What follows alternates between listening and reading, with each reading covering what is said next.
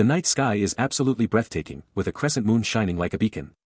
Down below, the city is absolutely lit up, with a massive bridge cutting across the water, showing off all that vibrant energy. But forget the scenery, someone's glued to their phone, scrolling through a wild news story about a Korean medicine clinic that's apparently a total nightmare, with comments blowing up about insects and how they keep changing their name to hide the chaos. Han-Lee can't help but crack a huge smile and let out a ha. But deep down, he's totally blown away by how massive this whole thing is, thinking, seriously, the coronavirus had to hit before I even opened my doors. He became a Korean medicine doctor, but 3 years in, his business was a bust, leaving him drowning in debt. Then the coronavirus exploded right when his clinic opened. Why were people trashing him online, blaming his good deeds for infections, when he'd only cured one patient? A loud crash, and he was at the water's edge, thinking, he never wanted any of this. Then, a sudden rustle, and his eyes went wide with shock as he stared down, a stunned "what" escaping his lips. He plummeted into the abyss, the world flipping as he screamed internally, "Why is the sky under my feet?" A massive splash, and he was gone, everything changing in an instant. Bubbles everywhere. He reached out, utterly clueless about the insane events about to unfold. He, a regular Korean medicine doctor, would never have believed the epic transformation that was coming. He's still falling, deeper and deeper into the inky blackness, Bubbles his only companions as the pressure mounts. His mind flashes back to a novel, a destiny as a divine physician, but right now, he's just a guy drowning. Then, a system notification explodes in his head, HP system activated. Gain organs, unlock skills, summon creatures. He gasps, eyes flying open, and the first thing he sees is a shadowy figure above him. Where am I? He thinks, then, who is this guy? Suspicious personnel. This is getting wild. But then, a lightbulb moment. Wait, is this guy here to rescue me from the Han River? He's putting the pieces together. And with a surge of determination, he thinks, alright, new game plus. As long as I'm alive, I can start over. What a comeback. His hand clenches, a fierce resolve burning within him, better to live, even drowning in debt, than to just give up and die. But as his eyes snap open, the luxurious, unfamiliar room hits him, this is definitely not the hospital. His eyes dart to a grand, ancient-looking window, the sunlight pouring in, making him question the bizarre, antique furniture surrounding him. It's like he's been dropped right into a movie set from the freaking Middle Ages. Then, a voice rips through the air, demanding, "Can you see me?" The man nearby absolutely loses it, screaming, "Fuck, that startled me," as tears stream down his face. Han-Lee, seeing the man's terrified reaction, wonders if he's actually crying, then tries again, a hesitant, hello. Escaping his lips. The air crackles with tension as Han-Lee's voice sends shockwaves through the room, leaving the other man utterly terrified and demanding answers. Han-Lee, meanwhile, is just kicking himself for the slip-up. A wave of pure dread washes over the man's face, as a horrifying realization dawns on him. Is it possible his master has forgotten him? No matter. He'll serve him anyway.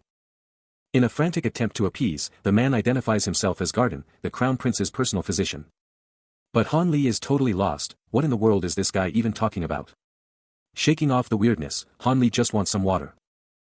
Garden, moving at lightning speed, instantly whips out a fancy box. But wait, what's in the box? Han-Lee's eyes lock onto the sparkling gems, a question forming in his mind. They're not just plated, they're shining like actual 10-carat diamonds. He gulps down the water, the ornate goblet a stark contrast to his confusion. A beat of silence, then a single, questioning thought echoes in his mind.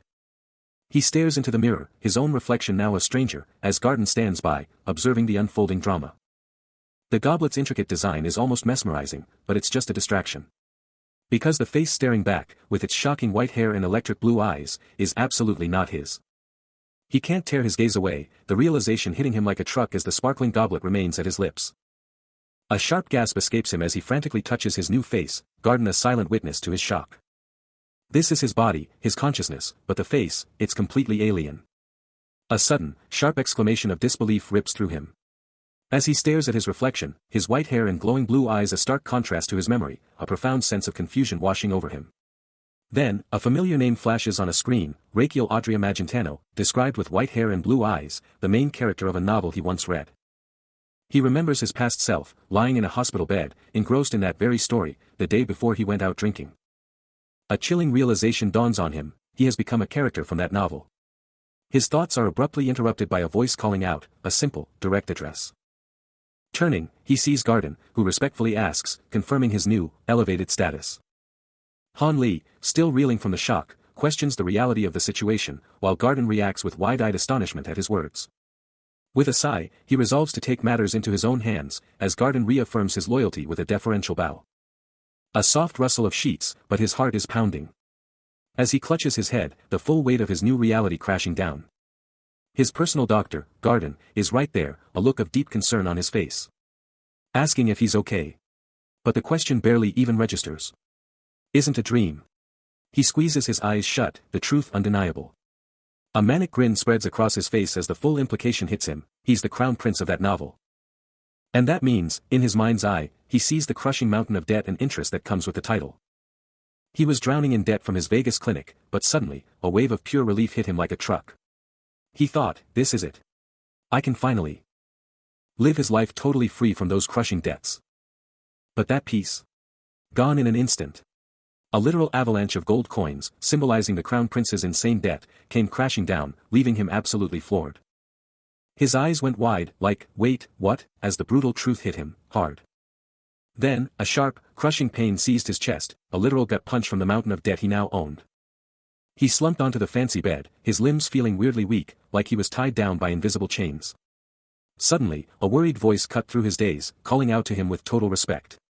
He tried to speak, but couldn't even form a single word, his whole body just felt utterly drained. He's thinking, this body is way weaker than someone in their 40s. And then it hits him, a shocking realization. His face twists in pure shock. Because Rakiel, the crown prince, was just a side character in the original story, a total throwaway. And at the tender age of 22, he dies. Then, a thought cuts through his panic, and he blurts out, Garden. The doctor, ever composed, replies, yes, your highness. His eyes go wide as Garden's words hit him like a truck, you're 21 years old. The impending doom hits him hard, and he curses internally, shit. His gaze is fixed, but his mind is a whirlwind, grappling with the shocking truth. Then, the chilling realization hits him like a truck, 1 year. How did it all go sideways? He was just an extra in a novel, a chance to ditch his old debts, a fresh start. He was the crown prince. He was supposed to live it up, enjoy a life of luxury, no more worries. But the universe had other plans, slamming him with the brutal truth, he only had 1 year left to live. Even the original crown prince, with all the top-tier medical care in the world, couldn't cheat death. He even got the emperor's blessing, like, 1,000,000 times, but it was all for nothing. The plot was clear, he died in the first half of the story, his illness is unbeatable. The terrifying truth left him with a single, desperate thought, there's only one way out of this. He makes a mental note to be way more careful, as the shocking truth hits him, this fancy room is definitely not a hospital. The royal doctor, Garden, is right there, syringe in hand, ready for action. Looking down at the prince, he's all like, yes, your highness, and then drops the bomb, I've got something to discuss with me, needles. Totally misunderstanding, the prince fires back, forget the size. Just get me all the needles. His eyes blaze with fierce determination, a clear sign he's ready for anything. He's making a solemn vow, he will protect this body, no matter what. Meanwhile, outside the massive, epic palace, a mysterious hum vibrates through the dark night. Back in the room, a quiet gasp escapes him, a soft sigh of pure realization.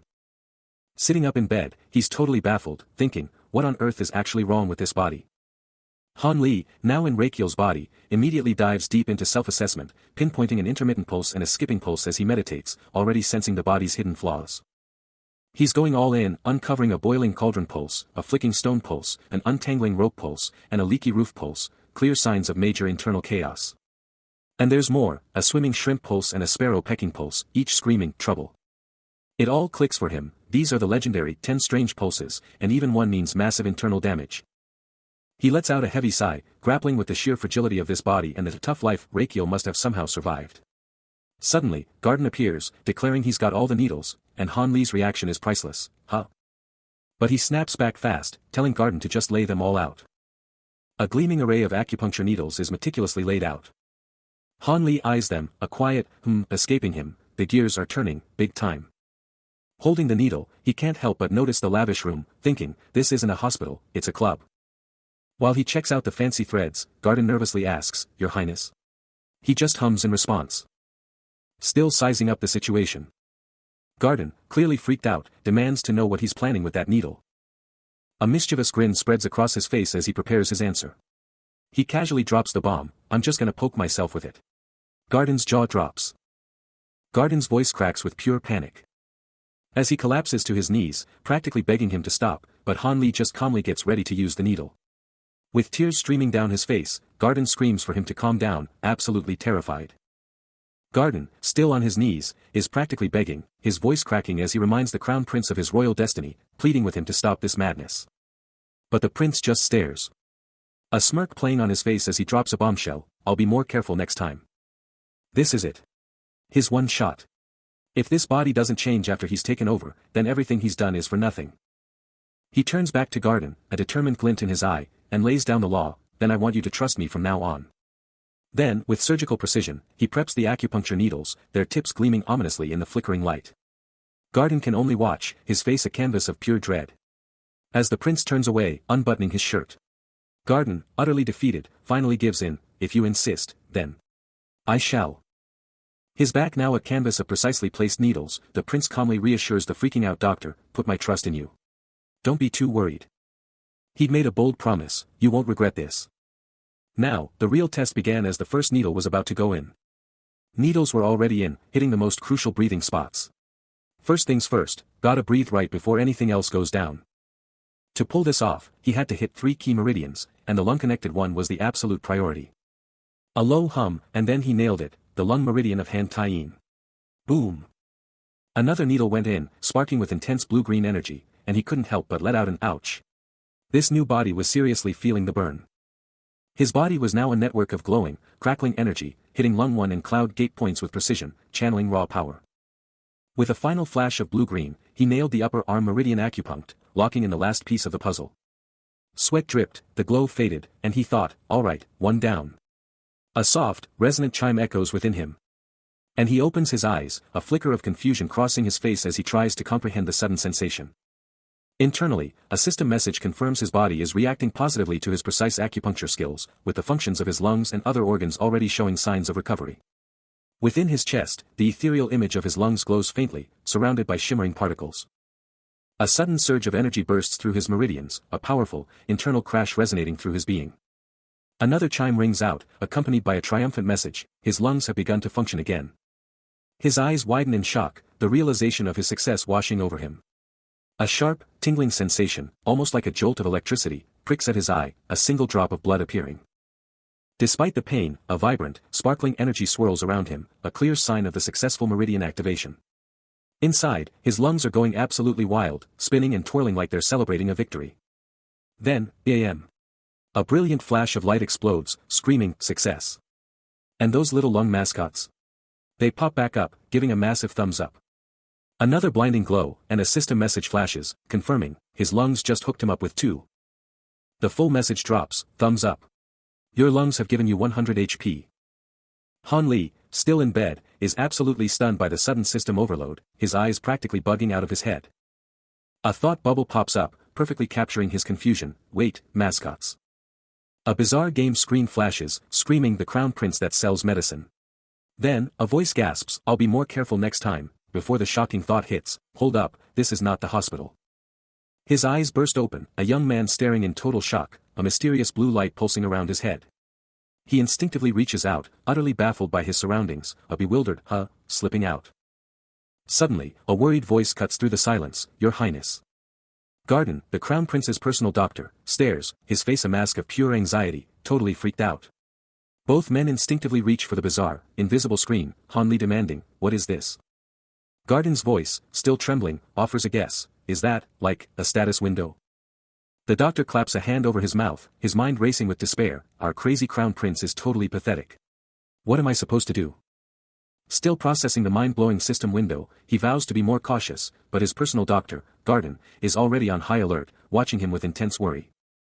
Garden brushes off his concerns as an overreaction, but Han Li is already challenging the doctor's plan, especially the idea of using needles for acupuncture. But despite his initial hesitation, he takes control, meticulously placing a needle against his own skin. With a subtle, precise motion, the needle sinks into his chest. Instantly, a system notification flashes, validating his perfect acupuncture technique on the Yunmen acupoint. Another message pops up, revealing that the tightness in his chest has eased slightly. A jolt of energy shoots through his arm, raising goosebumps across his skin. He grimaces, his face contorting in discomfort. Letting out a sharp gasp, as he discovers the pain is far worse than he expected. Garden's face is etched with worry, his gaze fixed on the crown prince, a silent plea in his eyes. A low, almost inaudible mumble escapes his lips. The crushing burden of his new life, the royal madness, and the sheer mental stress are all closing in, pushing him to the brink as a sinister red glow emanates from his hands. Then, his eyes snap open, a silent moment of intense thought. He fixes his gaze on the ceiling, his thoughts already racing. A quick turn of his head, and a steely resolve settles on his face. No matter the pain, he's going to finish what he started, his resolve absolute. His mind locks onto the Xuanji acupoint, the next critical target. He mentally maps the complex web of acupoints across his form, gearing up for the next precise strike. Pushing through the pain, his masterful acupuncture ignited countless acupoints. Unleashing a bizarre sensation, his very lungs felt like they were getting a full-on massage. Pure energy surged. Visualized as cartoonish organs chilling in luxury. But he was baffled, a massage chair. Seriously? And the ultimate question burned, where's the HP boost? Undeterred, he targeted the critical Shiai's acupoint. Driving the needle home with precision. A triumphant ping echoed as the left lung meridian's acupuncture was declared a resounding success. A rhythmic tapping echoes, a sensation of movement and energy flowing through his body. As a foot lightly touches down, followed by a soft thud. Suddenly, two identical, energetic figures burst into view, their blonde hair and green tracksuits vibrant against a shimmering backdrop. A system message flashes, declaring his lungs are doing a tap dance, leaving him utterly bewildered. The energetic figures continue their synchronized movements, their forms blurring with speed. They leap and spin, their movements punctuated by a sharp thump, as if landing on an invisible stage. He slowly comes to, lying in bed, as large, glowing numbers count down around him. The numbers continue their relentless march, a voice from the system confirming he's not sleeping and urging him to wake up. His eyes snap open, revealing a tired, confused expression, his once jet black hair now a striking reddish brown. He jolts awake, a mental note to be more careful next time, but the opulent room screams one thing, this is not the hospital he remembers. Suddenly, his internal world explodes into a vibrant, chaotic scene, two figures shouting about going all out with the noise. Then, a fierce, red-eyed figure snaps, demanding to know what they're even doing. Meanwhile, a figure in ancient robes clutches a glowing scroll.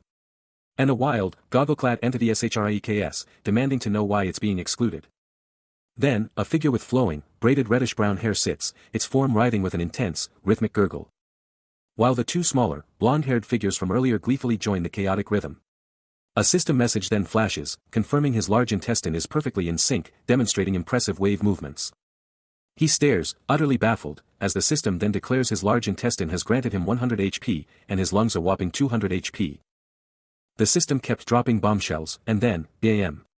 A new screen flashed, screaming HP, 600p. Just when he thought it couldn't get weirder, another message popped up, declaring, now even the large intestine has appeared. A dramatic pause, then a cryptic and. Suddenly, the system dropped the real bomb, his HP was high enough to unlock skills. It explained that these skills would be tailored to his knowledge and abilities, then asked if he wanted to see the list. Yeah. His mind reeled, the word, skill, flashing like a neon sign. The system helpfully showed him what it meant, with cool game-like avatars, strength for swords and axes, dexterity for bows and spears. Total fantasy genre stuff. He practically shouted, the classic abilities needed in fantasy genres. Of course, yes. Who wouldn't want that? With his enthusiastic yes, the system immediately began compiling the ultimate list of unlockable skills. And as he stared at the screen, his hair, once dark as night, now glowed with an intense white silver, a shocking transformation hinting at the sheer power surging through him. The system unleashes a torrent of unlockable skills, each one a power he's already wielded. He can't help but laugh, realizing these are all his past life's mastery, now just waiting to be reclaimed. A smirk spreads across his face, his new silver locks shining as he eyes the ultimate power-up menu. The system booms, this is it, the ultimate start to everything. It's the final, unquestionable diagnosis. Director Lee Han, now fully transformed, is locked and loaded, ready to dominate. He makes his move, locking in pulse reading. Boom. Skill unlocked, pulse reading, stage 1. 500 HP gone, but 100 HP still in the bank. The system's message flashes, his knowledge and experience are the ultimate cheat codes for these insane new powers. Boom. A new skill, pulse reading, just dropped, unleashing a torrent of blue energy. The system lays it out, at level 1, you can gauge health by pulse, and get a full report for the juicy details. Han Li, still in bed, processes the info, then decides to run a self-check, just to be sure. He activates the skill, and a scanning bar pops up, slowly ticking up as the system processes his vitals. Blue energy wraps around him as the scan hits 85%. And just like that, it's done. 100%.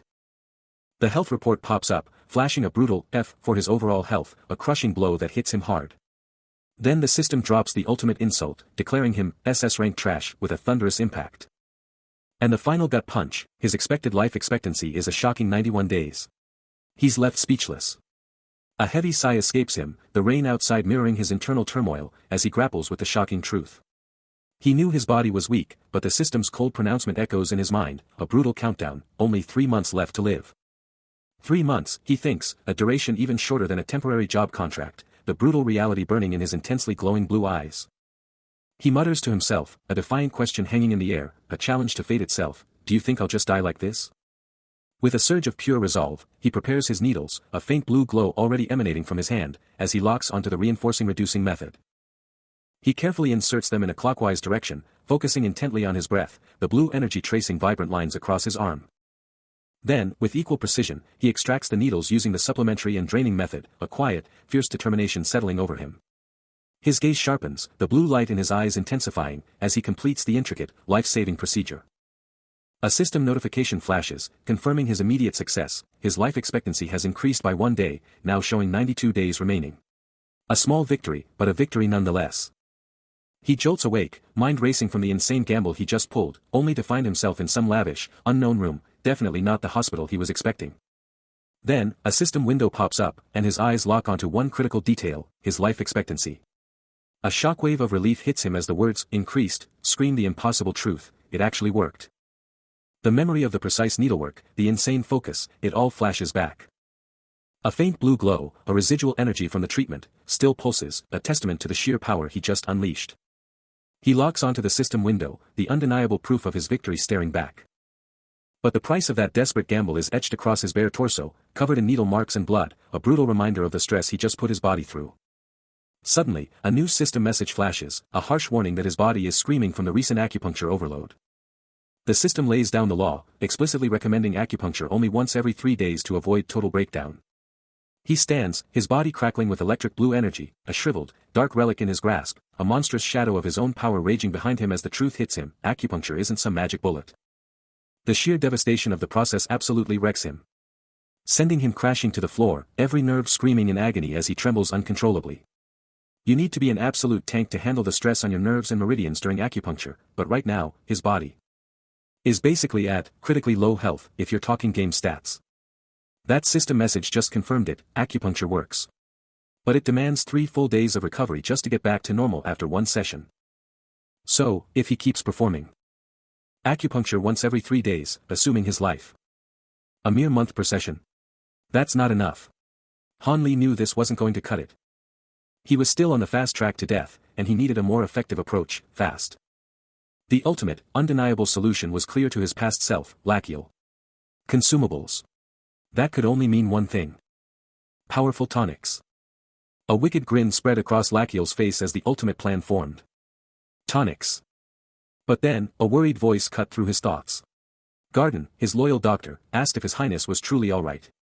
Composed and ready, Lachiel turned to his doctor, a crucial favor already on his lips.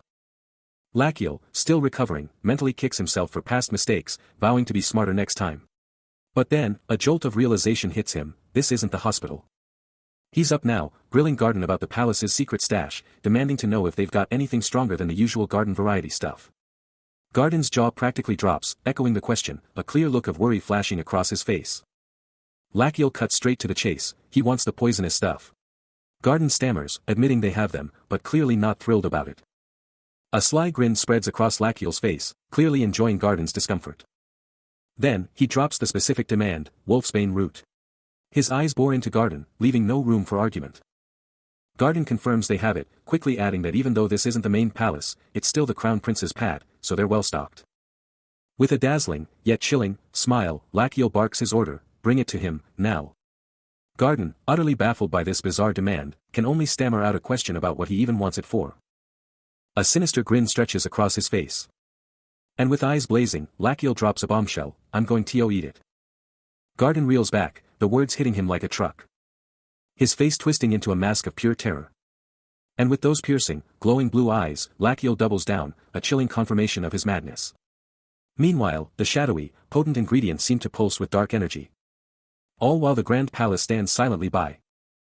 Garden clutches his chest, his voice cracking as he begs, "You can't do that, Your Highness." His fist slams down in pure outrage. How could anyone be so reckless? Garden's mind is racing, utterly aghast at the Crown Prince's audacity, as he practically begs him to reconsider, screaming that the current treatment is already a high-stakes gamble, and adding poison is just pure insanity. The doctor's face is a mask of pure agony, his hands clasped in a desperate, silent prayer. He tries to argue, to make sense of it, but the words are stuck, his eye wide with absolute horror at the prince's unwavering decision. A quiet sigh escapes Lachiel, his hand casually resting on the sheets. He coolly brushes off Garden's frantic pleas, stating that he just can't get the taste of wolfsbane root out of his mind, a memory that clearly obsesses him. Lachiel casually gets up and walks away, tossing over his shoulder that the root is often used in medicine, leaving Garden utterly bewildered. There are two kinds of wolfsbane root, and he's going for the most dangerous one. Even the tiny daughter root, packed with aconitine, is enough to stop a heart cold. His stare is absolutely unwavering, a chilling, unyielding resolve burning in his eyes. Garden's mind is racing, trying to process the prince's insane plan, and all he can stammer out is a disbelieving, but Lachiel just smirks, dropping a bombshell, "I've got a way to neutralize and detoxify that poison." With absolute conviction, he lays out his audacious plan, "I can literally turn that deadly poison into a medicinal herb." Imagine it, the sinister wolfsbane root, its dark aura twisting, then bursting with light as it morphs into a radiant, life-giving plant. He's not just talking, he's showing them the impossible transformation. Garden's jaw drops, his mind blown by the sheer audacity, turn a poisonous plant into a medicinal herb.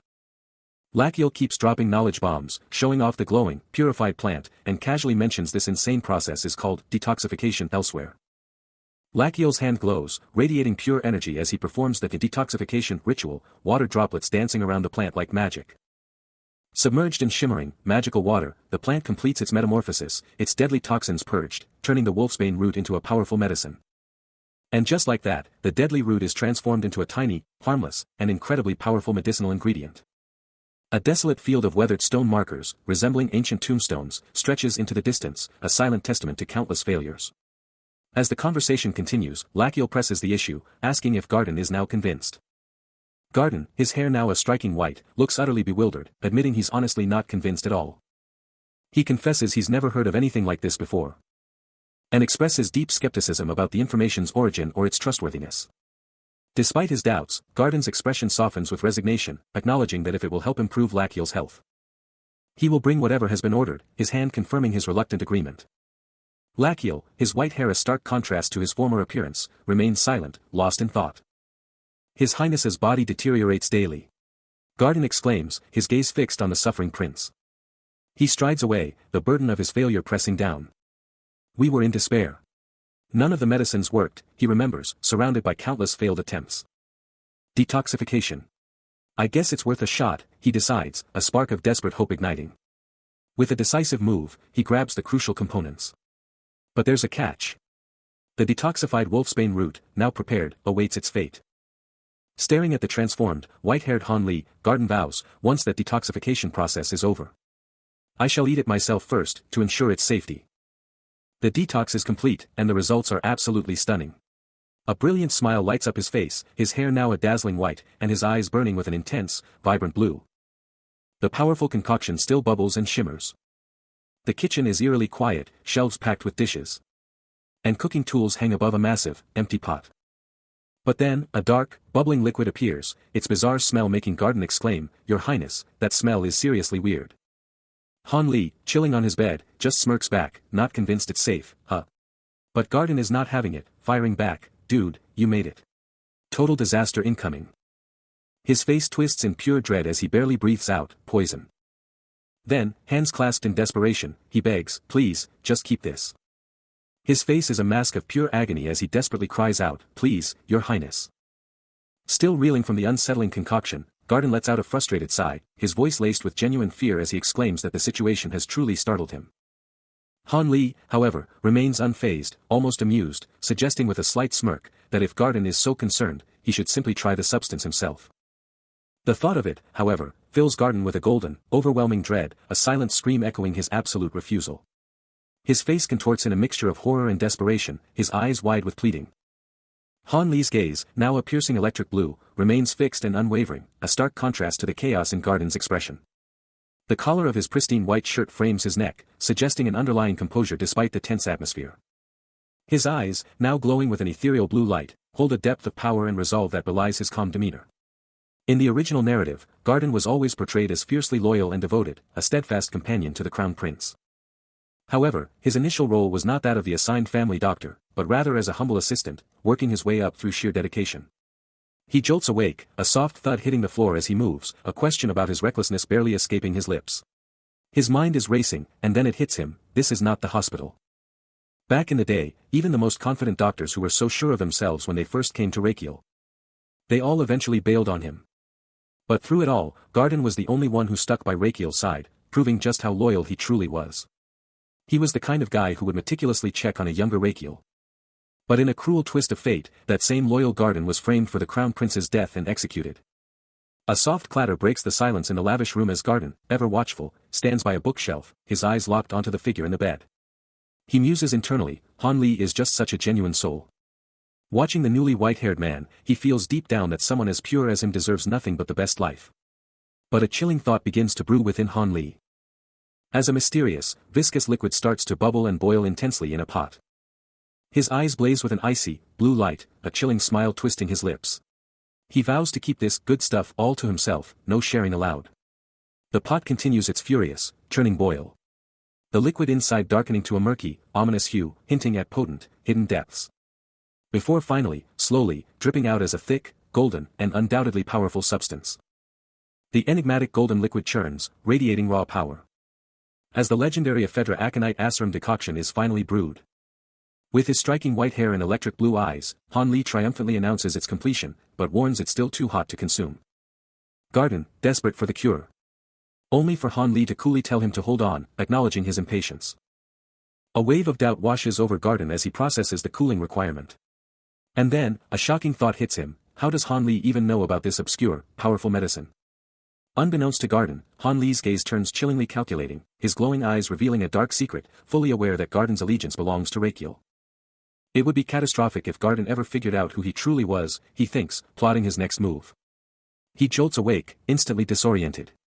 This isn't the hospital he remembers, a wave of confusion washes over him.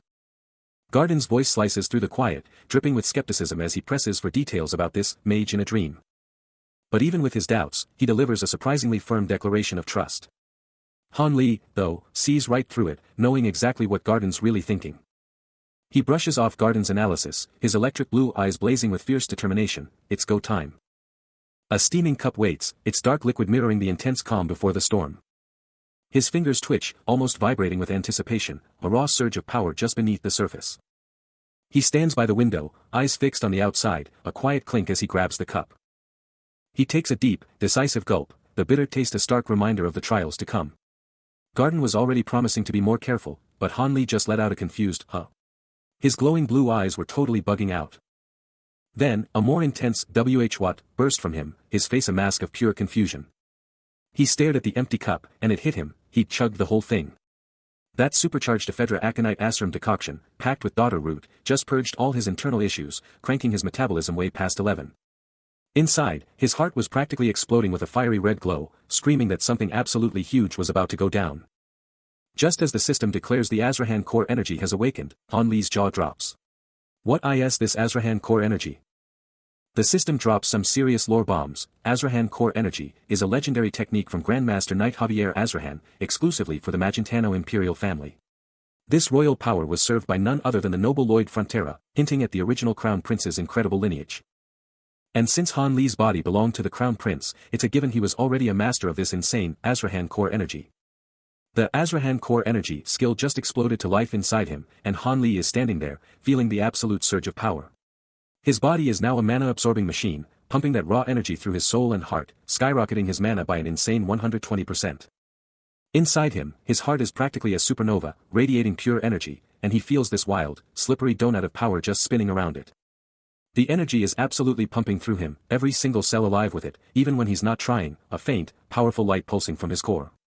He stares at his hand, and a soft, blue light starts to shimmer around it, and it hits him, this is mana.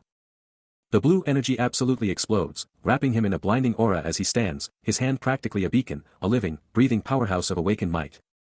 Completely blown away by the sheer, raw power, he can only manage one, stunned sound, wow.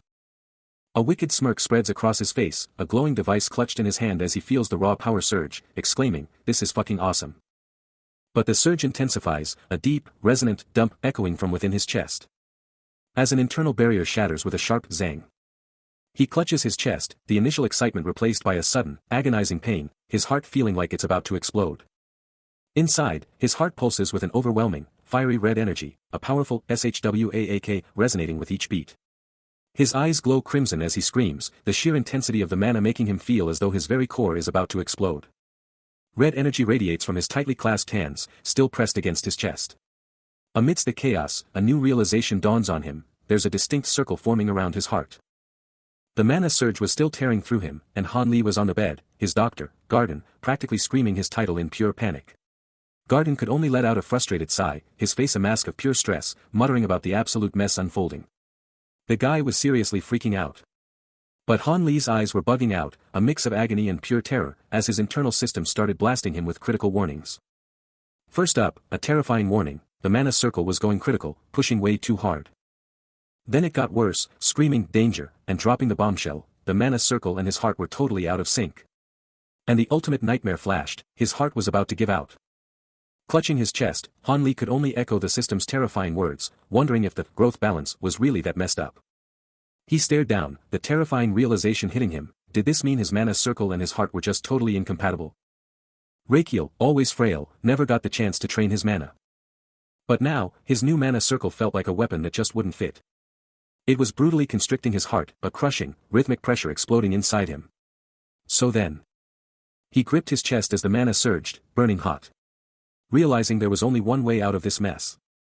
The blue energy around his chest flared, growing brighter.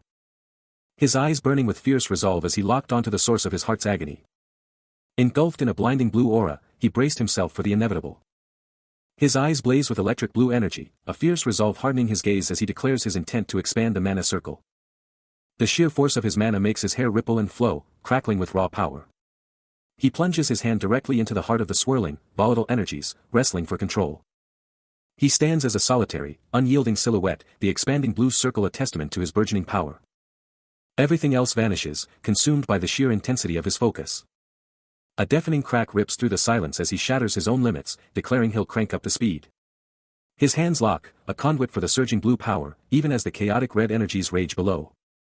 A massive, crackling V of blue energy erupts around him, a desperate gambit to stabilize the mana, knowing that if the circle's rotation stops, it's all over. He's completely consumed by a blinding, roaring blue aura, his eyes burning with an unshakable resolve as he pushes past the breaking point. He jolts awake in a lavish, unfamiliar room, a desperate promise to himself about being more careful next time, before the chilling truth slams into him, this isn't the hospital. Blue mana explodes around him, his eyes blazing with raw power as he screams in frustration. The agony is unbearable, but it's nothing compared to the soul-crushing failures back in Korea, where whispers of his family's corona-infested property had spiraled, utterly destroying him. His once booming practice was shut down, and the stress was so intense, he even started losing his hair. He's slumped over a desk, buried under the wreckage of his life, as rents, loans, and interest relentlessly piled up, forcing him to sell his house just to chip away at the mountain of debt. He lets out a primal scream, pure, unadulterated blue mana exploding from his form, his eyes burning with electric intensity. The power surge goes absolutely wild, his mind screaming about his lost home, fueling the chaotic energy. The pressure builds, a silent, terrifying crescendo. Don't, he unleashes a devastating wave of crackling blue energy, pushing back against an unseen force. Underestimate, his voice a furious roar of defiance, the mana storming around him like a hurricane. His hand ignites with an insane blue glow, pure power gathering at his fingertips. Surging up his arm, a torrent of raw, destructive energy. A lightning-fast kick, supercharged with brilliant mana, rips through the air. And deep inside, his very heart throbs with an impossible, vibrant light, connected by pulsing veins of power. The mana surge hits him like a truck, and he's instantly thrown back into a past life's regret, a burning promise to himself, I'll be more careful next time, he screams internally. The flashback intensifies, a primal scream tearing through him as he's forced to confront the nightmare of being a self-employed business owner in Korea, a past that utterly crushed him. Inside him, his very heart is a supernova of unstable, vibrant blue energy, pulsing with the insane power now exploding within his core. The blue light consumes him, spreading through every inch of his body, even his feet are practically bursting with raw mana. The internal storm finally calms, leaving him sprawled on the floor, totally disoriented, but Garden is right there, instantly by his side, offering a steadying hand and a look of pure concern. He gasps for air, his face a mask of pure exhaustion and lingering shock, the sheer power of the mana surge still rattling his entire being. A dazzling, abstract vision of glowing blue structures flashes through his mind, a direct result of the positive stimulation that has completely awakened his heart. The lavish chamber boasts a pristine table, already set with a delicate spread. A pale, slender foot hits the polished floor with a soft thud. And Han Li, now with shocking white hair, is suddenly sprawled on the floor next to the massive bed, as a dark-haired attendant instantly drops to his knees beside him. The kneeling attendant, Garden, his face a mask of worry, urgently asks if His Highness is okay. The white-haired youth, his eyes now blazing a shocking red, stares back in absolute disbelief. A piercing, ringing sound explodes in his head, then an overwhelming surge of energy hits him, a system notification confirming that his internal organs, especially his heart, are now fully activated. The sensation intensifies, manifesting as a brilliant, ethereal glow that quickly fades into darkness. Whoa! The scene just flipped. Heavy footsteps thud onto a dazzling stage, and a voice booms, "The king has arrived. Get ready." Every step, pure power. His muscular shoulder, rocking a heart tattoo, gleams under the lights. As the stage explodes into view, a massive chest flanked by a squad of ripped dudes, all under blinding spotlights. A low creak, something's moving. And then, bam! The king steps out, purple hair blazing, muscles rippling under the lights. He keeps on striding. Right to center stage, microphone in hand, ready to blow the roof off. And just as he's about to speak, boom! A dazzling explosion of pink and purple energy erupts, showering the stage with magic. A blinding flash of light explodes, unleashing a vibrant purple energy that screams raw power. From within that radiant glow, a muscular, spiky red-haired figure bursts forth, his entire being radiating an intense, ethereal aura that demands attention. The energy coalesces around him, a powerful manifestation known only as Rakiel's heart. Below the stage, an orange-haired subordinate snaps to attention, saluting with fervent loyalty, shouting his relief that his boss is safe. Another blonde-haired subordinate joins the mocking laughter, scoffing at some shabby person appearing in a shabby place. Their laughter echoes as the orange-haired man taunts, "Hi there, shabby brats." Meanwhile, in a completely different location, Han Li, now sporting striking white hair and piercing blue eyes, holds a glowing blue interface, muttering a self-deprecating apology for his shabby body. His electric blue eye locks onto the holographic display with intense focus, which reveals a crucial message: the growth balance between his mana circle and his head is now perfectly aligned. A mind-blowing system message just dropped, announcing he's the first ever to snag a mana circle slot. It's slot 01. 0L/10L. He's totally baffled, thinking, a slot? Like a game item slot? He's just staring at this wild, game-like inventory screen, complete with a tropical island backdrop and empty slots. Meanwhile, Garden's totally freaking out, nervously calling, "Maybe. Your Highness?" The doctor's looking super worried, and Lloyd Frontera's just kneeling there, totally respectful. Both of them just staring at the Crown Prince, who's now absolutely glowing with that white hair and electric blue eyes. Garden can't believe his eyes, exclaiming, he suddenly looks so full of vitality. He's still going on about how Han Li was in agony from the medicine's side effects, but the Crown Prince just shrugs it off, saying, "Oh, I just choked on some pills, man." His mouth stretches into this wild, exaggerated shape as he dramatically declares, "It hit me like this." Waking up in a seriously luxurious room, Han Li is totally disoriented, muttering about needing to be more careful next time. His mind races, confirming this isn't the hospital at all, as Garden flashes back to the insane danger he was just in. Still shaken, Garden can't believe it, asking if he really wanted another drink that badly, his worry practically radiating off him. But Han Li? He's totally chill, just casually telling Garden to clean up the mess if he's not gonna drink and then go take a nap. Then, almost as an afterthought, he drops a casual, "Oh, N." Before flashing a super bright smile, just casually thanking Garden like nothing even happened. Garden's face totally twists in pure shock, he just can't process his master's chill vibe after almost dying. As Han Li just walks away, he mutters, "Never mind if you didn't hear it," leaving a super cryptic vibe hanging in the air. He just strolls off, leaving Garden totally confused, while everyone else is just thinking the Crown Prince has been holed up in his room all day. A raw, electric surge explodes through him, a blinding blue aura erupting from his very core as he clutches his chest. And with a decisive thud, he takes a powerful step forward. The truth hits him, he's stumbled upon something absolutely incredible. His white hair and blazing blue eyes ignite with a confident smirk, a clear sign of his insane new power. This isn't just any power, it's a technique that lets him fuse material with raw mana. He stares at a holographic interface, each slot a massive 10-liter capacity, silently calculating the sheer power at his fingertips. The system's message is crystal clear, he can store it by devouring it. That's right, he can literally store power just by eating it. Armed with this game-changing knowledge, he takes another determined step, ready to unleash his incredible new powers. Fresh off his new power discovery, he's already thinking big, wondering what he can devour next. He strides through the halls, on the hunt for the perfect test subject. Hitting the lab, he realizes water is the ultimate mana experiment material. He eyes a beaker, estimating 2 liters, as a chilling system alert pops up, median lethal dose. The system breaks it down, revealing this terrifying term means a substance that can wipe out half its test subjects, a truly deadly metric. Translation, a 50-50 shot at death. But Han Li doesn't flinch, pouring the liquid even as the system warns of agonizing pain or a vegetative state if he somehow survives. The system then drops the stats, 60 kilograms, 5.4 liters of water is the standard lethal dose. And for him? A mere 3.9 liters could be the end. Han Li is seriously struggling, muscles screaming as he tries to hoist this ridiculously heavy, ornate pitcher. He's totally fed up, muttering about his body's pathetic limits. But then, a brilliant blue flash. He's pouring his power into the pitcher, eyes blazing with raw energy. That piercing blue glow from his eye is pure power in action. Then, it hits him like a lightning bolt, he can just store the water he's drinking. And the system's like, ding. Confirmed. A slick holographic screen pops up, showing, slot 1 with 1 out of 10 liters, glowing with pure water energy. Even with the system confirming it, he's totally baffled, he doesn't feel full at all. This is wild, so he's just gonna keep chugging. And just like that, more identical pitchers pop into existence, all glowing, all ready for him to drink and store. After chugging a full liter of water, Han Li feels absolutely nothing, the system window blazing with a perfect 10-liter capacity in his storage slot. Then, a system message explodes onto his vision, announcing a discharge of 0.1 liters. A wave of pure refreshment washes over him, his water storage now at 9.9 liters, confirming the successful, instant discharge. He can't help but marvel at his new power, feeling like a human camel, ready to conquer any desert with his internal reservoir. The realization hits him, he can discharge any amount of water he wants. A wild idea sparks in his mind, what if he just dumped all 10 liters at once, maybe into a pitcher? But the fantasy shatters instantly, the grim reality setting in that discharging that much water internally would be a one-way ticket to oblivion. Slumped on the floor, a wave of frustration crashes over him, is this really all he can do with such an incredible power?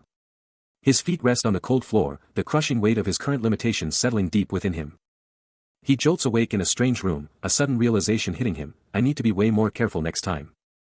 He quickly scans his surroundings, confirming this isn't the hospital, then his gaze locks onto a small bottle in his hand, and it clicks, he's got it. The key? The Azrahan core technique. This ancient technique is all about storing, amplifying, and discharging mana, giving him the perfect path to master amplification and discharge. No more internal risks. He's discharging it outside, and a brilliant blue energy sphere ignites in his hand, ready to unleash. The mana amplification explodes, a raw, surging current of power. And then, with a focused push, it's unleashed. The amplified mana erupts into a shimmering torrent of water, blasting outwards, a dazzling display of power. Bathed in the residual blue energy, Han Li mentally kicks himself for his earlier recklessness, a stark reminder that this luxurious chamber is definitely not a sterile hospital room. But he's not done. With sheer force of will, the chaotic mana begins to obey, twisting and condensing into a dazzling, supercharged blue orb, practically vibrating with power. A surge of victory washes over him as the orb holds its form, it actually worked. Now, the real challenge, how to bottle this raw power.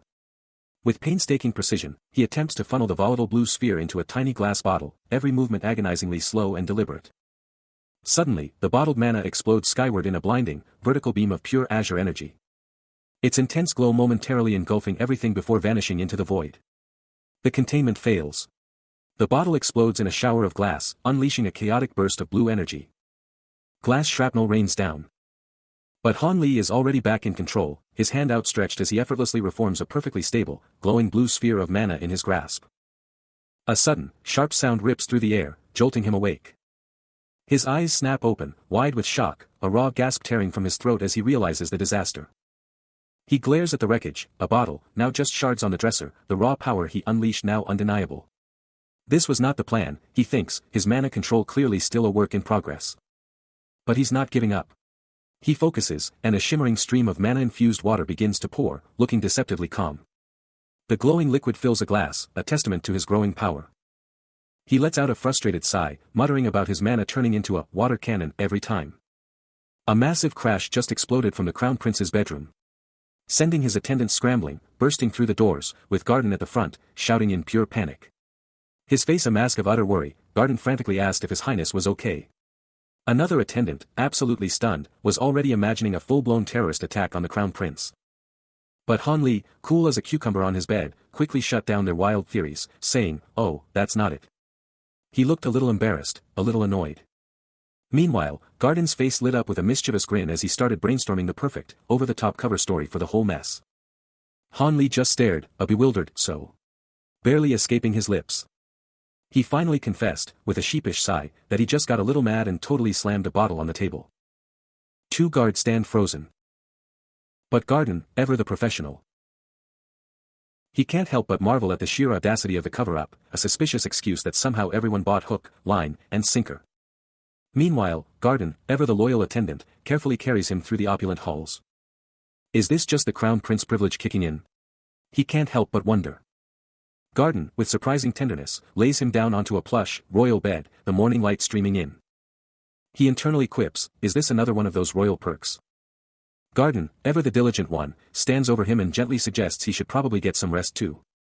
He sits up, his gaze fixed on Garden, a thoughtful expression on his face. His mind immediately snaps back to the chaos of the recent incident. The very core of his being, the medium around his heart, is a raging torrent of mana, still surging with untamed power. The sheer, explosive force of the mana outburst, ripping through his very being, was an unforgettable, terrifying spectacle. It was absolutely overflowing with raw energy. Now, in the lavish comfort of his bed, Han Li's stark white hair was a silent testament to the chaos he'd unleashed, his mind racing with the implications. He had to get some sleep, to prevent another catastrophic display. And eventually, exhaustion claimed him. Yet, even as he drifted off, a dangerous thought sparked: he needed to master this power. And no one, absolutely no one, would ever know the true extent of his plans. A deep, guttural rumble shakes the very air as a mysterious, glowing orb pulses with raw, untamed energy, hovering ominously above a circular platform. Suddenly, a blinding flash erupts and a voice cuts through the tension, asking if Rakiel has been acting a little off lately. Meanwhile, miles away from that surging power, a colossal, foreboding castle looms, its dark silhouette piercing the stormy, moonlit heavens. Deep within its lavish halls, an intricate stained-glass window glows, a silent testament to the ancient, formidable power residing there. On a colossal throne, an imposing, silhouetted figure sits, their very presence radiating an undeniable, crushing authority. This is none other than Emperor Estelian Testarossa Magentano himself. Before the Emperor, a subordinate kneels, reporting with grave concern, that the Crown Prince has been isolating himself, experimenting with needles. A dark, chilling aura emanates as the subordinate reveals the shocking truth: the Crown Prince has even been drinking poison lately. The Emperor's gaze darkens, his thoughts consumed by Rakiel. Whoa! A massive, shadowy entity with glowing red eyes just appears, its presence absolutely terrifying, and a voice booms, "What on earth are you doing?" He lets out a soft groan, vowing to be more careful next time, but then it hits him: this fancy room? Definitely not the hospital. Meanwhile, a maid is busy stirring a pot on the stove. A knife sits ready on a cutting board, and the pot's contents bubble away, drawing a subtle, knowing smile from Han Li. He turns to his companion, asking, "Garden, can you leave the room for a minute?" Garden's face twists in confusion. "Pardon? Why do I need to do that?" A mischievous grin spreads across Han Li's face as he starts to explain, "Because you'll faint if you." He sits up, a subtle sound escaping him, already plotting his next move, knowing this is a solo mission. Garden's voice cuts in, a clear note of frustration as he calls out the prince for drinking that again. He can't believe it, reminding the prince, didn't he remember passing out last time from that stuff? The prince brushes it off, saying he just choked, but Garden's stress levels spike, they're almost out of the rare concoction. Han Li, ever the scientist, calmly states, "It's just an experiment, and he's only taking a tiny sip." With a casual wave, he explains he just can't bear to waste all of Garden's hard work. Garden can only rub his head in utter disbelief, the prince's logic completely baffling him. Han Li casually points out, he couldn't even drink all of it, prompting Garden to grumble that only a nut job would even attempt such a feat. A booming, triumphant laugh fills the air. His laughter just explodes through the room, and Garden is absolutely floored, pointing at his own head like, "Are you serious right now?" But before Garden can even react, he's getting a swift kick right out the door, with a blunt "get out," sealing his fate. He hits the floor on all fours, totally stunned, a giant, WTF, practically written on his face as the door starts to shut. And just like that, the door slams shut, leaving him stranded in the hall. Meanwhile, Han Li is just chilling by the bed, casually turning towards the door that just sealed Garden's fate. Then, with a purposeful stride, he heads straight for a massive pot bubbling on a table. He reaches for the pot, a dark, thick liquid churning inside, and you hear a solid thump as he grabs it. He takes a deep breath, ready for whatever comes next, grumbling about how surprisingly heavy this stuff is as he gets to work. He hoists the massive pot, chugging the mysterious dark liquid down with surprising ease. The potent brew gushes down his face as he gulps it all down. Suddenly, a system window flashes into existence, showing a number 1 slot, completely empty. Then, in a blink, the slot is maxed out, 10 liters of pure power pulsing with an intense glow. The pot is drained, completely empty, and he slams it down with a satisfying thud. A massive burp erupts from him, his new white hair and piercing blue eyes gleaming with pure satisfaction as he declares it was so good. Clutching a small vial, he strategizes his next move, realizing he just needs to discharge the power little by little. The opulent chamber stands silent, drenched in the ethereal glow from the towering windows. He strides off, and a system notification confirms the successful discharge of the ephedra aconite aloe decoction. Han Li, now with his striking white hair, sits on the bed, kicking off the discharge of the ephedra aconite ashram decoction. We're talking 0.1 liters of pure power being released. Fast forward a bit, he's waking up, stretching like a boss, and you can practically feel the new power coursing through him. Then, AM. A system notification pops up, telling him his heart is absolutely loving this, boosting him with 100 HP. And his lungs? They're practically doing the cha-cha, netting him another 200 HP. And get this, even his large intestine is doing a happy dance, tossing in another 100 HP, bringing his total health points to a whopping 500. But even with all those insane stats, he's just sitting there, deep in thought, biting his thumb like it's no big deal. The system flashes his progress, but his face says it all, this is not enough for what he's planning. The system was relentless, blasting Han Li with urgent warnings about his life expectancy and the continuous discharge of the ephedra aconite ashram decoction. Ding! Ding! Ding! More of that powerful decoction was being discharged, every single drop accounted for. Inside a luxurious room, Han Li was chilling in a huge bed, with his attendant waiting on him. Waking up, he immediately wanted to know what was for breakfast. His attendant, with a snappy salute, dropped the bomb, more ephedra aconite ashram decoction. The question hung in the air, what about tomorrow morning? Han Li's face twisted in annoyance, spitting out decoction like a curse. But the attendant was all smiles, cheerfully confirming that yep, it's more ephedra aconite ashram decoction tomorrow too. Then, a terrifying system alert flashed. His own internal organs were getting sick of the ephedra aconite ashram decoction. Lying in bed, a chilling echo of the attendant's command rings in his ears. Just as a system window flashes, confirming the decoction's discharge from his system. Moments later, Han Li is at a lavish dining table, casually enjoying a meal. When a maid glides in, pushing a cart with a fresh cup of tea. But then, his eyes snap wide open as another system window blazes into existence before him, revealing an absolutely insane boost to his life expectancy. He whips his head towards the maid, his face a mask of pure shock and disbelief. Completely oblivious to the fact he just crushed the teacup underfoot. The maid lets out a sharp gasp, her eyes wide with shock as she stares at the shattered porcelain. The teacup explodes, shards flying across the lavish floor. Han Li's eyes widen, a jolt of concern hitting him. As the maid instantly collapses, bowing so low her head nearly scrapes the ground. She's shaking uncontrollably, her apologies pouring out, pure terror in her voice. Her eyes are squeezed shut, tears threatening to burst forth. Han Li is utterly baffled, why is she apologizing for a broken cup? He quickly asks if she's even hurt. But as he extends a hand, she recoils, pleading with him, begging him not to whip her like before. Still reeling from the maid's sheer terror, Han Li tries to calm her, vowing to be more careful. But a horrifying question then rips through him, had he ever whipped her? The maid's desperate plea for it to stop is all the answer he needs. She barely manages to stammer out a denial, confirming he hadn't personally done it. A wave of relief washes over him, but he can't let it go, demanding to know if anyone else suffered this cruelty. The horrifying truth of the original crown prince's depravity slams into him like a physical blow. He repeats his question, his voice dripping with disbelief, as the maid timidly admits to a tiny mistake, spilling tea on his sleeve. Suddenly, a raw, purple energy explodes around him, a terrifying manifestation of his pure disgust and rage. His eyes blaze with an intense, violet light, his resolve now unbreakable. He briefly considers escaping this nightmare, but a powerful sense of duty anchors him.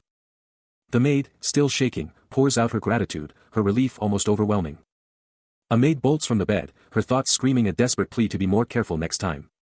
From the bed, he watches her, a chilling thought cutting through his mind. She looks like she just escaped a prison sentence. Then, his voice cuts through the silence, "Sir Garden."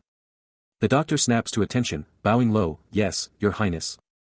Han Li gestures, his gaze intense as he demands, "My memory's been hazy lately. Tell me, what kind of a person am I to you and the servants?"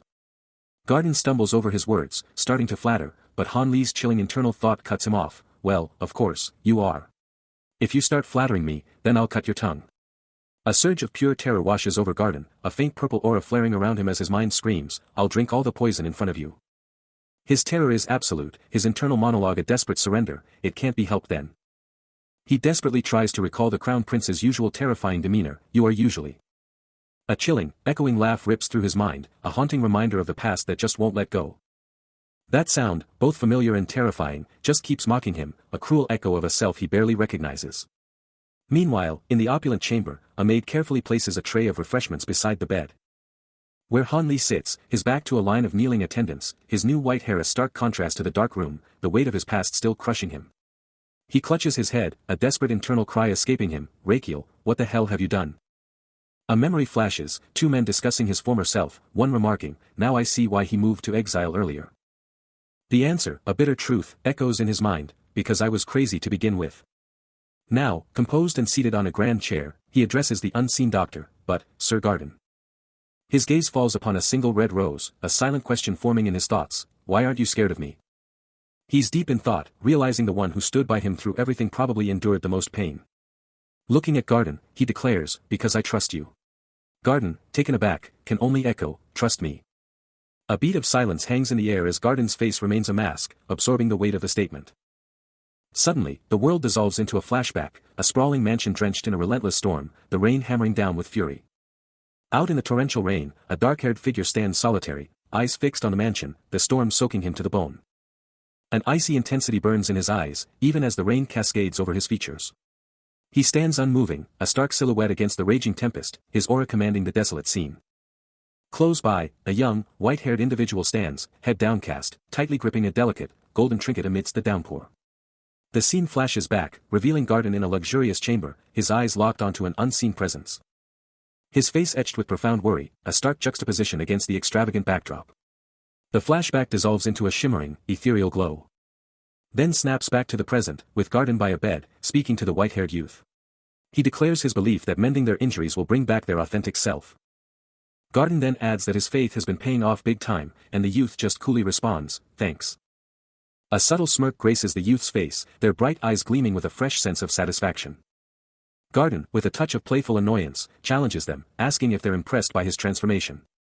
The youth, now clearly seen on the bed, glances up, and Garden enthusiastically confirms, "Of course."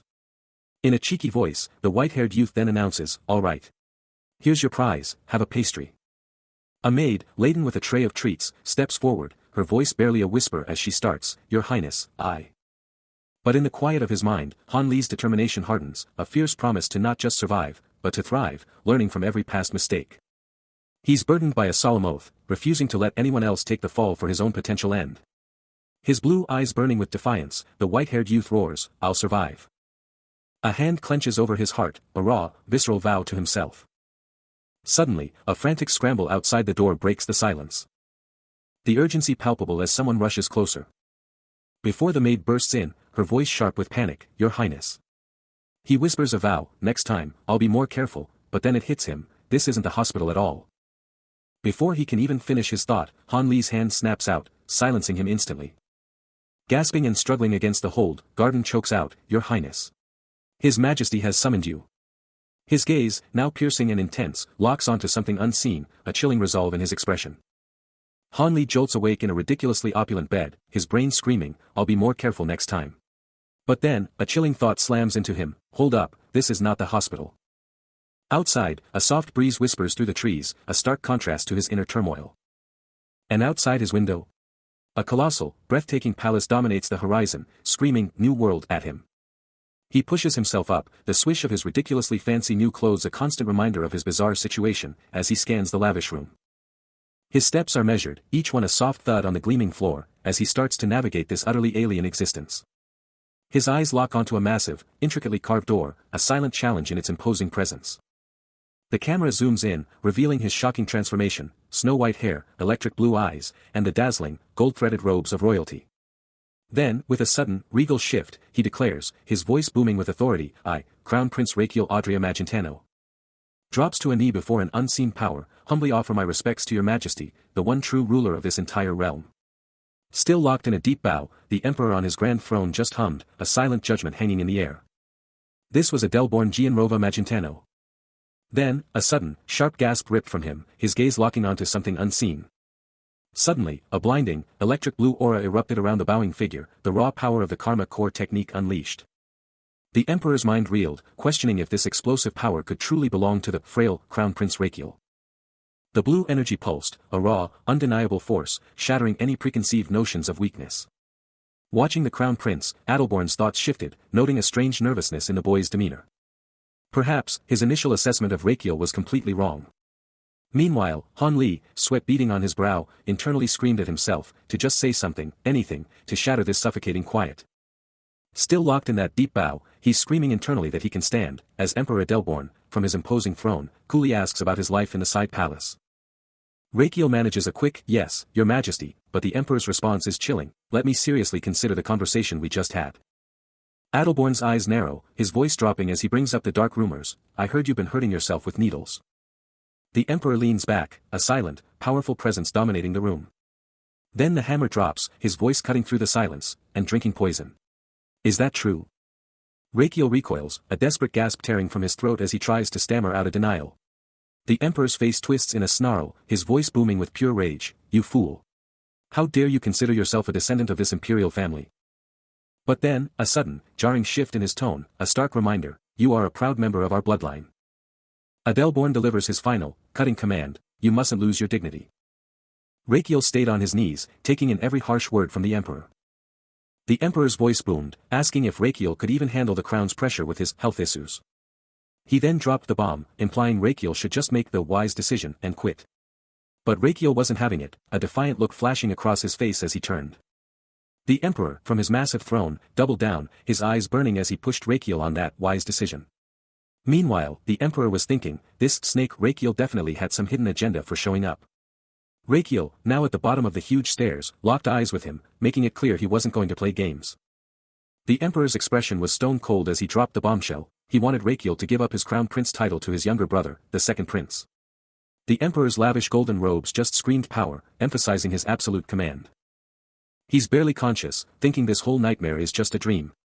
When the emperor's voice booms, demanding an apology, but before he can even finish, Raquel drops a bombshell, "I refuse." A dangerous smirk spreads across his face. The emperor's hand clenches, a single, stunned word escaping his lips. His voice explodes, absolutely furious, "Refuse? You dare refuse me?" The emperor's rage is palpable, his entire being radiating pure, unadulterated fury. But Raquel? He just doubles down, cool as ice. The pressure is crushing, but he stands firm, absolutely fearless. It's crystal clear why the emperor is pulling these strings. The emperor's eyes, sharp and cold, reveal his true intentions. He gets it, the emperor doesn't need his permission to yank away his title. The crown, a beacon of ultimate power, hangs in the air. The real reason the emperor demanded his abdication was to force him to kneel, to give up his title willingly, and to crown his brother as the true successor. He wanted to parade a worthy son, a successor to outshine his elder brother. Silhouetted against the hushed crowd, the two face off. Raquel realizes, it's a masterclass in political manipulation. Even if he's seen as feeble and untrustworthy right now, he's making it clear, he's not going down without an epic fight. Elsewhere, the emperor is totally convinced the crown prince is freaking out right now. He's like, "Seriously, don't you even appreciate what I'm doing for you?" And then he hits him with, "Does that crown prince title even mean anything to you?" His voice practically booms, "Are you seriously only happy when you're dragging my name and the whole imperial family through the mud?" From his imposing throne, the emperor's power is undeniable. But Raquel just shrugs it off internally, thinking, "Honestly, I never even cared about that title. All he really wants is to focus on the other, more important things in his life and just live it up." He's staring down the barrel of the emperor's offer, and the stakes are insane. But if I accept his proposal, the consequences are catastrophic, a terrifying realization hitting him hard, this country will go to shit. And the culprit, the one who take the fall. He knows exactly who, all because of that second prince. A grim, blood-splattered document is tossed aside, right beside a book, the Emperor of the Demon Sword. The inner voice keeps going, admitting that yeah, the Emperor of the Demon Sword, the second prince, looks diligent and capable, but there's a hidden reality. The heavens turn blood red, a monstrous shadow tearing through the ominous clouds. A chilling visual that screams the inevitable, an age of chaos is looming. Rakiel, the second prince, is there in his royal gear, a deep, self-critical thought running through his head. The second prince is a frustrating fooler who is too weak to handle such turmoil. He sees the catastrophic outcome of his weakness, realizing his reign would be a disaster for the empire and the imperial family, and with fierce determination, vows, I must do whatever it takes to prevent that from happening. Even as a cold weakness grips his body, Rakiel, ever the strategist, declares to the elder by his bed that his mind and wisdom are still razor-sharp. To him, the crown prince title? Absolutely meaningless. What truly fires him up is the prosperity and peace of their imperial family. The elder listens intently, then deadpans, that he's just spouting nice words. But Rakiel's eyes narrow, his voice firm, insisting, these aren't just empty words. He pushes himself up, a new resolve in his voice, declaring, this conviction is exactly why he's about to drop a proposal. The elder's brow furrows, a hint of surprise in his voice, as he repeats, a proposal? With an intense gaze, Rakiel pleads, just give him a chance. He wasn't backing down, laying down a challenge to prove who was truly worthy of the crown. The opulent palace loomed, as a servant bowed low, acknowledging his presence. Inside, Garden was practically vibrating with questions, practically shouting, why did His Majesty summon you? Rakiel just shrugged it off, coolly revealing the emperor wanted him to hand over the crown prince title to the second prince. Garden's jaw dropped, his face a mask of pure shock. Rakiel just smirked, loving every second of Garden's stunned silence. And then, the ultimate mic drop, I also suggested a sword duel with the second prince. His eyes practically exploded with light, a triumphant grin plastered on his face as he flashed a confident thumbs up. He's back in the lap of luxury, but even after all that, he just casually shrugs, I'll be more careful next time. While Garden just watches, stunned. But Garden? He's already on the move, frantically packing his stuff, muttering about needing to bounce. He's practically fumbling with his gear, his mind blown as he shouts, wait, you said what? Rakiel, cool as ever, just stares out the window, a knowing hoo-hoo on his lips. Meanwhile, Garden still reeling, remembering the emperor's demand for a crown prince who's actually worthy, not just the second prince. Rakiel's hand, adorned with regal finery, casually rests on the sill, his face giving absolutely nothing away. He's still pondering if the second prince has some secret, dark side, while Garden, in his head, is already screaming, yes, to the crazy plan, totally hyped for what's next. Garden finally spins around, utterly bewildered, demanding to know how he can be so chill, but Rakiel just throws his head back and lets out a booming, triumphant laugh. Basung City, a sprawling metropolis, gleams under the sun, its sheer scale a jaw-dropping display of imperial might. Majestic bridges stretch across sparkling waters. And imperial banners proudly snap in the wind. A massive crowd gathers on a grand balcony, their excitement practically vibrating in the air. And then, the emperor himself appears. An imposing figure with a majestic grey beard, he surveys the scene with an air of absolute authority. A triumphant fanfare rings out. And then, there he is. Rakiel, standing alone amidst a roaring crowd, absolutely radiating the glow of victory. Every eye in the crowd is locked on him, pure adoration in their gazes. As whispers ripple through the crowd, Prince Rakiel is so handsome, and how amazing is his victory. His feet hit the ground, a soft thud echoing as he pushes himself up from the bed. He scans the unfamiliar room, a quiet escaping his lips as he tries to piece things together. Suddenly, a voice slices through the silence, cutting straight to the point, brother, Crown Prince, you don't need to do this. The speaker? None other than Theodore Palermo Magentano, the Magentano Empire's second prince, making his presence known. The second prince presses on, his voice dripping with a confident challenge, I hate to say it, but you know how this will end, right? Rakiel's face remains a mask. Before firing back with a sharp retort, how this will end, huh? Are you saying you've definitely won? Theodore subtly adjusts his stance, his intense gaze never breaking. Then, he drops the bombshell, revealing, His Majesty said. He's all ears as the second prince drops the bomb, you proposed this duel. Theodore keeps going, laying out his master plan, to give me more legitimacy to the throne. Rakiel's mind races, totally lost on what the prince is even talking about. Then, the prince drops another truth bomb, as you know, the result will be the same. But then, a weird twist, he adds, I don't want you to jeopardize your health just for that. Theodore just stands there, hand on his sword, exuding pure, unshakable confidence. Rakiel takes it all in as Theodore keeps pushing, I won't stand for this. You don't need to sacrifice yourself for me. But behind those words, a chilling, predatory grin spreads across Theodore's face, showing his true, ruthless colors. Rakiel's inner voice cuts through the noise, looks like both of them are totally wrong about this. Now fully dressed and facing Theodore in a massive hall, Rakiel just gives a soft, but sorry. And just like that, he turns and walks away, his mind set. The air crackles with an ominous energy, a dark, viscous liquid dripping with a chilling, shoo sound. Then, a sudden, explosive quang rips through the quiet, unleashing jagged, raw energy that tears through the space. Meanwhile, in a completely different scene, a crowd of modern-day people are absolutely stunned, their faces frozen in pure, unadulterated shock. And yet another scene unfolds, two ancient-looking noblemen, dripping with gravitas, watch with intense, worried gazes, their expressions hinting at deep, hidden knowledge. Then, bam. Rakiel is engulfed in a blinding, ethereal light, his body soaring upwards in an impossible, gravity-defying display. Meanwhile, a new player enters the scene, a sharp-eyed young man with piercing blue eyes and dark blue hair, his intense stare promising trouble or triumph. But Rakiel isn't backing down. Amidst the swirling magic, his eyes blaze with an unyielding fire, a defiant declaration escaping his lips, I don't intend to lose. Then, with a burst of raw, blue power, he unleashes a thunderous kick, absolutely demolishing a dark barrier with a earth-shattering quang. And just like that, a subtle smirk graces his face, his glowing blue eyes radiating the calm, undeniable certainty of a winner. The city is absolutely massive, stretching out as far as the eye can see. And the buzz on the streets is all about one person. Seriously, the Crown Prince is just bizarre, someone exclaims, and everyone agrees. A huge crowd forms, all eyes on the white-haired second prince, and someone else chimes in, right? The second prince has an Abraman core with a single circle, can you believe it?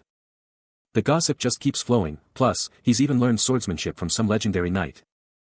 Meanwhile, the Crown Prince, totally oblivious to the buzz, just chills indoors, while everyone outside is losing their minds over his insane skills. But somewhere else, a serious-looking guy with a dark beard and piercing green eyes is deep in thought.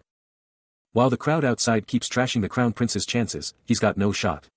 Just his usual shenanigans. But the bearded man isn't playing around, his voice cutting through the noise, look, I already told you, I'm dead serious about this. In a lavish chamber, he stands before his attendant, who boldly proclaims, I'm going to win this. Garden, his attendant, then respectfully retorts, but, Your Highness. Fine. No one expects anything from me anyway, let's keep it that way, shall we? Garden presses on, a hint of sarcasm in his tone, oh, I totally believe you'll win. But you're just bluffing, aren't you? Elsewhere, a grizzled, bearded man grumbles ominously, so, you're showing your teeth now, huh? Back with the prince, he casts his gaze downward, a determined glint in his eyes as he plots his next move. His thoughts echo with fierce determination, just 3 blocks against the second prince's attacks. He thinks, a confident smirk playing on his lips as he flashes a peace sign, already tasting victory. His resolve hardens, I'm winning this fight, no doubt. A quiet, desperate wish resonates deep inside, please. He jolts awake in a luxurious chamber, a mysterious bearded figure watching him intently, and the shocking truth dawns on him, this isn't the hospital he remembers. Now on his knees, shield in hand, a silent, desperate prayer escapes him, a fervent wish for someone's protection. His grip tightens. The colossal arena roars with a feverish crowd, and a powerful voice thunders, announcing the epic showdown is about to commence. The Emperor, regal on his throne, issues a chilling command, this battle will decide who truly deserves to claim the throne. A hush falls over the eager masses, as the straightforward rules are finally revealed. The Crown Prince's path to triumph is clear, survive for 5 grueling minutes or utterly crush the second prince. His shield, a bulwark of defiance. Han Li stands unyielding, ready to face the coming storm, his resolve absolute. Waking up in a lavish room, not the hospital he expected, he's instantly disoriented. A man in a vest watches him, and he can only think, I'll be more careful next time. What just happened? But that was then. Now, his hand is on a sword, his eyes burning with fierce determination. Facing him, a new challenger, the second prince, with dark hair and blazing red eyes, declares with cold fury, brother, you've made it this far, but I'm ending your suffering right here, right now. The tension is palpable as the Emperor's voice booms across the arena, the command ringing out, commence. Han Li and the second prince face off in the arena's heart, a massive crowd watching, their epic showdown about to explode. A slight shift of his boot on the arena floor. The sword's gleam catching the light, the calm before the storm. High above, Emperor Estelian observes the scene, his stoic, bearded face betraying nothing as he watches the impending clash. He blinks, his mind still reeling, wondering if the whole thing was already over. A gentle hand holds his own, and a voice laments, what a truly horrible sight this was. Meanwhile, in the grand arena, the second prince stands before a massive audience. Han Li, now seemingly in the arena, looks out at the spectacle. As the second prince's voice rings out, challenging him directly, asking if he was seriously giving up on the fight. He felt a strange unease about his memory of a sick person, but then a wave of relief washed over him, like a massive burden had just been lifted. Despite his confusion, he knew he couldn't just give up, not in front of this massive audience. From a high vantage point, Emperor Estelian watches, his expression grim, muttering about the absolute disgrace brought upon the imperial family. Han Li's thoughts race, considering whether to reveal his true identity, but quickly dismissing the idea, knowing the second prince was unwell and that his father was watching. The duel is on. The second prince immediately goes on the defensive, slamming his massive shield up, ready for anything. He's locked in, shield held tight, ready for the storm. The arena floor is already cracking under the tension, but he's not budging. Watching from the sidelines, Garden can't believe what he's seeing, a purely defensive play. He's just trying to stall for 5 minutes, not even trying to win. Bold move, he thinks, but this fight is going to be over in a flash. A smirk spreads across his face, the crowd is on the edge of their seats. But then, Han Li's eyes ignite with a terrifying red, a massive purple aura explodes around him as he draws his blade, ready to unleash hell. That purple energy is surging around his legs, he's about to move with blinding speed. His eyes ignite with a terrifying crimson, the sheer power within him absolutely exploding. And a cataclysmic purple aura bursts around him, unleashing a sweeping, destructive force that rips through the air. The attack manifests as a colossal, spiky wave of pure energy, barreling straight for his opponent. He pours every ounce of his being into the assault, the purple energy crackling with an almost unbearable intensity.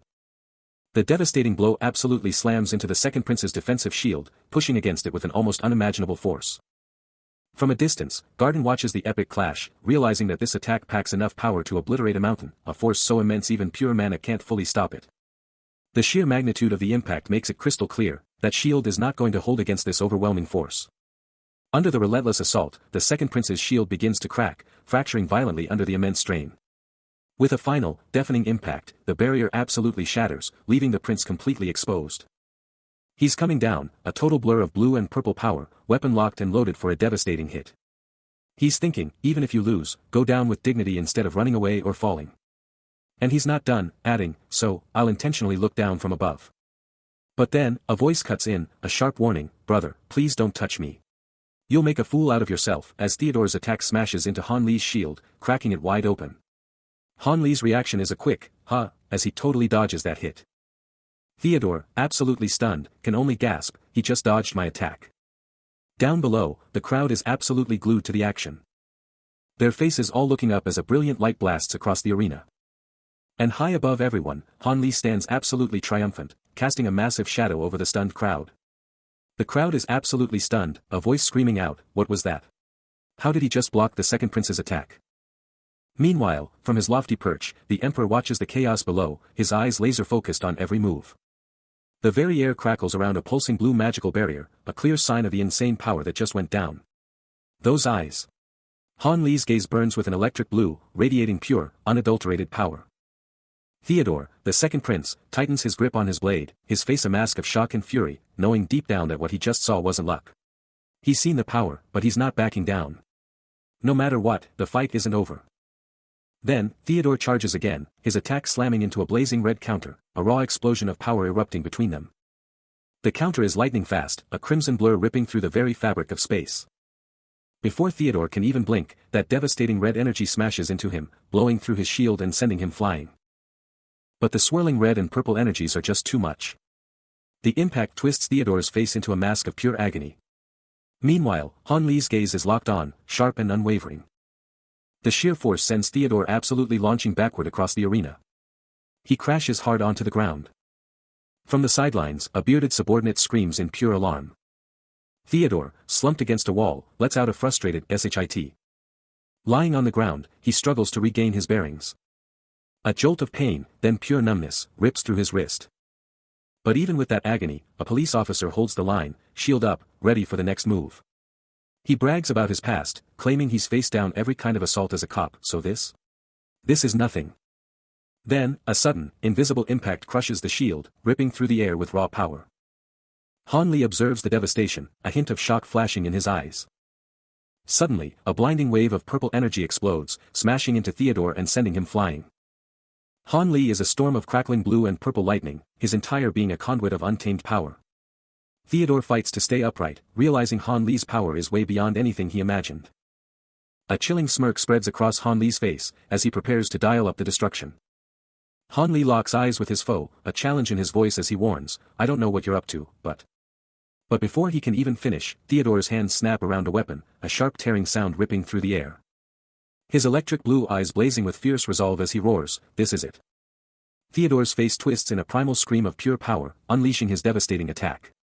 The impact sends Han Li absolutely flying, a distant building vanishing beneath him as he's launched through the air.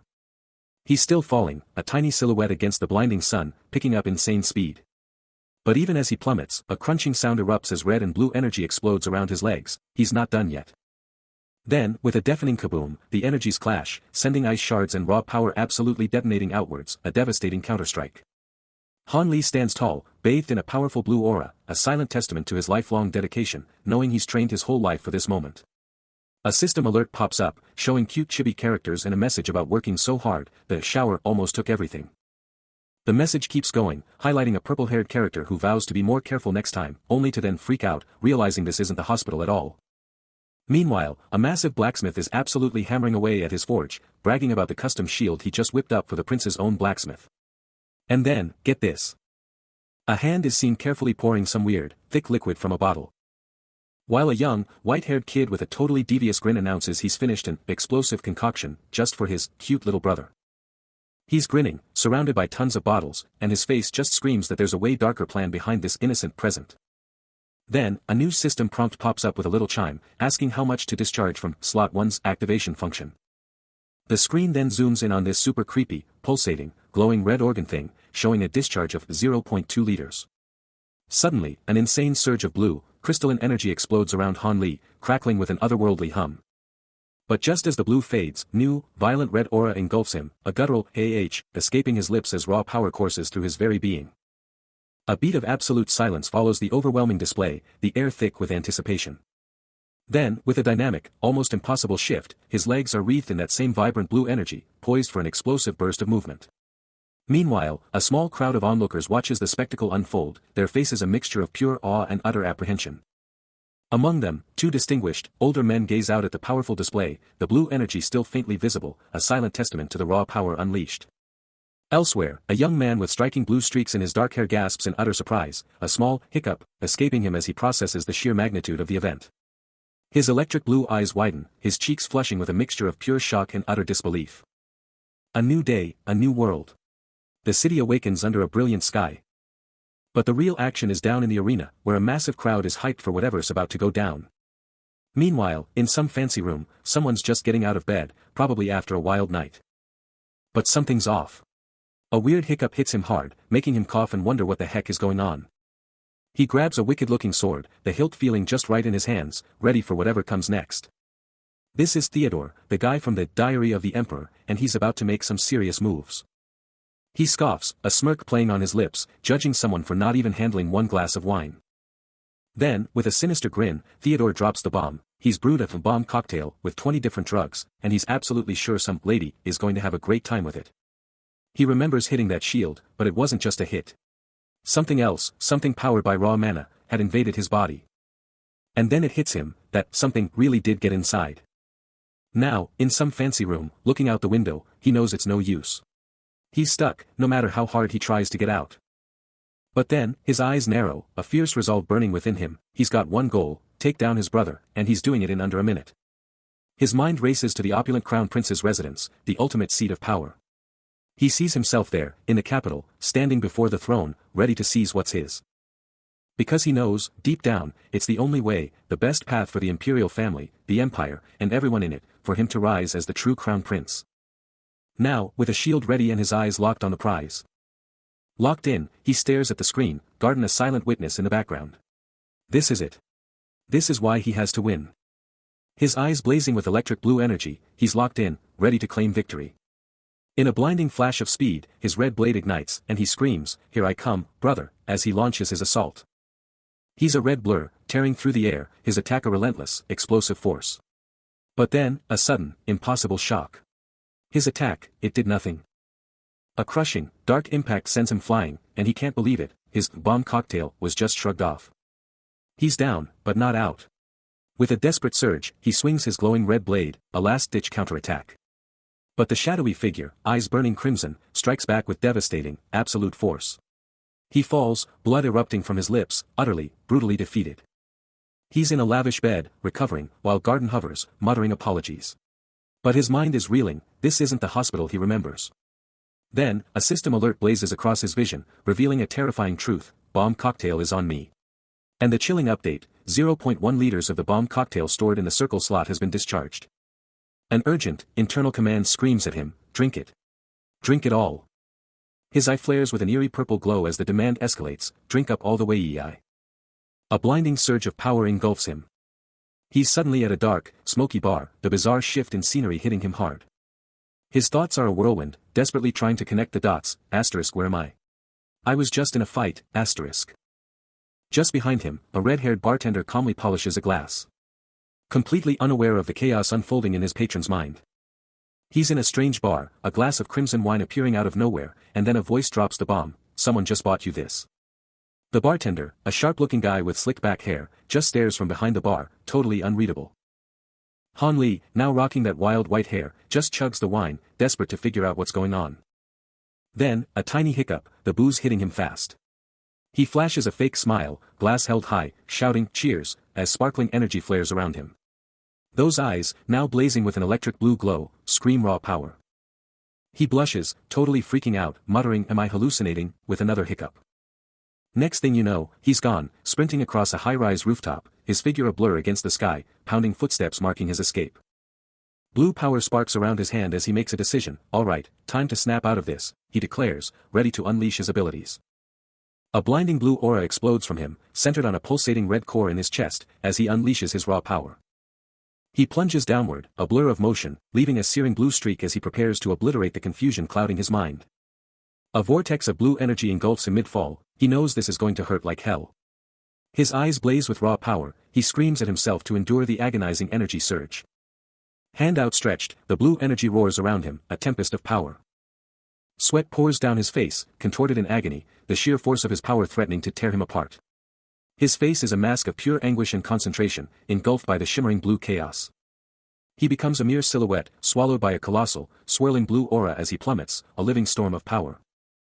The world was a blur, but then, a colossal, glowing projectile ripped through the sky with an ear-splitting clang, signaling the start of a chaotic descent. Below, a literal army of figures was free-falling from the heavens, their glowing trails painting the sky as they hurtled towards an unknown fate. Meanwhile, in a packed arena, the entire crowd was losing their minds, some absolutely stunned, others practically buzzing with dark excitement. Even the high and mighty on their gilded thrones were freaking out, their regal composure cracking under the sheer intensity of the aerial assault. And even the ancient king, draped in his royal furs, could only watch with a stone-cold, calculating gaze as chaos rained down. But amidst all that madness, Han Li wasn't just falling, his eyes ignited with an electric blue, and a raw, untamed aura exploded from him. He thrust out a hand, unleashing a torrent of vibrant blue energy that pulsed with raw power. The ground was coming fast, and what awaited him was a nightmarish, spike-ridden wasteland. From a towering balcony, an ancient gaze locks onto Han Li, a mere speck plummeting through the sky. His eyes, sharp as a hawk's, pierced the distance, a chilling question echoing, Rakiel, was that the legendary Abraham core technique? But Han Li, a beacon of raw power, plunges onward, his form crackling with a brilliant blue aura and eyes ablaze, a single, haunting thought piercing the chaos: I thought I was mistaken. Even with the surging energy of the masses below, the king on his throne feels an impossible chasm open between them. From his gilded throne, a golden vortex swirling around him, he can only utter, and me being so far away. Han Li, a comet of blue energy, streaks through the void, unaware of the powerful eyes fixed upon his descent. Then, a jarring cut. A young man with striking blue eyes and light blue hair shifts uneasily, a subtle rustle betraying his anxiety. He's on his knees before Han Li, a surge of frustration erupting from him as he desperately clutches his brother's leg. His worried gaze meets Han Li's, a hesitant plea escaping his lips: brother. He stands victorious, a fading blue aura surrounding him, boldly proclaiming he's purified the impure mana. But elsewhere, the seasoned observer, Garden, is absolutely stunned, instantly recognizing the legendary Abraham core technique and questioning how it's even possible. Back to the action, the victor just shrugs off his incredible feat, casually calling himself a late bloomer while a stunned crowd looks on. The challenger is utterly defeated, sprawled on the ground, his sword lying uselessly beside him, a clear sign of his crushing loss. Sitting next to the fallen challenger, he hears the opponent's stunned lament, utterly unable to process his defeat. With a slight grimace, the victor confesses, even he can barely believe what just happened. The defeated opponent, now calling him brother, suddenly cries out in alarm, spotting blood on his forehead. He gasps, then quickly figures out he must have hit his head while blocking attacks, before softly calling out to his brother. His eyes narrow, a brutal memory flashing through his mind. His brother, giving absolutely everything in that insane brawl. He remembers his sibling, pushing past every limit, while his own body was just done. His brother fought with every single ounce of power, making him question what he was even doing back then. A crushing wave of regret hits him hard. He'd been so cocky, acting like his win was a sure thing, a total idiot move. He just flat out admits it, he was way too arrogant. Then, a flash of his brother, looking totally wrecked, like someone just asked him, "How do you even feel right now?" His hand clenches, a burning shame consuming him. His brother, a small cut on his forehead, looks genuinely shocked, clarifying, "No, I meant your physical condition." He's standing by the bed, a hint of regret in his voice, while his brother, looking totally refreshed, is like, "Oh, I feel so much better." His brother's like, "Is that so?" And then it hits him, it was totally magic that sucked all the alcohol out, not some hospital. Then, a sharp chiak, as the scene snaps to a flashback, a hand reaching down. He's on his knees, looking up at the white-haired figure, thinking, this is the second prince, my brother. This was it, the moment he officially threw in the towel after his epic battle with Crown Prince Rakiel. A deep VVVT vibrates as the memory zooms out, showing just how massive this whole thing was. All going down right in front of His Majesty and every single citizen. The king himself is watching from way up high, a silent, powerful presence. While figures are just getting tossed from the top of that massive structure, a brutal show of dominance. He lets out a sharp gasp, a sudden, shocking realization hitting him like a truck. Blue energy explodes around him, a raw surge of power that makes him wonder if he actually pulled it off. Before a massive crowd, he throws his arms up in pure triumph, the masses below a blur of anticipation.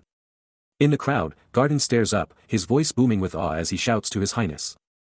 A small, disbelieving smile creeps onto his face as he looks down, struggling to grasp that this level of happiness is even possible. His eye blazes with an intense, electric blue glow, a clear signal that something huge has finally manifested. Then, a system message flashes, confirming his success. He's successfully treated someone other than himself for the very first time. This monumental achievement unlocks a brand new skill, request for medical knowledge, letting him gain medical knowledge and life force by treating patients and extending their lives, with an insane 2000-to-1 conversion rate. A massive, joyous grin splits his face, and a triumphant cheer bursts out of him. Waking up in a luxurious bed, he lets out a soft groan, promising himself to be more cautious next time. But then, it dawns on him, this isn't the hospital he remembers. A sleek system interface pops up, showcasing the stats for the Crown Prince that sells medicine, all the crucial numbers and skill lists are right there. He's practically beaming, shouting, "Nice EE." A hand shoots out, tapping the glowing screen as a low, rumbling sound fills the air. The system confirms it, skill activated. Patient Theodore Palermo Magentano just got an extra 0.5 days added to his life. But then, the crushing blow, the increase is too small. You need a full day to even count. He lets out a defeated, "Ah," realizing it was all just a rumor, his hopes raised for nothing. Suddenly, his eyes land on a tiny, buzzing creature, and a new idea sparks, now, when I treat patients. Before he can even react, the glowing, bee-like entity plops right onto his head, making him jump. Then, a massive wave of relief hits him as he realizes, I can also boost their lifespan and healing ratio, right? Phew, what a relief. He bows his head, a heavy apology hanging in the air. The king's voice cuts through the silence, recalling a promise, a vow made before he even drew his first breath. He elaborates, revealing he personally etched the Azrahan core technique into his very being. Han Li offers another apology, recognizing the king's immense honor, but the king quickly reminds him that his power stems from his own physical vessel. The king's frustration boils over, declaring that Han Li's triumph, achieved with a fragile human form, shattered his grand designs. Han Li, humbled, can only murmur, "Thank you, your majesty." A bitter edge enters his voice as he repeats, "This shattered everything I worked for." Han Li, visibly troubled, bows even deeper, his apology echoing in the tense silence. From his throne, the king gazes down, his tone unreadable as he asks if he's praising or condemning, then delivers the final verdict, "A promise is a promise." The fight is over. With a powerful declaration, the king concedes Han Li's triumph, announcing, "You beat me. You're now the Crown Prince's physician." The king, a formidable presence, fixes his gaze on Han Li, a silent challenge in his eyes. With a chilling undertone, he asserts, "I'll keep watching you." Han Li remains still, absorbing the king's words as he presses on, and testing your capability to endure the weight. The king's tone cuts through the air, a direct challenge, "Do you understand?" A subtle tension grips Han Li's hand. The king, cloaked in crimson, presses him further, "But aren't you replying?" Han Li's voice, though quiet, carries weight as he acknowledges, "Your Majesty." The king's words cut deep, a reminder of their history, "I know that you haven't forgotten how you used to only be able to dodge my attacks." Then, a sharp command, "You mustn't do that." With an intense gaze, the king lays down his expectations, "You need to move your body, maintain your stamina and stretch your stiff muscles." The king wasn't done, laying down more demands, telling Han Li he needed to seriously level up his stamina with exercise, and maybe even ditch the tobacco. But away from the royal chambers, Garden was fuming, thinking, "Who even are you to tell me what to do?" The palace gleams under the bright sky. Han Li, taking it all in, wears a serious look. Time passes, and a carriage rolls through a sun-kissed forest. Inside the carriage, Garden's thoughts race, insisting he's speaking from pure concern, but he's still baffled by how Han Li just innocently dodged his attacks. He remembers Han Li totally ducking his question about the mysterious Abraham technique. Garden lets out a frustrated "tsk," furious that Han Li used it so carelessly, and dreads what could happen to his frail body if things went sideways. Han Li's steps fall softly, moving him onward. Flashback. An older figure looms over a young Han Li in a lavish room, promising to be more careful, but Han Li's mind races, "Wait, this isn't the hospital. What just happened?" Garden's mind snaps back to the king's relentless pressure, realizing Han Li must have been pushed to his absolute limit, utterly desperate. He remembers the prince's constant struggle, a never-ending battle against his own failing health. Garden can still see himself trying to block Han Li's Abraham technique, but it was always the same crushing disappointment. But even after all that struggle, something new is brewing inside him. That tiny spark of hope Han Li ignited today, it's reignited everything in his heart. Meanwhile, the morning sun drenches a quaint, rustic building in golden light, a perfect reflection of the burning hope now in Garden's soul. The carriage rolls away, but the past lingers, as Garden's mind flashes to a portrait, a younger version of someone he knows all too well. A thought echoes in his mind, the same traits, the same destiny, his father had them too. Then, a jarring shift, a younger Han Li, turning his back on a bed, leaving something behind. But the grim truth was already set, the emperor's fate sealed by a stroke, a collapse inevitable. The prophecy, the nightmare, Rakiel's demise, foretold in the Ice Sword Emperor's early chapters.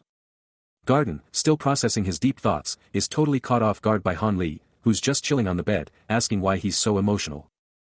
Wiping away tears, Garden confesses he's just super moved. He reaches out, totally getting how much Han Li must have gone through. Han Li thanks Garden for the concern, but he needs to rest up because tomorrow is packed with crucial stuff. Garden watches, a mix of worry and curiosity on his face, wondering about all these things to do Han Li just dropped. Han Li stares out the window into the dark, dropping a bombshell, he's got a secret meeting. The scene pulls back, revealing the massive, glowing capital city under the night sky. Later, Garden's deep in thought at a table, connecting the dots and realizing Han Li's talking about one of the capital's absolute power players. He leans in, a super serious look on his face, wondering if Han Li even knows what he's getting into with this meeting. In a lavish bed, Han Li's mind races, flashing back to a moment of recklessness. He's vowing to be smarter, to never again roll without his crew. But snap back to reality. Now, he's looking sharp in a suit, blonde hair on point, ready for whatever's next. Suddenly, a waiter glides up, smoothly asking if he can take their order. Garden, totally caught off guard, immediately calls out Han Li's new threats, but Han Li just shrugs it off, saying he's a regular. But even as he plays it cool, Han Li's mind is still replaying that near-fatal mistake, and he's already got his eyes on this waiter, making a mental note to watch him closely. Then, the waiter turns to Han Li, telling him to get up and follow. Garden's totally confused by this sudden move, demanding to know what kind of order this is. But Han Li just gives him a look, telling Garden to come see for himself. The waiter takes the lead, guiding Han Li down a mysterious staircase. The waiter points the way, and Han Li, with Garden in tow, starts down a massive, winding staircase, a thought echoing in his mind, this place is insane. He thinks, this hidden passage is just mind-blowing. Garden, right on his heels, is totally baffled, wondering how Han Li even found out about this secret spot. But Han Li? He's actually chilling, thinking, phew, this is exactly like the novel. Talk about déjà vu. Suddenly, a new player steps out of the darkness. A slick blonde guy in a suit, coolly announcing, I'm looking for someone here. Han Li, not missing a beat, fires back, Your Highness, what is this place? Why are we here? The blonde guy just brushes off the question, repeating his search and then dropping a weird line about expensive meat treat. What? Their journey ends at a colossal, super fancy door, its sheer size screaming important secrets ahead. Standing before the imposing door, Han Li suddenly turns to Garden, dropping a bombshell. Garden, have you heard of Damien? A quiet no escapes him, but deep down, he knows this was always coming. Like a showman unveiling his masterpiece, Damien throws his arms open, dramatically revealing the incredible space before them. From a towering balcony, he and Garden peer down into the opulent, cavernous chamber, as Han Li stares up, utterly dwarfed by the scale. This place is insane. A massive, circular chamber of ancient stone and intricate carvings, glowing with an otherworldly light. Damien's hand makes a subtle, almost imperceptible gesture, a silent command hanging in the air. The sheer, mind-bending scale of this hidden world just keeps unfolding. Han Li just stares down a massive, arched corridor, his mind blown by the unexpected grandeur, blurting out, "What on earth is this place?" With a smug grin, Damien just reminds him, "I told you. It's a secret location." He just stands there, arms crossed, a confident, amused smile playing on his lips, absolutely loving their shocked faces. He scans the lavish hall, a flicker of impatience in his eyes as he mutters, where could he be? But elsewhere, a ripped, bare-chested warrior stands ready, making Garden exclaim, "Is that man Damien?" Damien, ever observant, takes in the sheer power radiating from the figure, declaring, "He looks really strong." Then, a sudden realization hits him, and he quickly corrects, "But that's not him."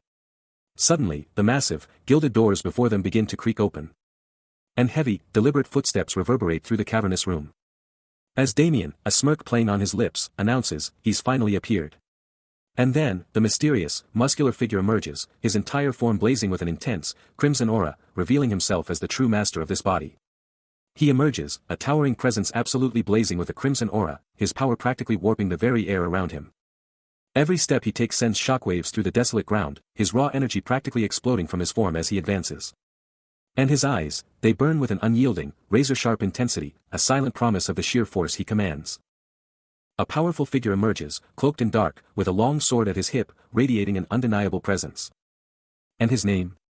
Damien Kehen.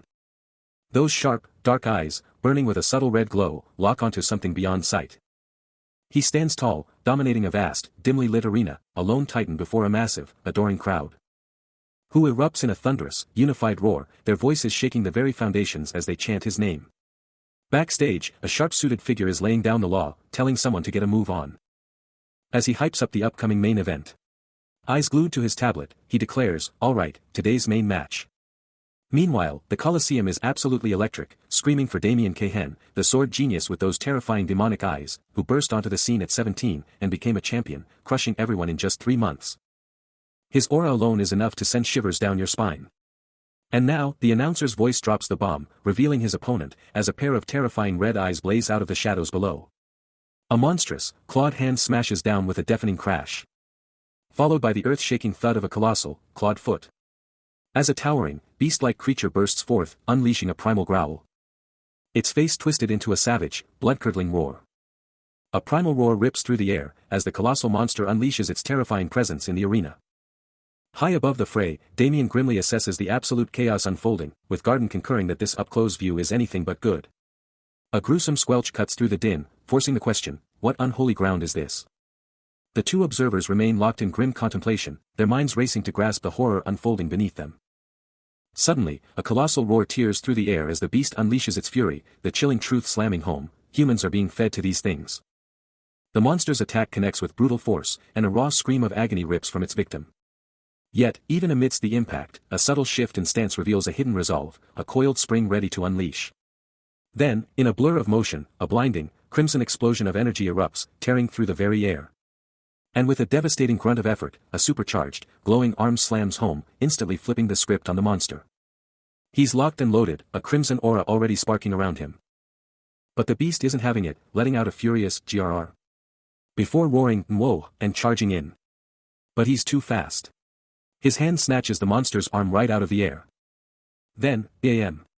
A searing wave of crimson energy blasts from his palm, straight into the monster's arm.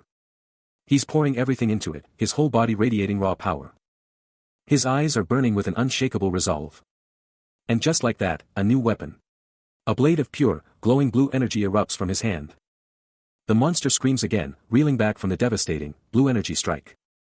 The beast lunges, its attack trailing crimson energy with a sharp, whooshing sound, connecting with a sickening tear that splatters across his face.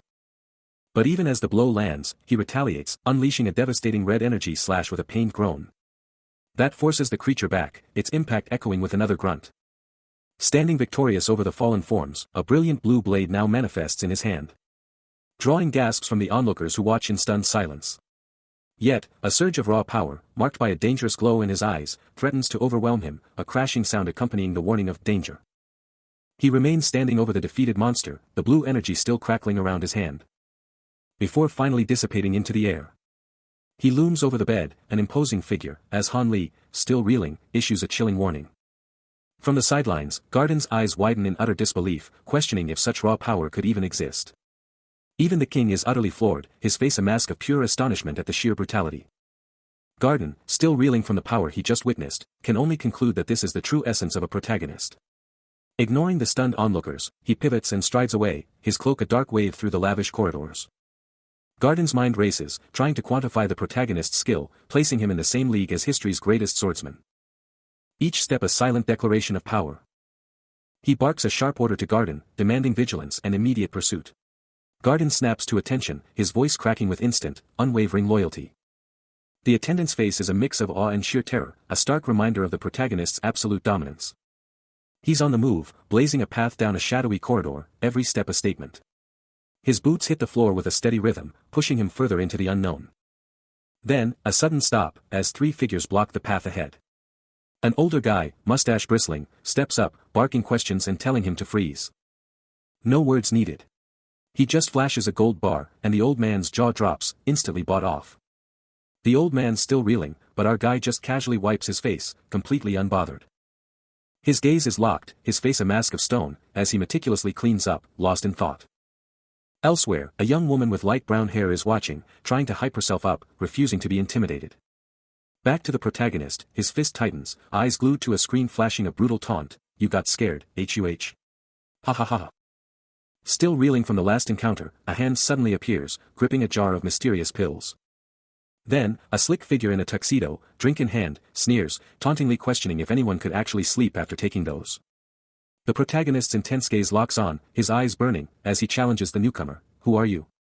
Damien, unfazed, coolly responds, claiming to be exactly who the protagonist needs. Damien looms over the seated protagonist, a sword casually laid on the table, who, without missing a beat, asks if he's peddling medicine.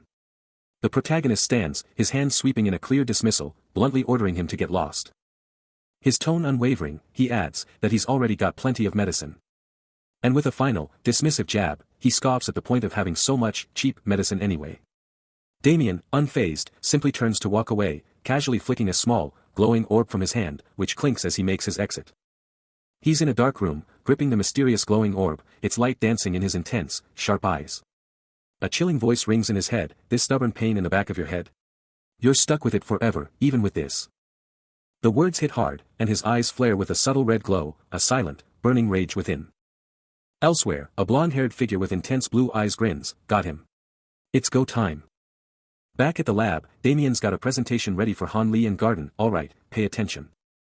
He highlights a brain diagram, dropping knowledge, "Pain usually kicks off in the back of your brain."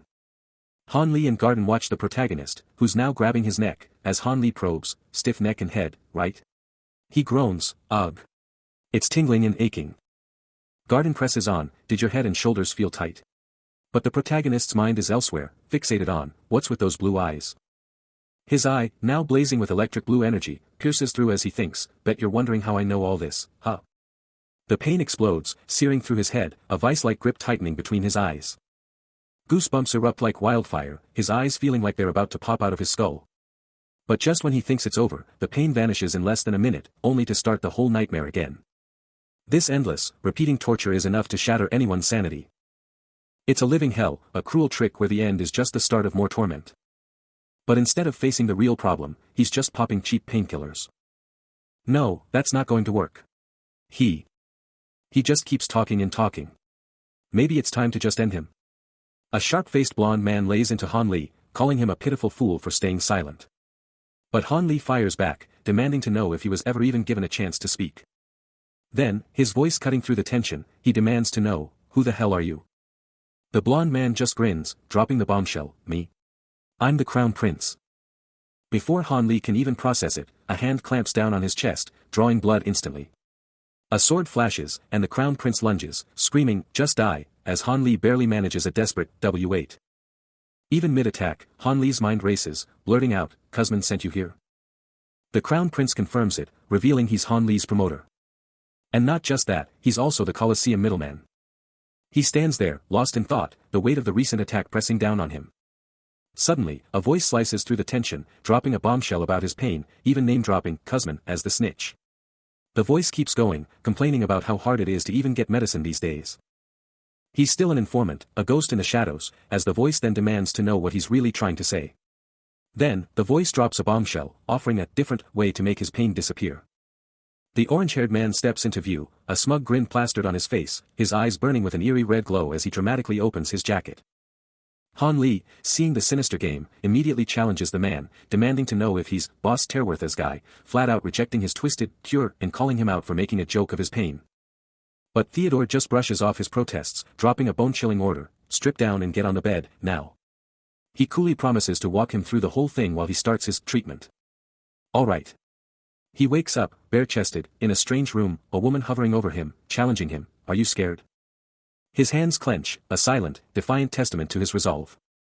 A complex, glowing tattoo pulses on his chest as he internally scoffs at the idea, asserting his unwavering courage. Of course not, he retorts, pushing himself up. He reflects on a lifetime of cutting down foes, of countless scars and risks, before finally conceding to her unspoken challenge. As if on cue, a faint, ominous red glow emanates from his hand. He's now face down on the bed, covered, as the woman's voice, dripping with an unsettling welcome, echoes through the room. She smiles, her eyes blazing with an eerie orange glow, as she drops the bombshell, and it's your first time seeing magic, right? Sitting bolt upright in the luxurious bed, a soft thud punctuates his resolve, I'll be more careful next time. But then, the shocking truth hits him like a truck, this isn't the hospital. Han Li's eyes flutter open to a snarky welcome. A blonde-haired dude, holding a glowing candle, drops a bombshell, welcome. This is your 7th time seeing this exposition, right? His head is pounding, and a massive wave of confusion hits him, because this is definitely not the hospital he was expecting. But even through the haze and the weirdness, one absolute truth screams in his mind, he's a warrior, through and through. Han Li's on the bed, shirtless, taking this glowing treatment from Damien, who's just looming over him with this super intense stare. The pain is real, but his resolve is ironclad, a silent vow echoing in his head, this treatment won't scare him. Fiery particles are exploding from Damien's glowing object, cranking up the pain to 11. Han Li is clearly struggling, and Damien can't help but let out a little laugh, then quickly mumbles, shut up, me, like he's telling himself to chill. He keeps holding that glowing thing, a smirk plastered on his face as he thinks, what a baby ha.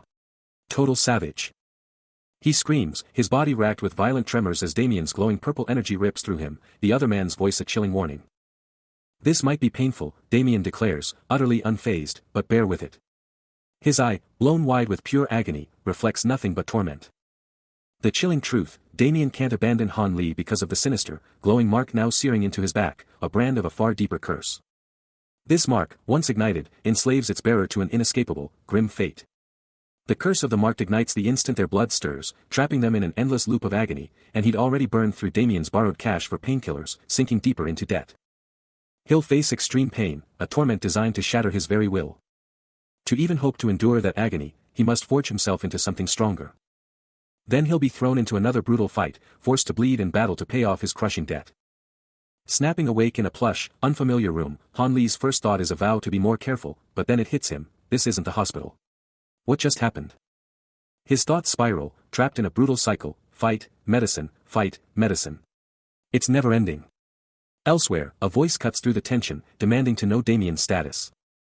The mysterious mark on Han Li's back pulses, and the plan is clear, high-tech analysis, now. Across the city, the king's sinister grin spreads, his mind racing with the terrifying thought of losing the novice promoter's cash, that would be game over. But he'll do anything for his boss and family. His ambition burns brighter, dreaming of a world where he could cure all the gladiators too. That unsettling smile widens, a chilling testament to his ruthless calculations. Back with Han Li, a pained groan escapes him, his body still screaming from the treatment. A hand extends, and a voice declares, the treatment's done. Get up. The aftermath of the brutal treatment leaves Han Li's back a canvas of raw power, as his doctor meticulously tends to the healing process. Every inch of his form, a testament to the struggle. Reveals the complex, healed mark, prompting his doctor to declare the treatment a resounding success, the scar tissue perfectly formed. With a keen eye, Garden presses him, feeling good? Much better, right?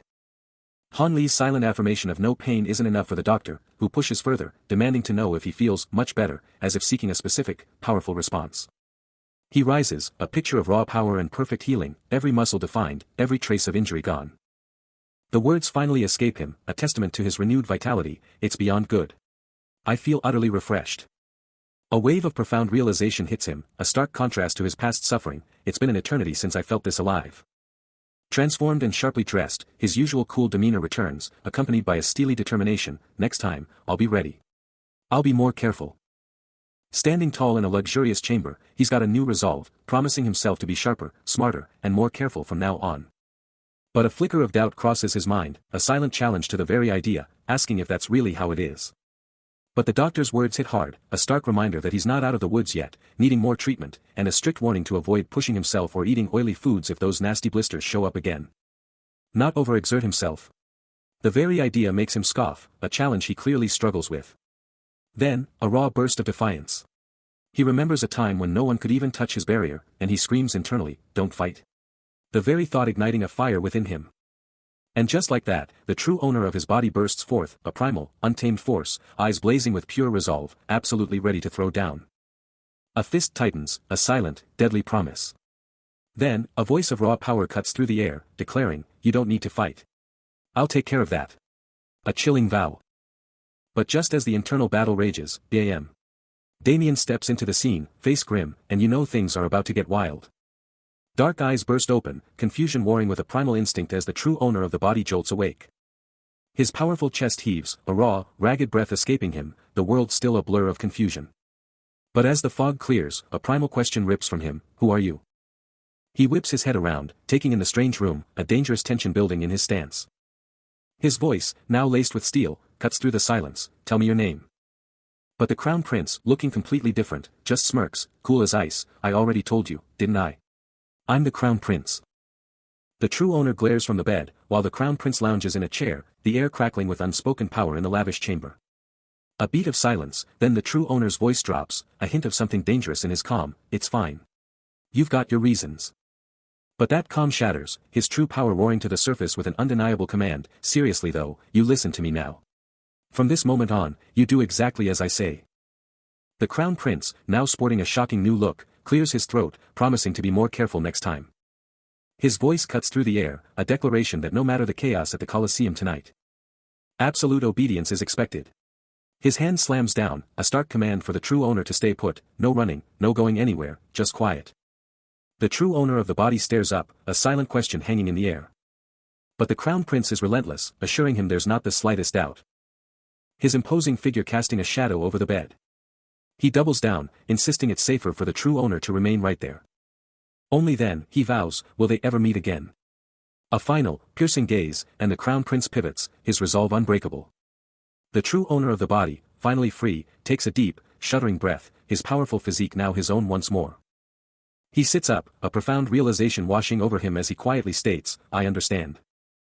And a subtle, mystical glow still pulses around his feet, a silent testament to the power that just passed through him. Elsewhere, under the cloak of night, Damien walks beside the Crown Prince, respectfully asking, "Sir, your highness?" The prince offers only a thoughtful hum. Still reeling from the day's bizarre occurrences, the prince presses Damien, "Why were you looking for him and giving him that weird treatment?" Damien's face hardens, his voice low as he warns, "This place doesn't seem safe or legal." The prince's gaze drifts, a frustrated sigh escaping him as he confesses, "I really don't understand what happened today." Damien keeps moving, his words a veiled promise, "You'll understand later on. First, do what you need to do for now." But inside, the prince's mind screams, "Help me." His confusion palpable, the prince asks, "How do I do that?" A woman with fiery reddish-brown hair is on the hunt, frustrated that her target, a man with glasses and big hair, has been playing hard to get for a full day.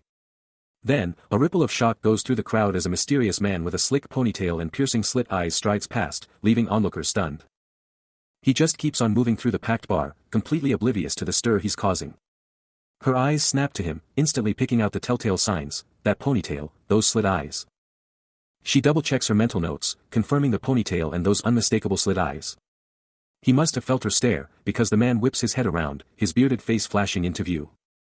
Closing in, the woman now stands face to face with her target, announcing her success. I think I found him. The ponytail man pivots, locking eyes with her, his face a stone-cold mystery. Clutching her beer, she thinks to herself, yeah, he's definitely the guy from the description, a silent victory for her detective work. She found him. The blonde woman locks eyes with her target across the bar, ready to make her move. Kwajik. The dark-haired man is caught off guard, his eyes flaring with shock. She sees the fire in his eyes, and then, she drops the name, Kuzman. But he plays it cool, denying everything. I don't know who that is. She's not backing down, hitting him with another name, then you definitely know Damien. Her eyes burning, she cuts to the chase, just one question. With an aura of power, she drops the bombshell, I'm buying Damien Kyan. Kuzman goes silent, reeling from the shocking offer. Then, he finally speaks, his voice sharp with calculation, what's the damage? Debts, painkillers, breach of contract, how much? He drops a bombshell price, 9 trillion Megan. That's an insane amount, even for the rich. Anything less is a joke, he thinks, but only the crown prince could even dream of paying that much. Kukukuku. Then, with a sly grin, he drops the ultimate mic drop, I am the crown prince. This is getting good. If she's the crown prince, then so is he. His real name is about to drop. A sudden sound cuts through the air. Cut to them at a table, and the blonde woman isn't backing down, demanding to know what's up with this medicine he's selling. Kuzman, chillingly calm at the bar, drops a cold dismissal, if you're not going to buy, then get lost. He takes a deliberate, ice-cold sip from his glass. A calculating glint in his eyes as he ponders, never seen this guy around. Then, with a sudden, sharp snap of his fingers. He commands Damien, who instantly snaps to attention, yes, SIR. Kuzman's voice drops, laced with menace, that punk tried to pull a fast one. Find out who he is. Is he some Colosseum grunt or a promoter? Later, a dark-haired man in a green shirt watches, a knot of worry tightening his face. Kuzman, looming from above, delivers the ultimate, bone-chilling command, drag him into the alley and dump him in the slave market. 1 intense hour later, the silence is shattered. Then, a door slams open, unleashing a blinding, almost divine light. Kuzman, chilling at the bar, is jolted back to reality, a raw curse tearing from his throat as he witnesses the impossible. His boots pound the floor, a relentless march. He charges deeper, plates still clutched tight, eyes locked onto the shocking scene unfolding beneath him. And there, sprawled on the unforgiving floor, is the target, his body racked with an agonizing, desperate struggle. Blood, so much blood, drenches his legs, a brutal testament to the hell he's just survived. Kuzman's rage evaporates, replaced by pure, unadulterated shock, as he grapples with the horrific state of the young man before him.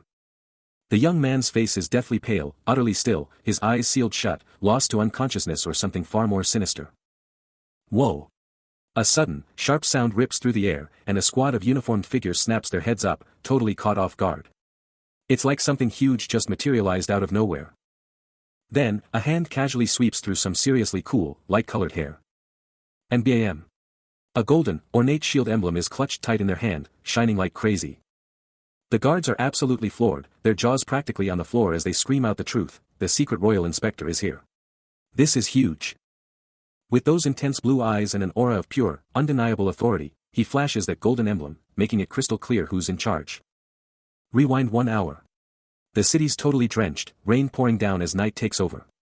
Down below, a massive building was absolutely buzzing, its entrance packed with tons of people, all hustling through the rain. But in that chaos, Kuzman and his companion were just strolling along, their footsteps barely a whisper in the city's roar. He shot her a look, a quiet warning in his tone, yo, walk normal. You're practically screaming, we're being watched. A smirk played on his face, thinking, he'd never actually been shadowed before. Hilarious. His partner, though, was all business, her face locked in a super serious, unyielding stare. Kuzman's vibe totally changed, a dark thought hitting him, he knew this was coming the moment even a tiny threat popped up. He kept walking, his footsteps a steady rhythm, ready to tell his own crew to shadow him, always one step ahead of the game. Han Li, cloaked in a sleek, dark outfit, stands poised in a lavish chamber. As a sudden flashback reveals the king, casually admitting he planned to draw Han Li in, with Garden observing the exchange. Han Li's mind races, baffled by the king's uncanny predictability. Back in the present, he whips out a knife, ready to strike. But in a flash, he's caught, a powerful grip locking him down. Then, the true owner of this body steps into view, eyes blazing with electric blue energy, an overwhelming aura erupting around him. Han Li is instantly crushed, his defiance shattered. The true owner of this body looms over the defeated Han Li, guards swarming, as he condemns him for daring to threaten royalty. The battle is over in a blink, a crushing defeat. Just when you thought things couldn't get crazier, a new player enters the game, the secret royal inspector himself, radiating pure authority with a glowing golden emblem in hand. The crowd parts like the Red Sea, and everyone's buzzing, the secret royal inspector is here. And the scene? Total carnage. An injured guy is sprawled on the floor, a brutal testament to the madness that just went down. Han Li, still caught in the true owner's grip, can't help but eye the new arrival, a worried thought flashing through his mind, what in the world does this mean? But he quickly pulls it together, shrugging it off with a cool, it's nothing. The true owner of this body isn't letting go of Han Li for a second, his massive frame a constant reminder of who's really in charge here. Then, out of nowhere, a furious man with a top-knot storms in, his booming voice demanding, what is the situation? That royal crest on his uniform? Yeah, he's a royal guard, and everyone's freaking out, a royal guard. What are you doing here? Standing firm by the bed, his back to the white-haired figure, he declares he'll just wait for the chaos to die down, a massive thud shaking the very foundations of the room. His powerful physique barely flinches, a subtle rustle of his clothes the only sign of his presence. But the white-haired man on the bed is freaking out, his mind screaming, why are they here? His eyes snap wide open in pure shock, a name flashing through his mind like a warning. He forces a strained, nervous smile, a cold sweat breaking out as he tries to play it cool. Suddenly, the door swings open, revealing the royal inspector and his butler, who smoothly offers a tray of tea, commenting on the heavy vibe and suggesting they all just chill with some tea. The muscular man spins around, his face a mask of fury, barking, what the hell is going on here? He then locks eyes with the white-haired man, a knowing look on his face as he points out how utterly confusing this must be for him. Damien, the attendant, adds with a sly grin, that no amount of brainpower will help him solve this puzzle. The muscular man, towering over the bed, lays down his philosophy, medicine isn't free, it's crucial to pay for it. Han Li can only react with a stunned, oh my. Han Li, trying to make sense of it all, ponders the idea that medicine is something people actually pay for, unlike, well, other things. He presses on, declaring that he hates being exploited just as much as he hates exploiting others, a declaration the muscular man instantly scoffs at, calling it, what nonsense. The muscular man's face twists in annoyance, as Han Li's eyes widen, a dawning realization hitting him. Then, the muscular man drops the bomb, reminding him of their past discussion, zeroing in on Damien's painkiller fees. He pushes further, demanding if Han Li recalls the exact amount owed and the payment method, leaving the other man in a stunned, silent contemplation. With a slight turn of his back, the muscular man firmly states that his deal was made with nothing but good intentions. But Han Li fires back, reminding him that he was the one who started it all, sending the muscular man into a rage, his fist clenching as he roars, what nonsense is this? And then, as his fury explodes, a blazing red aura erupts around his clenched fist, leaving Han Li utterly speechless. He unleashes a brutal, no-holds-barred strike, slamming his fist directly into Han Li's face. The impact sends a sickening spray of blood flying. No time to recover. A deadly glint of steel flashes, as the true owner of this body pulls out a wicked blade. Then, with terrifying speed, he grabs Han Li by the throat, hoisting him clean off his feet. Han Li lets out a desperate, choked gasp, the pressure on his throat becoming unbearable. He claws at his own neck, gasping, fighting for every breath. Just a few feet away, two armored guards stand frozen, their faces grim as they watch the shocking attack unfold. Han Li's eyes narrow, a desperate resolve hardening his gaze. He curses under his breath, knowing he has no other choice. In a last-ditch effort, he pulls out a glowing red pill, its ominous energy practically screaming danger. Blood drips from his mouth, a testament to the brutal beating he's endured. But then, a glowing red capsule appears, a ticking time bomb set to explode in 5 seconds. This isn't just a distraction, it's a massive explosion, a chaotic commotion he's banking on. And it's laced with a paralyzing poison, ready to incapacitate anyone who breathes it in. One wrong move, and he's dead. The stakes couldn't be higher. He'll roll clear of the gas, but even then, the aftermath is a terrifying unknown. As the true owner of this body lunges, blade flashing, ready to decapitate the crown prince. Han Li's mind is sharp, a chilling certainty that this audacious scheme is absolutely perfect. The countdown echoes, 5. 4. As the final blow draws near. The countdown from Han Li's capsule was relentless, and the true owner's face twisted in a furious, defiant snarl, refusing to break even as the clock ran out. Then, a sudden, agonizing shock hit him, his mouth clamped shut, stopping him from spitting out the deadly payload. Han Li had him locked down, his eyes burning with intensity as he demanded to know what the true owner was trying to get rid of. A sinister red glow pulsed from his mouth, and the true owner's blood ran cold. Han Li knew his secret weapon. The final, terrifying number blazed, and a searing wave of agony ripped through him. He screamed in pure agony, blood bursting from his hand as the capsule's poison took hold.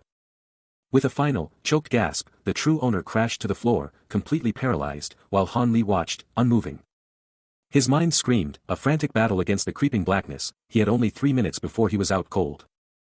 A frantic voice screamed in his head, telling him to take the antidote now, as his hand clawed for the glowing red capsule. The true owner's mind is a whirlwind, grappling with the sheer audacity of Han Li's move, the paralyzing capsule's grip tightening its hold. Through the haze of pain, a small, green bottle appears, a glimmer of hope, a desperate chance at survival. But Han Li, with a chilling smirk, dangles the antidote before him, taunting, "You're dying to know, right?"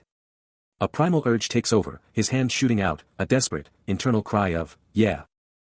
Just as quickly, Han Li snatches it back, his voice a mocking whisper, "Not telling you." Agony and pure frustration twist his features, his eyes screaming for relief. His hand shakes violently, straining for the bottle, but Han Li keeps it just beyond his reach, a cruel game of cat and mouse.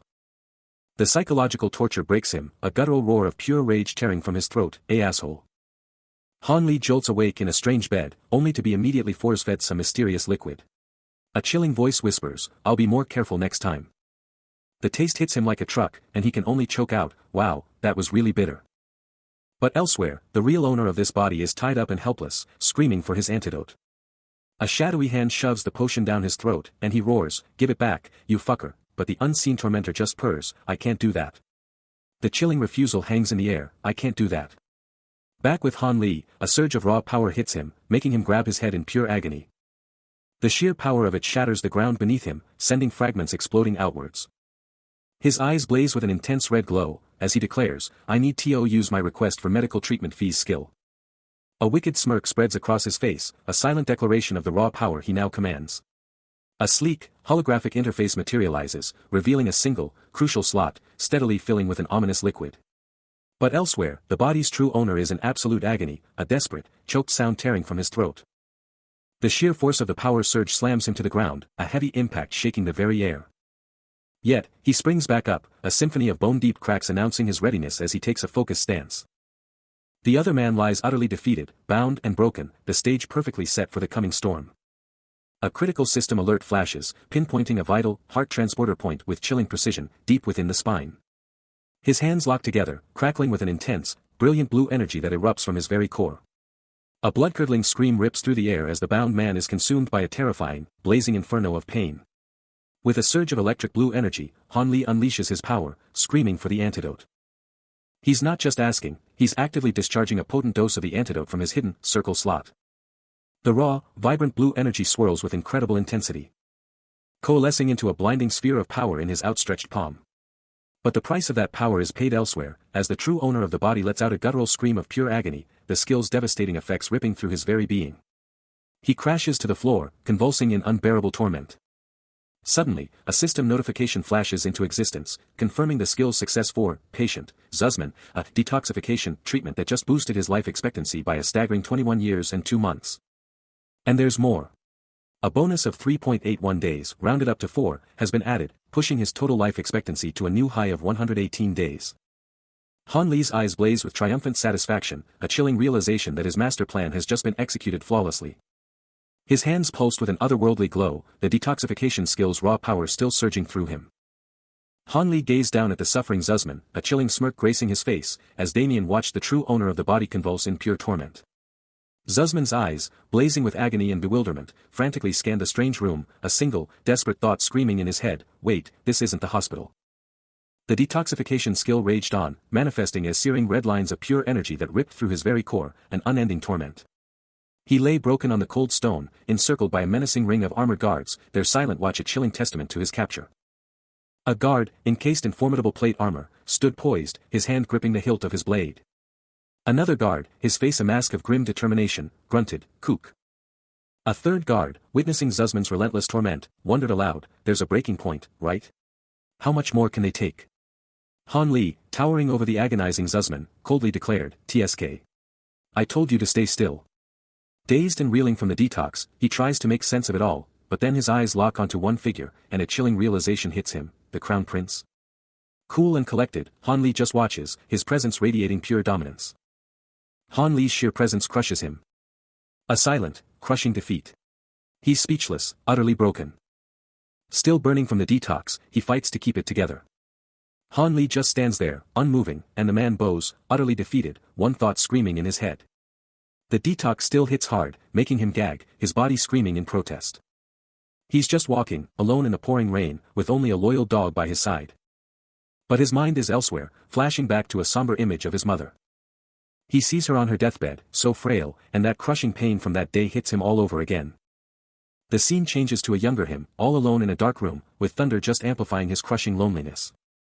Then, his mother's image just shatters into a million pieces, a brutal reminder of everything he lost. His own body turns ghostly, fading out, and the dream's true meaning hits him. It wasn't just being left alone, it was being abandoned. Suddenly, a voice blasts through the fog, yelling for him to wake up, and his eyes fly open, totally shocked. He's in some super fancy bedroom, totally confused, with Han Li just looming over him, that unsettling vibe still there, and Damien chilling in the background.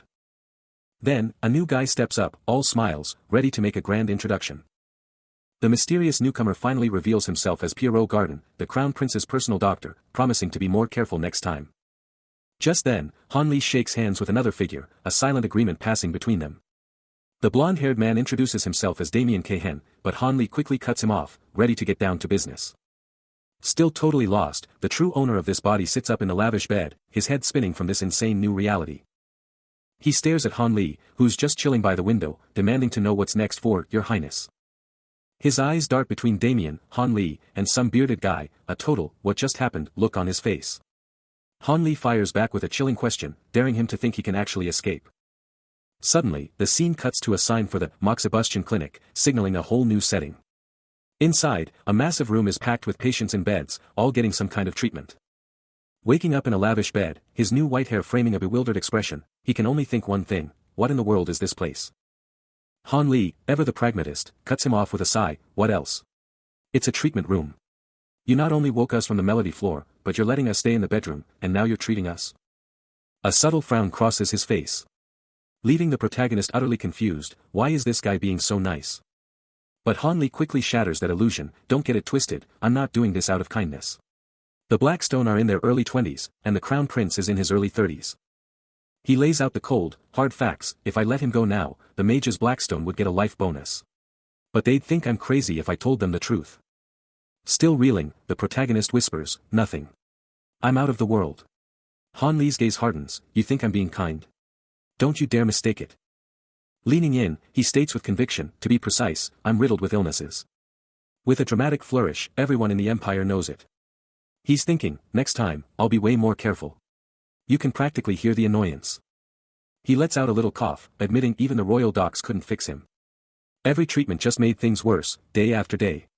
So, he took matters into his own hands, searching for his own cure. He turns to Damien, asking, did my brother bring me here? But Han Li cuts in, thinking he's the one getting the new treatment. Han Li just grins, bingo. He knew it. Then the protagonist asks Damien, what do you think of my treatment? The severe pain.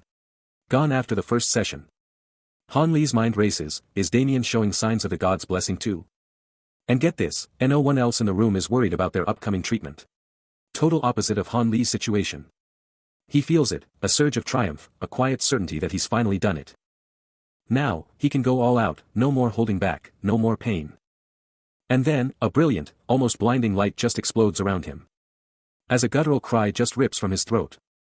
6 days later, the scene is totally different, with other patients writhing on their beds. A chaotic mess of retching and cold sweat. He watches them, instantly recognizing the agonizing signs of painkiller withdrawal. It's gonna be impossible to continue with any more moxibustion treatment like this. He looms over the bed, watching the white-haired man struggle to sit up, clearly out of it. Then, he snaps his gaze to the blonde attendant who just walked in, barking, hey, Damien. Damien immediately bows, snapping back, yes, Your Highness. The white-haired man, clearly fighting it, asks if he's dizzy, and the protagonist confirms it. Then, he asks if he feels like puking, and the white-haired man just grits out, I'm holding it in. He groans, I'm so dizzy I feel like I'm going to die. No wonder he's the Crown Prince. With a fierce look, he declares, for me, it's other treatment methods, for now. He then scans a massive ward packed with patients, observing, and it's not like today's treatment even needs special rooms or water. He turns to a man with wavy brown hair, ordering, Sergio, you stay here. His hand rests on the table, the scars on his chest a silent testament to his own battles. He sizes up the situation, cutting straight to the chase. Those withdrawal symptoms hitting hard, aren't they? But even as the other man tries to play it cool, he sees right through it, declaring, "You're clearly not fine. I'm helping you, now." A soft, ethereal glow pulses from his touch as he initiates the treatment, a silent promise of relief. The patient, still reeling, locks eyes with him, a flicker of resolve in his gaze, ready to face whatever comes if this acupuncture can deliver. He knows the stakes are high, this man's been on painkillers longer than any other gladiator. So his withdrawal is off the charts. He's the only one who can fix this, and he's starting with a critical pressure point near the stomach, his hand glowing with a subtle, violet energy. The energy flows, a key pressure point on the foot igniting with light, the first domino in a cascade of healing. His muscles ripple, a faint energy radiating from his form, channeling raw power into the healing. First phase done, he's already calculating the next move, his mind a whirlwind of strategic healing. The true owner of this body unleashes a torrent of energy from his hand, and the impact is instantaneous, hitting like a freight train. Han Li's body goes into overdrive, glowing with raw power as a primal scream rips from his throat. His face is a mask of pure torment, the pain pushing him to his absolute limit. The true owner's hand clamps down on his neck, the energy surging, driving Han Li deeper into the abyss of pain. Broken by the sheer agony, he can only choke out a desperate cry for help. Suddenly, it's an all-out brawl. The long-haired man slams Han Li onto the bed. His hand clamping down on the white-haired man's throat, who lets out a desperate, choked cry. But then, a blinding light explodes from within him, and the man on the bed recoils. Completely overwhelmed by the raw power surging through him. But with a desperate, last-ditch surge of strength, he grabs the long-haired man's arm, sending him flying backward, crashing to the floor with a heavy thud. The long-haired man quickly recovers, looking down with genuine concern as he asks, "Are you all right?" Still dazed, Han Li reaches out, barely managing to reply, "Ugh. I'm fine." Still reeling in bed, Han Li hears Damien's apologetic tone, vowing to be more cautious next time. Elsewhere, the true owner, Zuzman, is left pondering the bizarre event, baffled by how a mere touch could trigger such a violent seizure. Back in his chamber, Han Li's mind races, knowing that to fix this, he's going to need a needle thinner than anything he's ever seen. His hand instinctively reaches out, already picturing the impossibly fine tool. Later, a skilled blacksmith reports to Damien, confirming that yes, for his highness, they could absolutely forge a needle as fine as a thread, but there's a catch. Han Li's mind races, grappling with the blacksmith's words, the sheer impossibility of his needle request hitting him hard. Even a master dwarf artisan would struggle, and the blacksmith's silent apology echoes the monumental challenge ahead.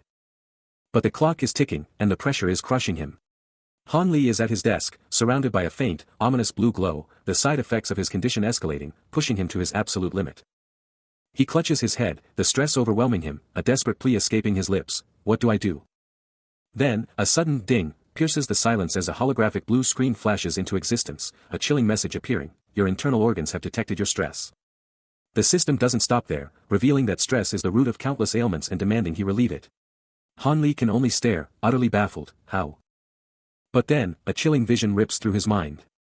The true owner of the body, lounging on a bed amidst grotesque imps, sneers at Han Li's pathetic struggle, offering a sinister hint to his torment. An imp clutches a scroll as the true owner's voice booms, "We are the lords of the underworld." He taunts, "Wouldn't it be better to hear the truth before your life ends?" Snapping back to reality, Han Li, now in a casual green jacket, is glued to his computer screen, desperately digging for information, for anything.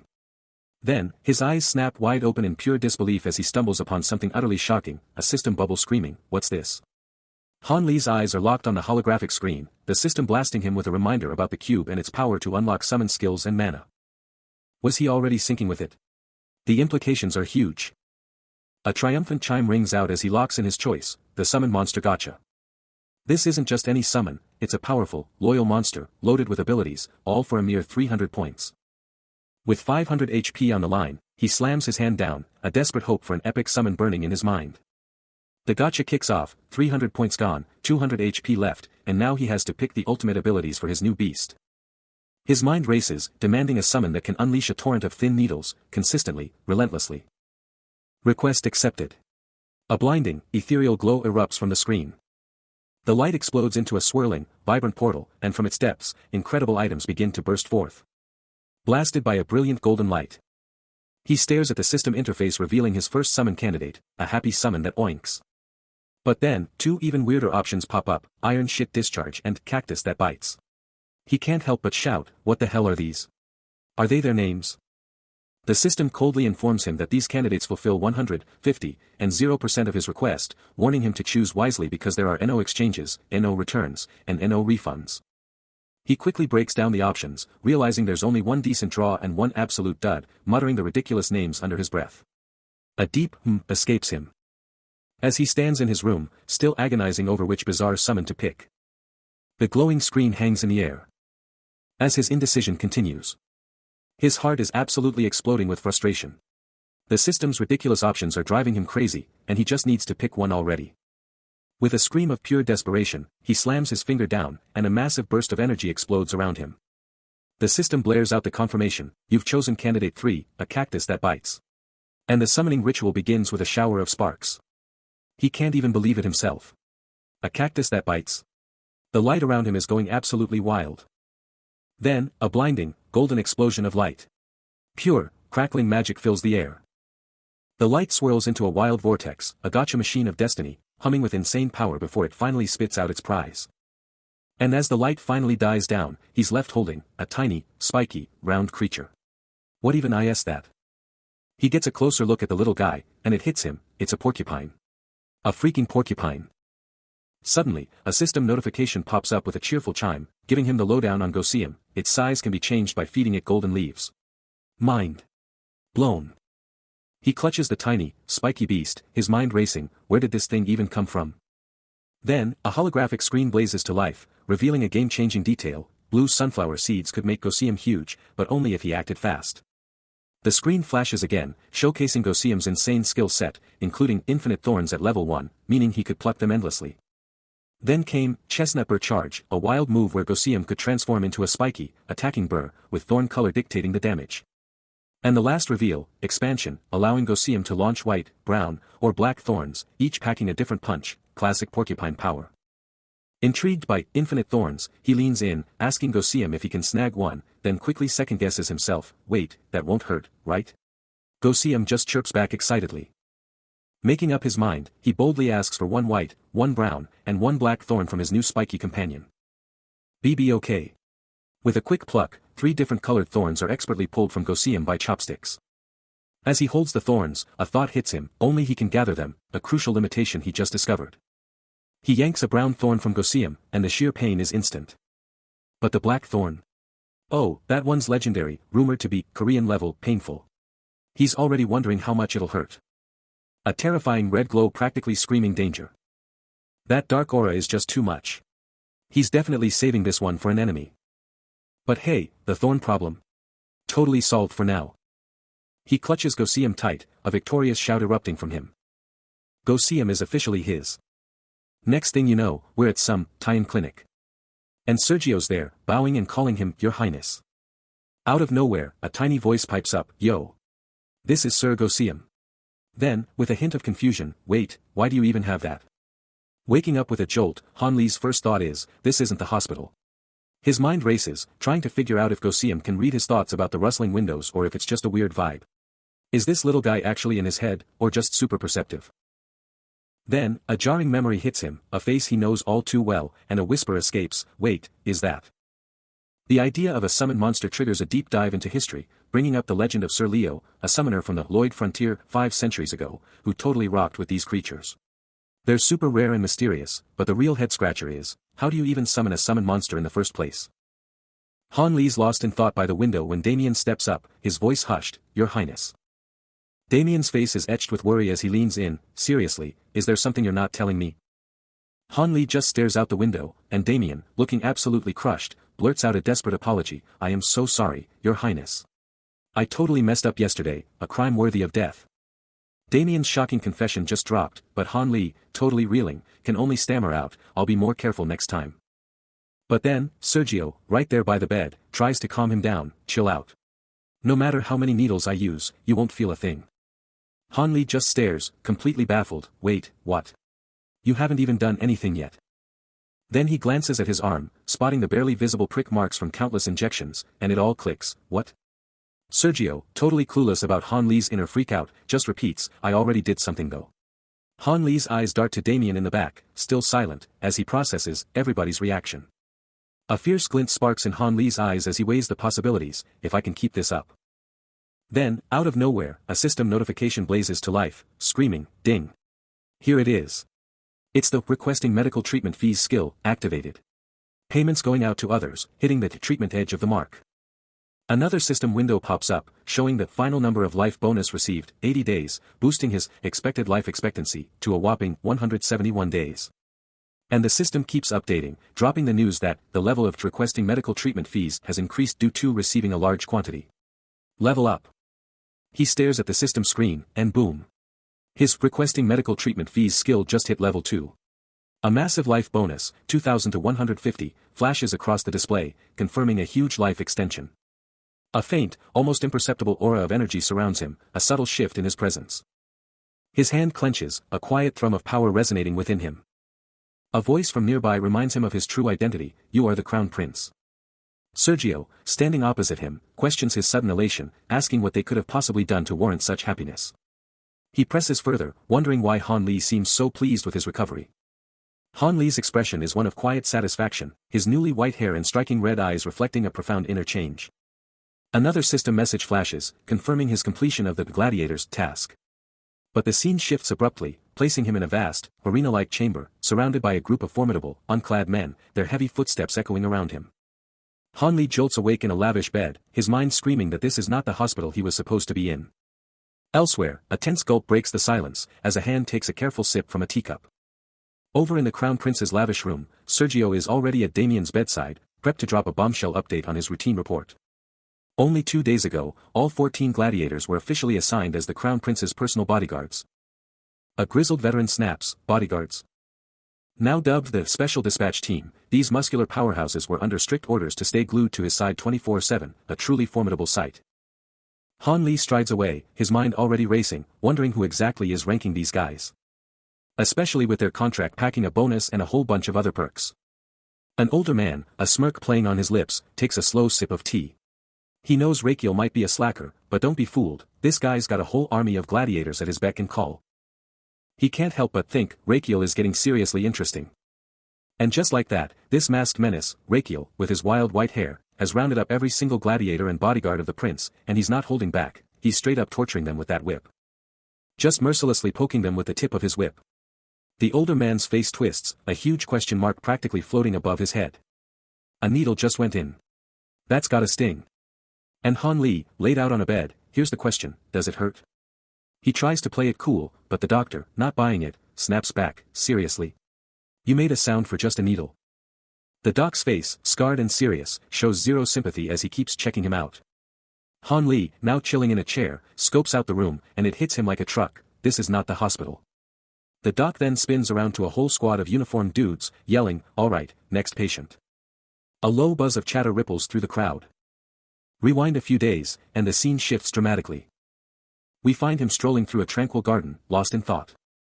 Han Li then turns, a slight cough escaping him as he asks, "How's it feel after days of moxibustion treatment?"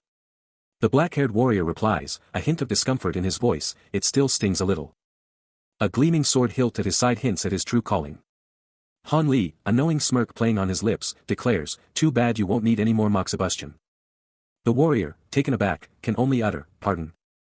Han Li, with a definitive gesture, states, "Your moxibustion is complete. You're cured." Han Li turns to leave, but the black-haired man, overwhelmed with gratitude, shouts, "Thank you for everything." Wait. Just as the warrior tried to grab him, Han Li spun around, a hint of annoyance in his tone, declaring he'd be way more careful next time. He had to bounce, now, before anyone else could butt in and hear their whole conversation. But the warrior wasn't letting go, clutching his arm and flat out refusing to let such insane talent just walk away. Han Li finally broke free and started walking away, leaving the warrior to just stand there, totally lost in thought. The warrior's hand just hung there. Still walking off, Han Li made it crystal clear his choice wasn't about feelings, offering to pay the warrior handsomely and even hook him up with a sweet weapon. Zuzman, the warrior, knew his time was coming, he'd soon hit sword expert status, and then the wild symptoms of a true sword master would kick in. His senses would go absolutely wild, becoming so sensitive they'd be almost impossible to control, and he was certain Han Li knew exactly what that meant. He's still reeling from the doctor's words, realizing Han Li would suffer even worse insomnia than his own. He debates forcing Han Li to stay for treatment, but knows he'd bolt, so a strategic give and take is the only play here. Suddenly, Han Li, facing him directly, drops a bombshell solution, a full-blown hiring contract, complete with housing and childcare benefits. A spark ignites in Han Li's eyes, the thought of treating Zuzman and raking in cash a sweet fantasy. Then, he casually asks Zuzman if he's down to sign some experimental treatment contracts. A massive, excited grin spreads across Han Li's face as he hypes up the 4-day work week, challenging Zuzman to find a reason to say no. Zuzman's fists tighten, his entire body vibrating with tension. But just as he stands there, a sudden, desperate chorus of voices explodes from nowhere, all of them screaming for him to hire them too. Han Li is absolutely flabbergasted by the sudden mob, demanding to know why they're even here, especially since he already healed them. But the crowd doesn't care, shouting they'll do anything just to get hired. The crowd outside is going wild, and one voice cuts through the noise, begging for a shot, swearing they'll be super careful next time. They're practically shouting that Zuzman totally promised to help them level up, but they're quick to add they're not trying to claim him or anything. The crowd roars back, yes, SIR, confessing they're not strong enough for anything else and have been messing up their own lives. They keep going, insisting that Zuzman totally needs people like them, loyal, grateful, and ready to serve. Having loyal subordinates is always a win. Turns out, these folks were all Zuzman's patients, healed by him, and now they're ready to pay him back big time. After hearing their passionate pleas, Zuzman drops the bomb, all right. You're all hired. You're officially my exclusive special royal guards. With Zuzman's big announcement, Han Li is all smiles, waving like crazy to the brand new guards. The crowd, now totally united and pumped, stands ready for action, officially dubbed the SRG. He's just watching, taking it all in, as the new SRG forms up. What's he thinking? But Zuzman? He's sighing, thinking, all that work, all those people, and the bonus is just, meh. He's literally risked his life for chump change, and now his body is so drained, he can't even go out and find more patients. The fatigue is crushing him. As he stares up at the massive palace. Then, a brilliant idea hits him, he'll just open his own clinic right there in the side palace. Meanwhile, in a dark, opulent room, a mysterious figure in a sharp suit, eyes blazing with an ominous blue glow, is clearly up to no good, a guttural growl rumbling from his throat. Then, he turns to Zuzman, demanding, what are you even talking about? Zuzman, totally baffled, shoots back, you seriously don't know what a clinic is? The mysterious man hesitates, his hand tapping the table, then finally says, I mean, I know what it is, but... As the bizarre conversation continues, Zuzman looms over Han Li, promising to be more careful in the future, completely oblivious to Han Li's internal scream of, this isn't a hospital. A wave of pure frustration washes over him, and Han Li lets out a desperate, drawn-out cry. But Zuzman just shrugs off the outburst, bluntly admitting his irritation, just as Han Li has a sudden, shocking breakthrough in understanding.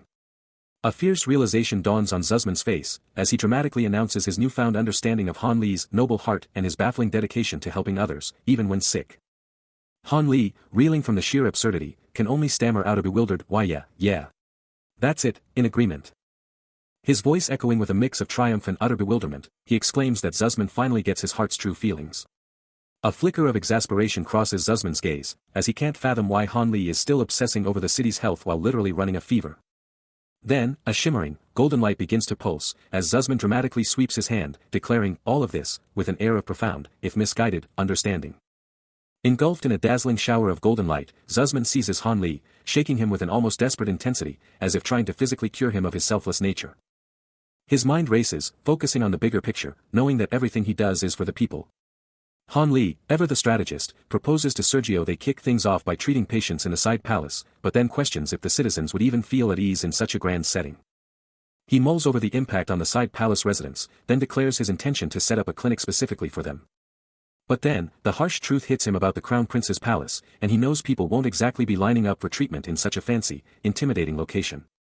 So, he figures they need some serious marketing, like miraculous treatment stories, to get people through the doors. He pictures it, once the buzz gets out, a flood of people will come seeking their amazing treatments. He's ready to open a Korean medicine clinic right in the side palace, a place where his patients will finally get the care they deserve. But wait, what's this? Everyone here is ridiculously healthy. A frustrated sigh escapes him, 800 people checked, and only 2 measly bonus days of life gained. This is a disaster. He needs more sick patients, more challenges, then, a brilliant idea hits him. Clutching a massive stack of documents, he declares this is more than enough to treat everyone. As Sergio delivers the comprehensive health reports of every side palace employee. Han Li's mind races, if the employees are perfectly fine. Then he'll just have to dig into their family's health records. He's absolutely convinced there's at least one seriously ill person hiding among them. Han Li is buried under a mountain of paperwork, the soft rustle of pages the only sound as he grinds away. He's still sifting through the endless documents, but the frustration is building, papers scattering to the floor. He looks up, a silent question on his face, the brutal truth hitting him: the side palace staff are still perfectly healthy, no matter what he tries. Pure disappointment washes over him, the clock is ticking, and he's running out of time. But then, a shadow falls over his desk, a sudden presence breaking his focus, and a voice cuts through his thoughts, asking if he's disappointed. The man's face is stone cold, his eyes locked on Han Li, ready to drop a bombshell question. His voice cuts like a knife, hitting Han Li with a brutal question: do you see patients as tools? Han Li flinches, completely blindsided by the accusation, as the man doubles down, claiming he only sees patients as test subjects. A dark, oppressive aura flares around the man, his words hitting like a hammer, accusing Han Li of seeing everyone as just a means to his own twisted ends. Damien, the ever-loyal subordinate, fiercely defends his master, declaring that His Highness always has a plan. But the true owner of the body is totally unimpressed, questioning the very sincerity of that loyalty. Han Li, stuck in the middle, tries to mediate, but Damien just doubles down, asserting his point even harder. Sergio, feeling the tension spike, quickly offers his apologies. Then, the true owner of the body snaps his attention back to Han Li, accusing him of mistreating his loyal subordinates, who are giving it their all. Damien immediately fires back, challenging the other man's harsh words towards His Highness. The argument explodes, forcing Han Li to step in, his patience clearly at its limit. With a sharp command, he kicks both of them out of the room. Left alone, Han Li lets out a heavy sigh, the crushing weight of his impending deadline pressing down on him, with only 10 pages left. He's locked in, eyes glued to the document, a fierce determination burning within him as he promises himself to be sharper next time. Digging deep for courage, he's about to drop a bombshell on this questionnaire: he's got an 8-year-old brother. But this wasn't just any brother, he'd go through horrific episodes, 2 or 3 times a month, frothing at the mouth like he was straight up possessed. They brought in every doctor, but no one could figure it out, and even the clerics went all out, praying their hearts out for the kid. But every single attempt to exorcise those evil spirits from him, totally useless. Then, a young boy with shocking white hair and piercing red eyes flashes a smile, an unsettling innocence radiating from him. And then, it clicks. The shocking realization: he's found him. Han Li is deep in thought, meticulously poring over a crucial document. Before a triumphant grin breaks out, and he exclaims, "I found it." Later, in a lavish chamber, Damien and Sergio are on standby as a young boy, perched at a massive table, nervously speaks to Han Li, stammering, "Why, Your Highness, this one." The kid, George, keeps going, a touch of hesitation in his voice: "Is my younger brother, George, but..."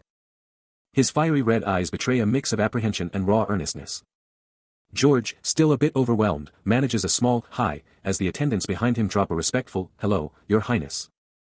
Sergio, ever the charmer, tries to break the ice with a cheeky introduction, telling George he can call him Rachiel and dropping a pun about being Sergius. But let's be real, the kid's probably more terrified than amused right now. So Han Li, ever the doctor, reaches out, knowing a soft touch is the key to calming a nervous kid. His hand gently makes contact with George's leg. And in a flash, a small, cool toy appears in his palm. George's face lights up, his eyes going wide with pure joy, a stunned "wow" tumbling out. Han Li extends the awesome gift, a silent invitation for George to grab it. George pauses, then eagerly reaches out, his fear completely forgotten in the face of a cool new toy. The true owner of this body confronts Han Li, demanding to know what's up, but Han Li's response is cryptic: "I can't let you touch me." Left alone with his thoughts, the true owner of this body starts to question everything, a single word echoing in his mind: "I'm." His thoughts race back to a pivotal moment, a shocking revelation: he was cured by an evil spirit. Returning to the conversation, the true owner of this body asks, "I'm weird," but Han Li immediately shuts it down: "That's not true. You're not weird." But his mind is already elsewhere, replaying a recent memory: "I fought with them yesterday too because they tried to imitate me and tease me." The memory turns sour as he recalls the outcome: "I lost." Followed by a chilling experience: "I felt strange and it suddenly became dark." A haunting question repeats itself: "It suddenly became dark." He confirms the terrifying reality: "Yes, there are times when I get these strange sensations out of nowhere. My body starts to shiver." A powerful purple energy erupts around him, his eyes glowing with its intensity, as he recounts the full, terrifying ordeal: "My whole body would tremble and feel numb. I'd feel like I was floating in the air and then dropping to the ground." Falling through a dark, ethereal void, the red-haired child remembers how the further he went, the weirder the sounds got. And then, when he finally woke up, he was totally drained, completely powerless. Meanwhile, the white-haired man keeps a close eye on him, looking super worried. He then asks, almost amazed, if the kid really went through all that. Pulling the kid into a hug, he tells him, "You're so incredibly brave." He takes a step, and a subtle glow appears around his foot. But the kid freaks out, pulling away with a flushed face, yelling that he can't be touched because he's got evil spirits. But the man ignores him, gently holding him as a soft blue energy flows from his hand to the kid's chest, a quiet hum filling the air. A holographic screen pops up, showing a diagnostic scan. It says the patient is totally healthy, even with the kid's crazy fears. The holographic display blazes to life, flashing a dire warning: generalized tonic seizures are about to erupt. Irregular brainwaves are spiking, signaling intense seizure activity. Blue energy pulses from his hands, engulfing the child as Han Li zeroes in on his consciousness, his face grim as the critical data streams in. George's eyes widen in surprise. He knows this isn't the man's usual gig, but hey, he's technically a doctor, right? The diagnostic screen updates, detailing how rampant brainwaves, for reasons unknown, would trigger full-body convulsions, plunging the patient into unconsciousness. Han Li's mind races, confirming the screen's grim prognosis. Rampant brainwaves are a terrible sign, not a good one, drawing a small, disbelieving "really" from the boy. A confident smirk spreads across Han Li's face as he reminds the child, "Yeah, I'm the crown prince, remember?" His stance is unyielding, his confidence radiating as he boldly declares, "I'm always correct." He gazes down at the boy, a pensive look crossing his features, grateful he's well versed in epilepsy, but even with his knowledge, treatment has its limits. Frustration etches his face as he confesses he can't pinpoint the cause right now, cursing the lack of advanced diagnostic tools. No MRI machine here. Han Li, still processing the medical findings, tries to address the figure, correcting himself to brachial. But then, a sudden, sharp pain rips through his head, making him gasp in agony. Meanwhile, the possessed George, now radiating a sinister purple aura, screams about his overwhelming power, his eyes practically burning with unnatural light. The sheer power of the entity's manifestation makes Han Li reel back in absolute shock, his mind scrambling to understand this terrifying twist. As a black-haired guard charges in to protect His Highness, the possessed George unleashes a brutal, devastating blow, smashing the attendant while a red-haired maid screams in horror. The impact sends the guard flying across the room, crashing into the wall as the maid screams for His Highness to get away. Seeing the chaos unfold, Han Li's shock transforms into fierce determination, his jaw set as his eyes subtly glow. He speaks with unwavering resolve, refusing to back down from the malevolent presence. Meanwhile, the black-haired guard, having recovered from the brutal blow, draws his sword and defiantly shouts that this is no mere evil spirit. A surge of blue energy erupts from his hand as Han Li fights back the mental assault, understanding this isn't just some illness, it's a full-blown illusion. He vows to protect everyone, no matter what. But the possessed George, now a hulking, red-eyed monster, explodes into action, brutally knocking an attendant off his feet, then casually demands a pillow. Just as suddenly, the entity crashes to the floor, writhing in a violent seizure, foam bubbling from his lips, making an attendant nervously ask if he should grab a towel. Sergio, the attendant, stares in worried confusion, reiterating his towel question. Han Li instantly takes charge, gripping the convulsing man's chin, sharply telling them not to dare, explaining his jaw muscles are spasming out of control. Damien, another attendant, quickly adds that if they mess up, the man could bite off and choke on the towel. Facing the grim reality, the attendants acknowledge they're powerless until the seizures finally pass.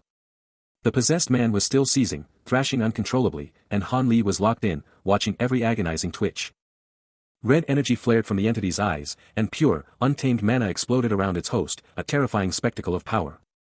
He could feel it, the sheer mana pouring off him, the unmistakable signature of the Azrahan core technique. His senses were hyper-tuned to mana flow, letting him see the complex dance within the raw energy. Mana was pure life energy, and if he could just visualize its flow, he could crack the seizure's secret. His eyes blazed with blue energy, a jolt of insight hitting him, he could figure out this epilepsy.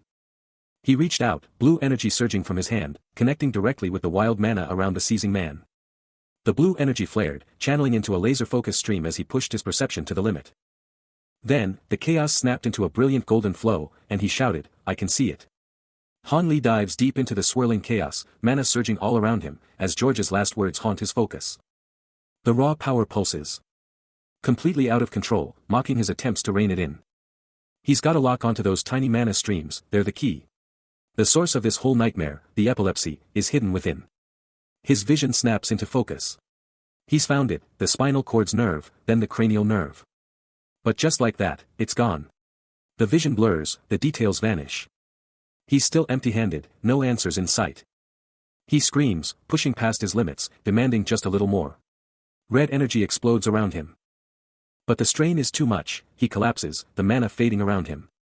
Han Li pushes his senses to the absolute max, and bam. He finally locks onto the chaotic energy, nailing down the exact cause. With his eyes blazing, he dives even deeper into the nerve maze. Then, boom, it flares up, the vagus nerve. It hits him like a truck, the seizures are all because of messed up signals in that one nerve. This one nerve, it's setting off seizures across George's whole brain and body. After the intense diagnosis, Han Li tells his crew to cover up the unconscious George, demanding he get some serious, uninterrupted sleep. And he lays down the law, no loud noises, period.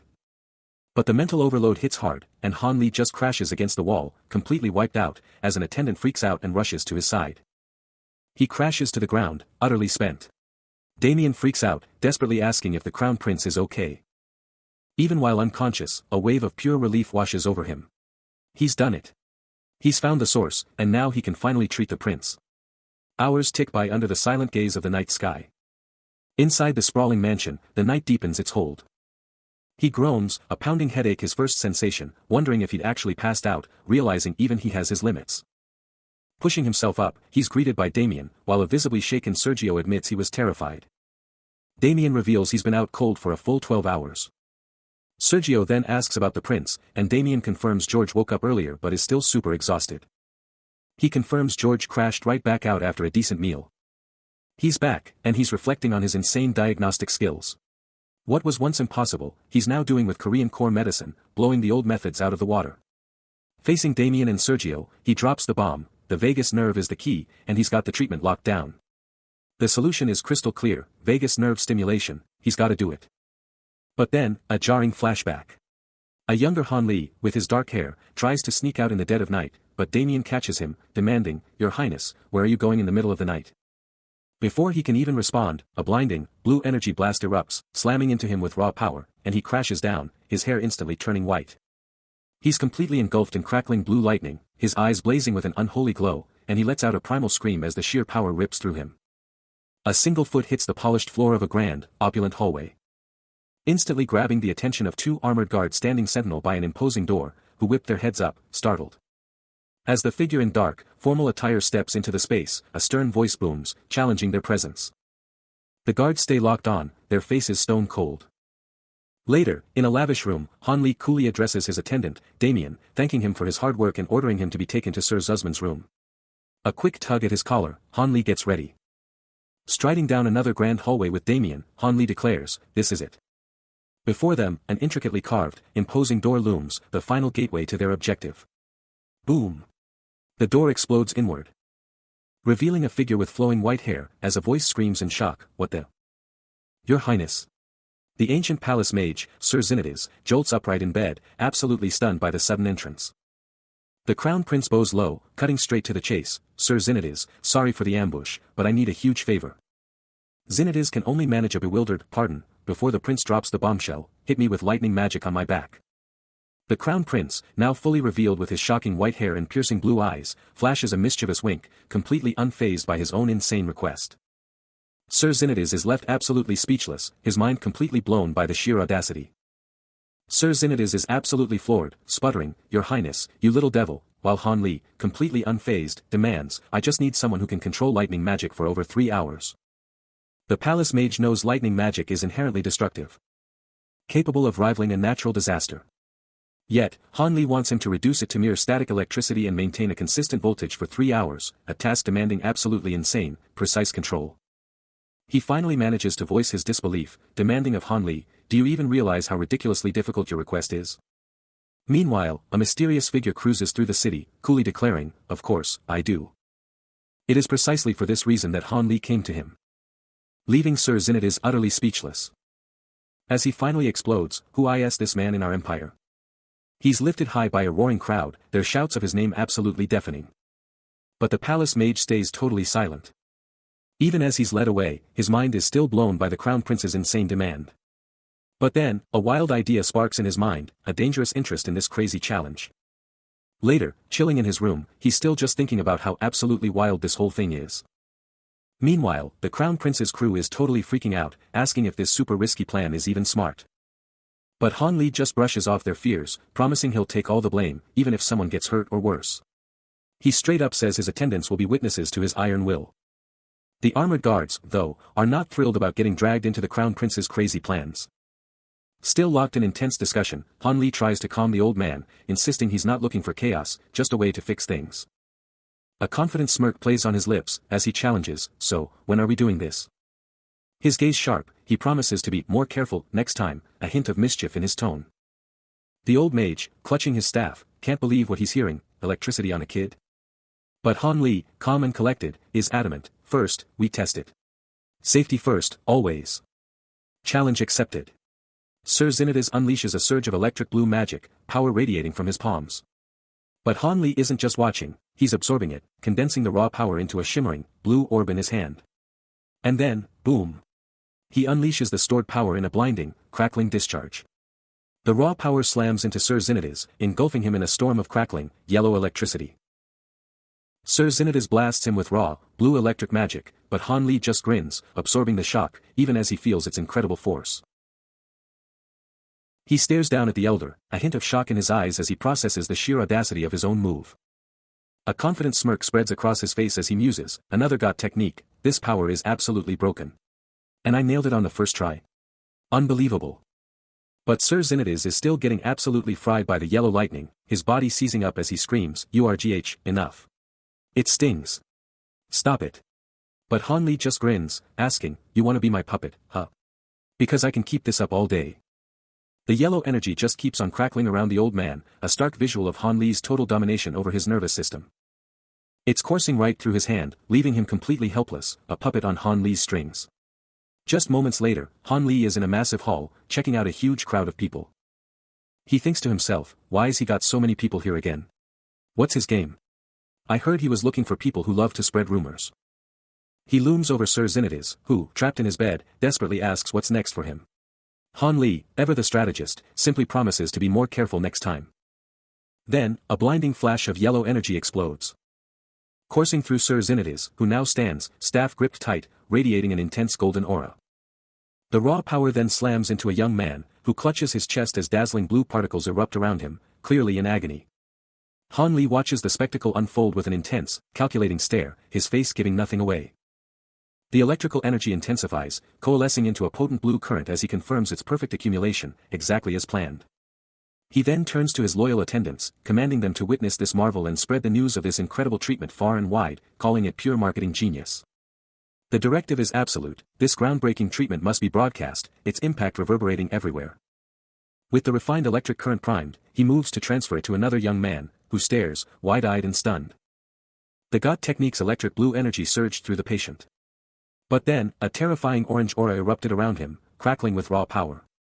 The blue and orange energies clashed, spiraling into a chaotic maelstrom, leaving the patient utterly bewildered by the sudden, dangerous shift. The crackles turned into explosive bursts. And a chilling realization hit him, this wasn't just dangerous, it was out of control. His eyes blew wide, pure terror etched onto his face. As the mana flow went completely berserk, screaming that he was totally screwed. He bolted, a desperate dash for survival, but the runaway power was already consuming everything. Overwhelmed by the erratic energy, patient A's body convulses, the impending seizure now a certainty, and it's about to go down. He struggles against the pain, wondering how much longer he can endure this torment, pushing his limits. His eyes glow with the uncontrolled mana, a desperate plea for release etched across his face as the power surges. Observing the escalating crisis, Han Li realizes they have less than a minute before the full seizure begins, the clock is ticking. He moves quickly, considering the worst-case scenario as the energy around him crackles, this is bad. The digital display confirms his fears, only 1 minute remains, time is running out. Suddenly, a blinding flash of raw, uncontrolled power erupts from patient A's vicinity, a massive explosion. The force of the eruption throws him back, the chaotic mana swirling around him, a devastating blast. He looks back at the maelstrom, realizing the situation is dire, and there isn't enough time to prevent the inevitable, it's a catastrophe. Even pushing the Garmin core technique to its absolute limit, this whole ordeal is still gonna take 30 minutes. He doesn't have that kind of time. Should he just stop now and deal with it later? No way. The raw magic is going wild. A seizure would be a total disaster, and he can't let anyone find out about this mess. No way, not on his watch. How much more can the patient take? And what if he never gets another chance to fix this? He curses himself, furious at his own carelessness, wishing he hadn't been so lax. Then, with a burst of determination, he shouts, calling out for Sir Zinnides. He needs the technique's power cranked up to 3 times its current level, a desperate, all-or-nothing move. A blinding golden aura erupts around him, his entire being radiating immense magical power as he braces for the surge. Sir Zinnides, looking surprisingly calm, gives the nod, agreeing to the insane power boost and promising answers later. The moment the Garmin core technique went into overdrive, a blinding storm of pure magical power erupted, ready to tear through everything. The pain was unimaginable, a searing agony that promised to break him, but Patient A, gritting his teeth, knew there was no turning back now. From his very core, a vibrant blue energy pulsed, pushing his body to its absolute limits. Golden-orange lightning ripped through the air, making him scream, but Han Li's command was clear, push through it, Your Highness. Unflinching, Han Li unleashed a torrent of golden energy, a direct conduit of power blasting into Patient A. The raw power surged, ripping a scream from Patient A's throat as his eyes and chest ignited with a terrifying red glow. The clock was ticking, a death sentence counting down, just 10 seconds left until the seizure hit. Han Li's mind raced, a desperate plea echoing, he needed to absorb more mana, process it, and finish this treatment now. His entire being honed in, targeting the exact spot of the electrode, the make-or-break point. Golden energy absolutely explodes around Patient A, who's writhing in pure agony. As the Garmin core technique goes full throttle, slamming into his carotid artery. The raw mana is practically thumping inside him. His body twisting and contorting, as that golden energy just keeps crackling around him. The raw magical energy surges, crackling with insane power. Han Li, hands practically glowing, is pumping that volatile power into Patient A, blue lightning absolutely ripping between them. His face is locked in a gaze of pure, unyielding concentration, pushing past every limit. But the clock is ticking, a grim countdown screaming only 5 seconds until a seizure, the energy just relentlessly crackling. He's pouring everything he has into the struggling patient, who's completely overwhelmed by the sheer, raw force of the mana. Patient A is barely able to choke out a pained, guttural cry.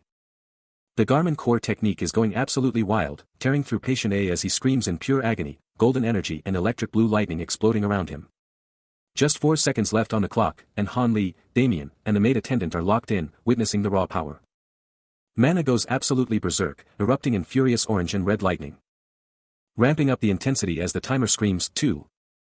Then, a colossal pillar of pure golden energy, crackling with electric blue lightning, erupts, getting sucked right into him. Han Li's eyes blaze with an insane blue glow, his entire existence locked onto taming that wild power. The countdown screams 1, and a blinding white aura explodes from his hand, the sheer strain twisting his features. Boom! A cataclysmic burst of raw, crackling energy explodes, a blinding maelstrom of orange and yellow light. The furious electrical discharge intensifies, coalescing into a focused, rumbling beam that's ready to tear through anything. It connects. An unseen figure is absolutely decimated, sent reeling amidst a secondary explosion of blue and white lightning. But wait! A new, potent blue energy sphere pulses into existence, crackling with immense, terrifying power. The blue and white electrical currents surge outwards, expanding rapidly, consuming everything in their path. And there he is. The blue-haired mage stands amidst the swirling energy, his gaze fixed downwards, a silent force of nature. The sheer magnitude of the power unleashed hits hard, a moment of intense, breathless shock. Nearby, a red-haired patient, blindfolded and vulnerable, cries out in agony as the blue energy courses mercilessly through him. A blinding wave of electric blue energy erupts from Han Li's palm, slamming into the patient's chest. George lets out a guttural scream as the raw power rips through him, his entire body locking up in pure torment. Han Li, with a chilling grin, observes the patient's suffering, a soft, almost taunting whisper escaping him, "Rakiel?" George, utterly disoriented, can only manage a pained, "Erg." As Han Li, with unnerving composure, asks, "You feel okay, right?" The ornate staff, a symbol of power, stands sentinel, its presence a silent testament to the magic just unleashed. Across the opulent chamber, the maid attendant senses the lingering magical residue, prompting Damien to ask, noticing something.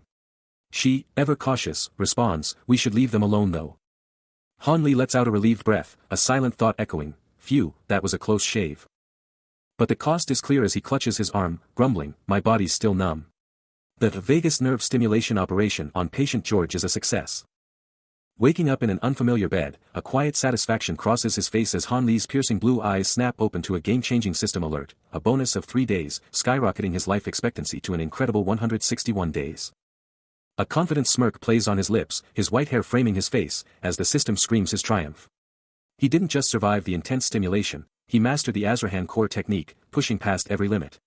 It's now single circle level 2, supercharging his mana by a whopping 130%. And get this, his lungs and large intestines are now infused with metal energy, making him practically immune to wood attacks. Talk about an upgrade. Suddenly, a young man in a sleek red and black tracksuit bursts into the scene.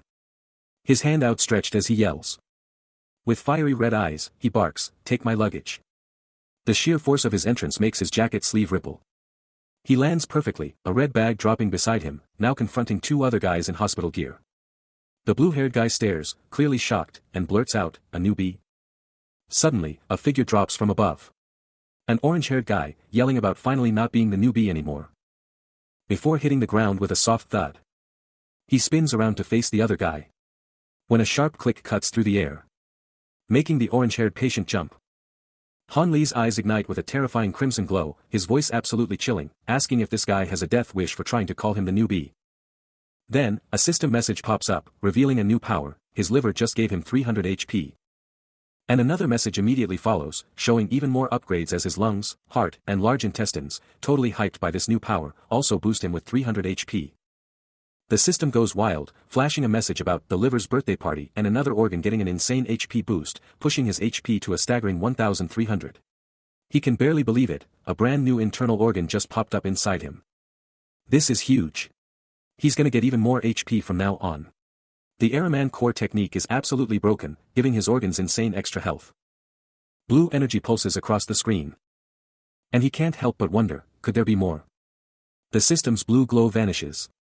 He snaps back to reality, the system's magic gone, just in time to hear a tiny voice pipe up, "Huh? What?" Little George, the patient, stares up at him with huge, worried eyes, announcing that something feels totally weird inside him. Han Li just calmly looks down at the kid, giving him a cool, reassuring answer. "You're not strange." George lets out a worried sigh, desperately hoping he won't lose control, while Han Li offers to stay by his side. But Han Li, with an unshakable grin, drops a bombshell, "You're staying like this, permanently." He doubles down on the promise, for the rest of your life, no less. George's mind is blown, a mix of shock and pure hope as he stammers, "What? Really?" His jaw drops, utterly speechless.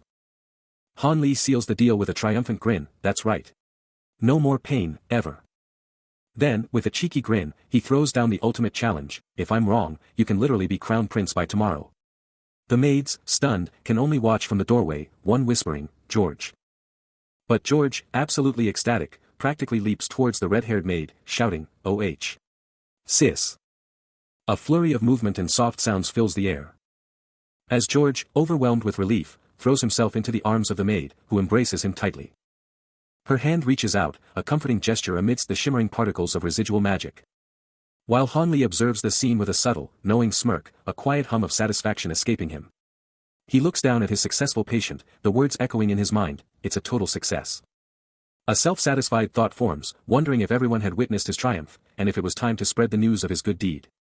Meanwhile, a crowd of distressed men, some shirtless and clearly suffering, fills a clinic, a testament to the many who still needed treatment. He muses on his grand plan, promising to cure them all with a touch of extra life, a booming laugh echoing his ambition for a long and healthy future for his patients. Han Li's face twists into a wide, almost maniacal grin, his form glowing with an inner power as his vision for the clinic takes hold. Patient A's eyes snap open, but his vision is a total blur, his mind racing. A confused sound rips from his throat, a sharp, disoriented, "Huh." The world glitches, a jarring flash of two guys, one yelling, "What?" His mind spirals, a chilling thought hitting him, "Am I seriously fainting again?" Suddenly, a wild dream explodes into his mind. George is absolutely beaming, surrounded by Han Li, Damien, and a whole crew of patients, with a screen flashing, of course, after all the stress you've put. The dream dissolves into a hazy blur. And the opulent room slowly snaps into focus. Patient A groans, stirring in the plush bed, his body finally starting to respond. His eyes fly open, a tired "Yura" escaping him as he demands, "How long was I out? My body feels like a rock." He finally stirs, eyes fluttering open to a room full of worried faces, a maid's voice cutting through the silence, "Your Highness, are you awake?" Still half asleep, he can't help but wonder why everyone's just standing there, like they don't have anything better to do. Han Li, looking utterly drained, confesses he was so tired of just watching him sleep. The maid chimes in, explaining that's exactly why she was hoping he'd wake up already. But then, Han Li just loses it, breaking down in tears and admitting he prayed so hard for His Highness to wake up. Confused by the sudden waterworks, he asks why Han Li's crying again, only to get hit with the bombshell, he's been out cold for 2 whole days. while the maid tries to calm down the still sobbing Han Li. The sheer impact of the news makes him bolt upright in bed, his eyes practically bugging out. His 3 attendants watch him, a mix of relief and worry on their faces, as he tries to wrap his head around losing 2 whole days. Still processing the shock of losing 2 whole days, Patient A unleashes a furious glare, practically screaming, "Were you trying to get me killed?" Han Li's face twists in pure agony, barely able to get out an apology, confessing he never imagined the unconsciousness would drag on for so long. But even amidst his rage, a new, urgent thought cuts through Patient A's mind, a sudden worry for George. He pushes himself up in bed, his face a mask of concern, desperate for news. Just then, a bright, cheerful voice shatters the silence, and George bursts in, a huge grin on his face, announcing he's totally fine. Han Li remains a quiet presence, his back turned, letting the moment unfold. Patient A's gaze locks onto the kid, a whirlwind of relief and utter bewilderment washing over him. George bounces closer to the bed, and Patient A can't help but blurt out, "Wait, what are you doing here?" With a mischievous, slightly sheepish grin, George admits he totally pestered someone until they let him come. He stares at the kid, who's practically vibrating with nerves. His tiny hands gripping a rope like it's the most precious thing, and the kid's voice echoes, "When you woke up." A wooden pendant dangles from that rope, and it all clicks into place for him. He takes the kid's hand, his voice soft, "Did you have a hard time while I was asleep?" The boy just stammers, that. Elsewhere, Han Li is deep in thought, "Ugh, this is getting a little too heavy for me." The real reason flashes through his mind, "I only saved him to extend my own life." He keeps thinking, "Don't get all emotional about what I did."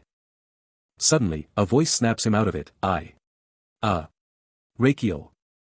He whips around, clearly caught off guard by the call. "And to help others." His words hit hard. Meanwhile, a small, intricately crafted necklace is examined. Later, with Han Li, Damien, and a maid attendant watching. He insists the greatest reward he's received. Han Li, standing beside Damien. However, Patient A, still feeling the lingering effects of his ordeal. Then, a voice cuts through the quiet, dropping a respectful. And just like that, the maid and Damien are already heading for the exit. George right on their heels. But George, being George, spins around with a huge grin, waving like crazy and shouting. And then he's off again, following the crew out. While the patient on the bed gives a chill wave back, muttering a quiet. He stays put, with Han Li still right there.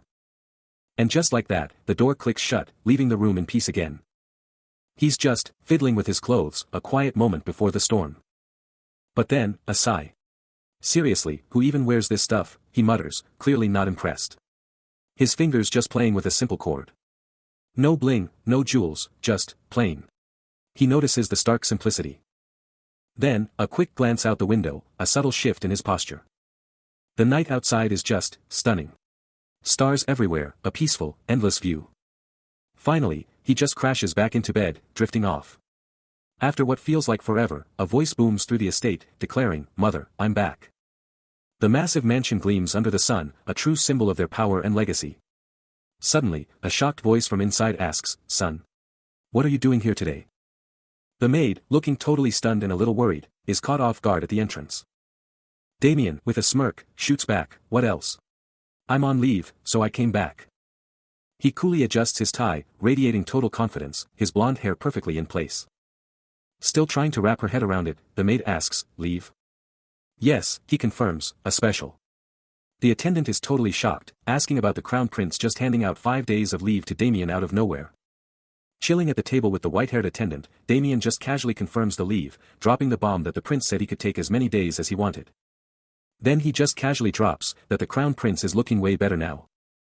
The attendant breathes a sigh of relief, but then wonders if that's the reason behind the prince's weird behavior. Damien totally agrees, spilling the tea that the prince has been acting super weird recently. The attendant's like, "Wait, what kind of strange stuff are we talking about here?" Damien spills the beans. The prince keeps going on about wanting to treat people, like he's some kind of doctor or something. Then, holding up a glass, Damien tells the attendant to check something out. The attendant was stunned, but Damien's mind was already racing, calculating the fallout from the prince's shocking decision. But the man himself, Han Li, the crown prince, was already deep in thought, his gaze fixed downwards. While outside, the world began to stir with a new, subtle energy. And before long, official decrees and shocking announcements were literally flying through the air, cascading down onto the bustling streets where the masses were already gathering. A massive crowd instantly swarmed a public notice board, their collective gasp turning into a roar of confusion and disbelief. What is this? The poster screamed, free treatment event, listing everything from back pain to obesity, a medical miracle for the common people. And the kicker? It was the Crown Prince himself, Rachiel Adrian Magentano, personally offering to fix all sicknesses, even spines. From a hidden vantage point, someone was clearly thinking, yeah, these rumors are definitely going viral, right? He's there, by the window, a subtle smirk gracing his features. Then, a door swings open, and Damien steps in, immediately bowing to His Highness. He pivots, looking at Damien, and casually asks if he's had breakfast. Still gazing out, he points out how early Damien is up. Moving away from the glass, the Crown Prince mentally preps for day one, realizing the massive haul of traditional medicine he'll need. Damien, ever efficient, announces he's already got all the requested ingredients. He makes sure to emphasize the extreme care he took in getting them. But Han Li ups the ante, telling him to grab even more, no matter if it sparks a buying frenzy, he wants every last bit.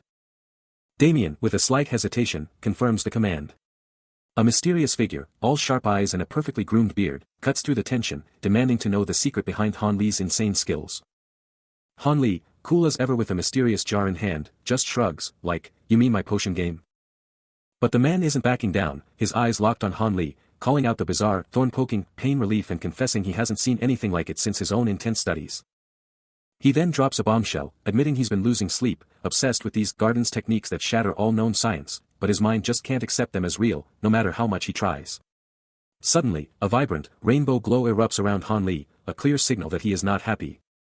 Seeing the sudden change, the man can't help but observe that Han Li is clearly ticked off. He's probably thinking it's totally pathetic that he can't figure out the medical techniques he's using. Especially since he's a doctor too. Han Li keeps his cool, his expression totally unreadable. Then, with a slight head tilt, he drops a bombshell, actually, I'm from another world. He turns away slightly, and keeps explaining his wild situation. Back there, I'm not some prince, I'm just a regular guy named Li Han, he clarifies, a faraway look in his eyes. A faint, ethereal blue glow pulses around him, a subtle flex of his inner power. He used to make a living with traditional medicine, the exact same techniques he's been using now. The unnamed man, still not buying it, fires back, I brought this up after serious consideration.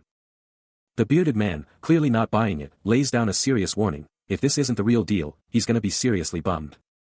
Damien, ever the provocateur, just shrugs it off, claiming that's exactly why he decided to spill the beans too. Damien's grin widens, clearly loving the other man's annoyance, who can only throw his hands up in total frustration.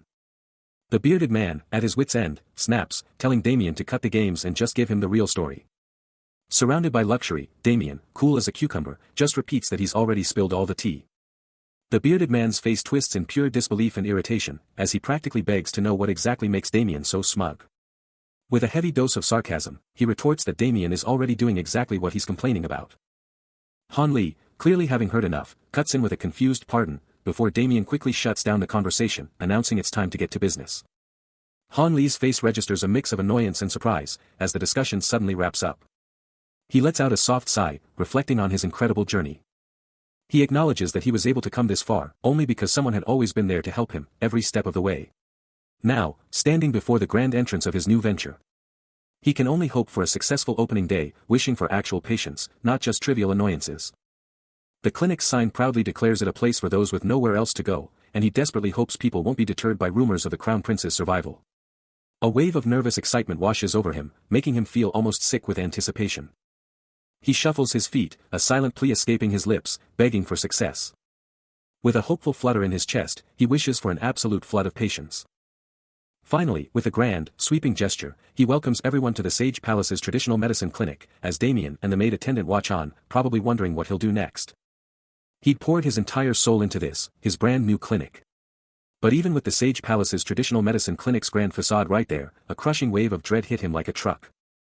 He was totally doomed, his dreams shattering into a million pieces. Slumped on the stairs, he was a picture of misery, until Damien came down, instantly spotting his boss's utter despair. Your Highness. Damien cried out, his voice laced with pure worry. Why was this even happening? His mind was a whirlwind of frantic questions. But then, it hit him, a sudden, shocking realization, and his face completely transformed into pure astonishment. His eyes blew wide open, reflecting a totally unexpected twist. He was saved. Unbelievable. He's cutting through the crowd, a wave of frustrated shouts erupting as someone yells at him to stop pushing. But he's not backing down, firing back that he was there first. This is it, the Side Palace Traditional Medicine Clinic, emblazoned on a fancy sign. The clinic is absolutely swamped, and someone's already complaining that the first day is always the craziest. Suddenly, a maid attendant steps up, ready to check out the next person in line. Han Li is down on one knee, facing a young patient named George, while someone awkwardly explains that His Majesty is totally swamped right now. Damien watches the whole thing unfold as the kid, George, just asks, "But what am I supposed to do?" Han Li isn't giving up, though, begging for an exception because so many kids here desperately need help. He's on the scene, and he's not holding back. "This isn't how you prep medicine," he exclaims, clearly annoyed that the nursing staff is still a total mess. But he's got a plan. He knows it'll take time for things to settle, but he's still getting those results by diving into the overall health check report.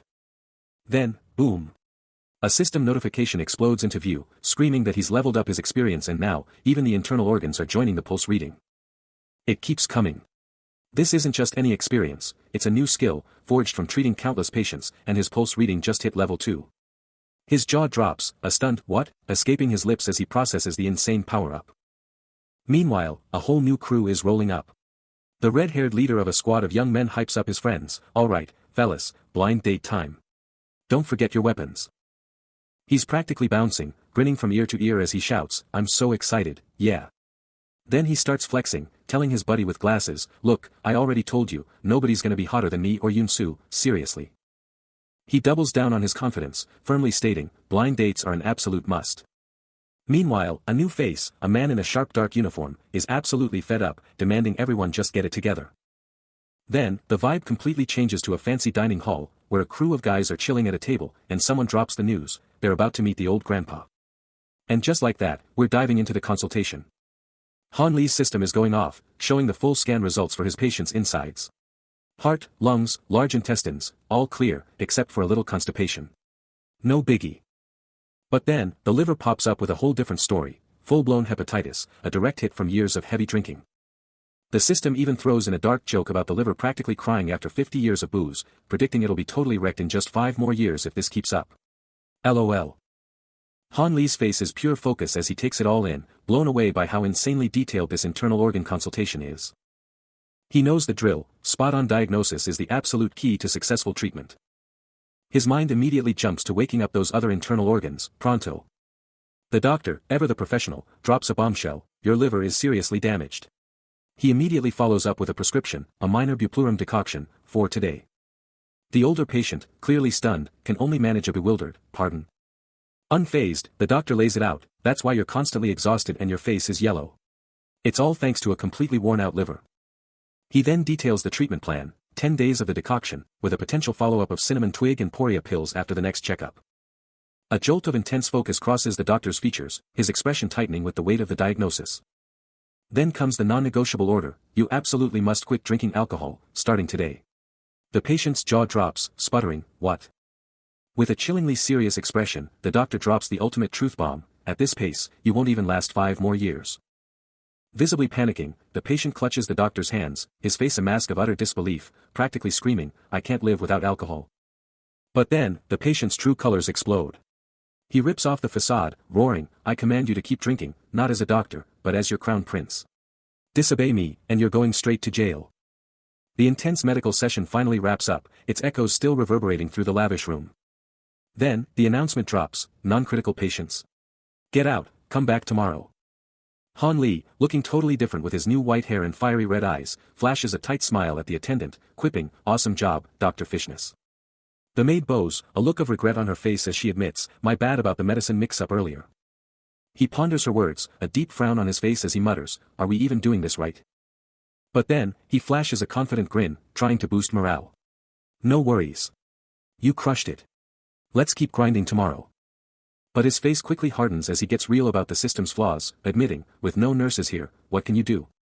He presses on, his mind racing with the dangers of their stretched resources, "But we're screwed if we take on too many patients needing nursing care." A wave of longing hits him, wishing for backup, "Man, if only Mr. Kim and Ms. Lee were here."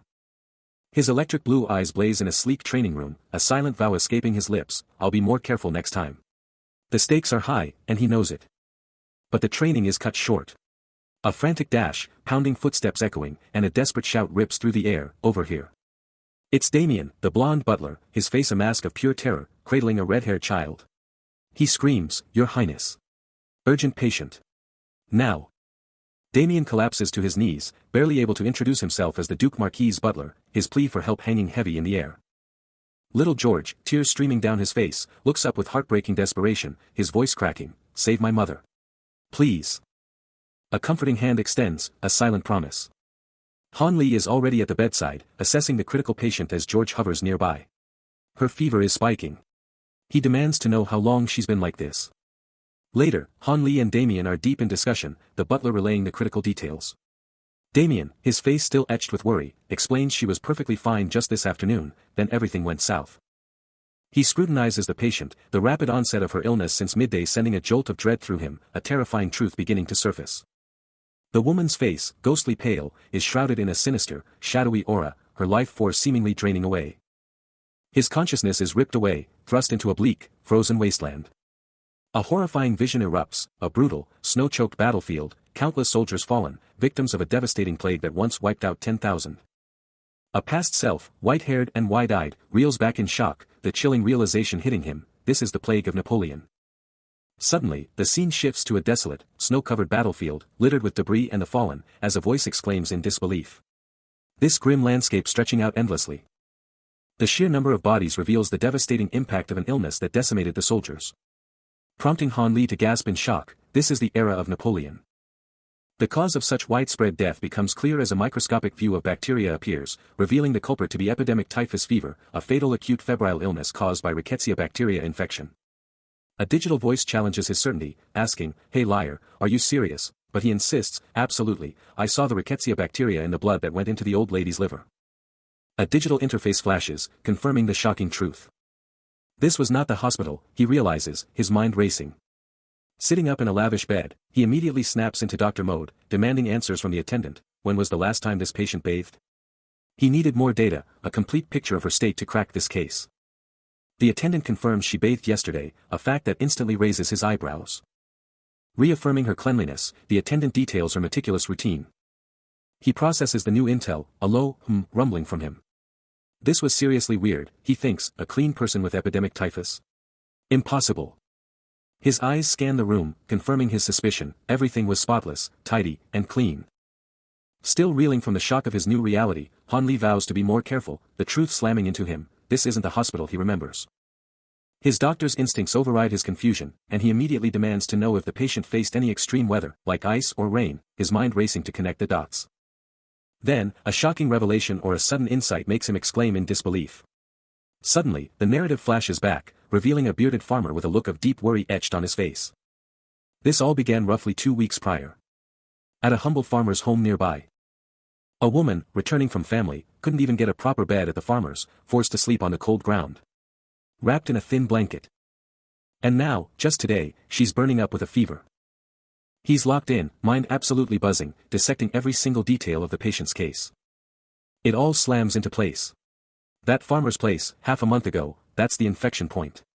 15 days incubation, and boom, epidemic typhus fever, just like he'd studied. A sharp TSK confirms his terrifying hunch, and Damien, wide-eyed, can only manage, infected. It's confirmed, epidemic typhus fever. And the horrifying truth. The patient is out cold, her state critical. Damien's voice is grim, this is really bad. She's been unconscious for 3 days. And the worst-case scenario? Pneumonia, organ failure, even rotting limbs. He stares at the patient, a silent vow burning in his eyes, never again will I be so careless. Then, with a commanding presence, he spins to face the maids, demanding their absolute focus. His voice cuts through the air, a sharp command to strip the patient and scrub her down with steaming towels. A maid recoils, shocked by the sheer intensity of his instructions. He presses on, demanding they incinerate the infected items and bury them deep, to keep this deadly secret hidden. And that's not all, he orders them to cleanse themselves and torch their own garments the moment they're done. His voice drops, a chilling threat of instant dismissal and severe retribution for anyone who dares defy him. His face hardens, a steely determination burning in his eyes. The maids nervously agree, but he cuts them off with a sharp reminder, these rules apply to them too. Han Li, with that striking white hair, drops a bombshell command. He snaps a sharp gesture, his voice like a whip, demanding that maid move now. The maid and her crew drop into a deep bow, showing swift, absolute obedience to their highness. Later, a gleaming knife sits on a board, surrounded by the fresh, potent herbs for a secret cure.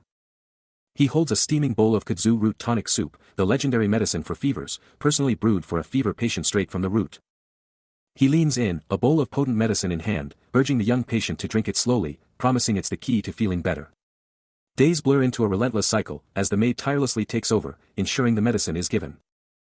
Her face a mask of worry, she meticulously cares for the boy. The relentless vigil persists. But even with their best efforts, the boy can only muster a pained groan, his small frame burning with the relentless fever.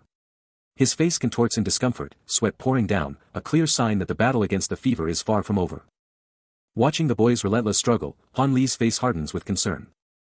For 3 grueling days, the maids had been a constant presence, rotating through 8-hour shifts. But despite their tireless efforts, the boy wasn't getting better, his condition was only spiraling downward, consumed by the raging fever. Han Li is deep in thought, realizing the woodroot tonic soup should be the ultimate solution right now. But then it hits him, George's yin and yang are totally out of whack, her yin energy critically low. He has to fix that balance, and fast. Before anything else even matters. Only then, he realizes, will her body actually absorb the woodroot tonic soup? A heavy frown crosses his face as he grapples with the problem. He needs something absolutely insane, something legendary to fix this massive imbalance. Pure frustration boils over as he yells at himself, demanding his brain kick into overdrive and remember. He curses the incompetence of everyone else, deeming them utterly useless in this crisis, the entire weight of saving George resting squarely on his shoulders. Suddenly, his eyes blaze with an intense blue glow, as a game-changing memory explodes into his mind. Right. There's that place. He demands, his resolve unwavering, Sir Garden, prepare a carriage for me, now. The legendary secret palace, Moon Baekgyang, a vault of unimaginable treasures and ancient artifacts. Might just hold the one miraculous herb that can turn the tide. But there's a catch, only the emperor can step foot inside, making entry nearly impossible. Still, a defiant thought burns in his mind, I am the crown prince. As night falls, a magnificent carriage stands ready, poised for a journey to destiny. He knew he had to pull out all the stops, even if it meant going straight to the top, his own father. Pulling up to the massive palace doors, he took a moment, steeling himself for what was to come. The palace halls blurred past him. Before he was dropping into a deep bow before the emperor, declaring, Crown Prince Raquel Adria Magentano, reporting for duty. His white hair practically glowed in the regal light. As he held his respectful stance. The emperor's booming voice cut through the silence, what in the world brings you here at this ungodly hour? That crushing pressure from his old man was still as intense as ever, a constant reminder of who was truly in charge. Taking a deep breath, he started to lay it all out, my visit is about. He finally drops the bombshell, demanding immediate access to the secret palace vault. Still on his knees, facing the ultimate authority. The emperor's booming voice shatters the tension, what could possibly warrant such a bold move? Han Li, head bowed, braces himself to explain. He starts his defense, reminding the emperor about his traditional medicine clinic in the side palace. Revealing that a critically ill noble child arrived there only 3 days ago. But the emperor isn't buying it, demanding to know how this relates to the vault. Han Li quickly explains that a vital ingredient for the child's cure could be hidden inside the vault. But the emperor's face hardens, flat out accusing him of lying and exploiting the child's suffering to fuel his own secret agenda.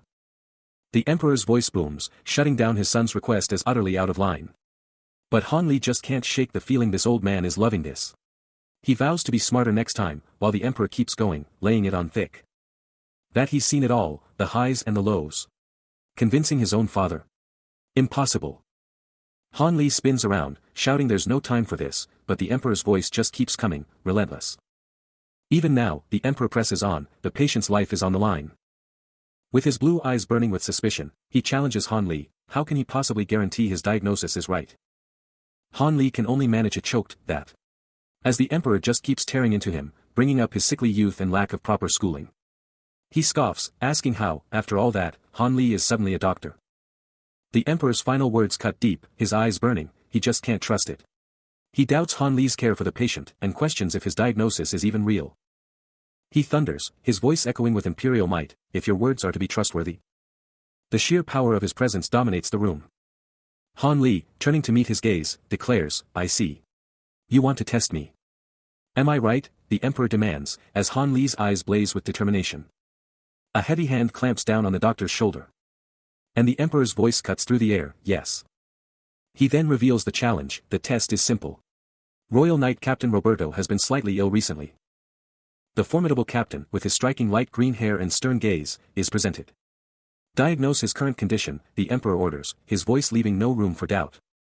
The Emperor's voice rings out with a challenge. If you succeed, he proclaims, I'll grant you access to the secret palace vault. Han Li, ever confident, seals the deal with a handshake to Damien, the Emperor's gaze fixed upon them. But the Emperor's thoughts betray his skepticism, a silent doubt echoing, there's no way he can get this right.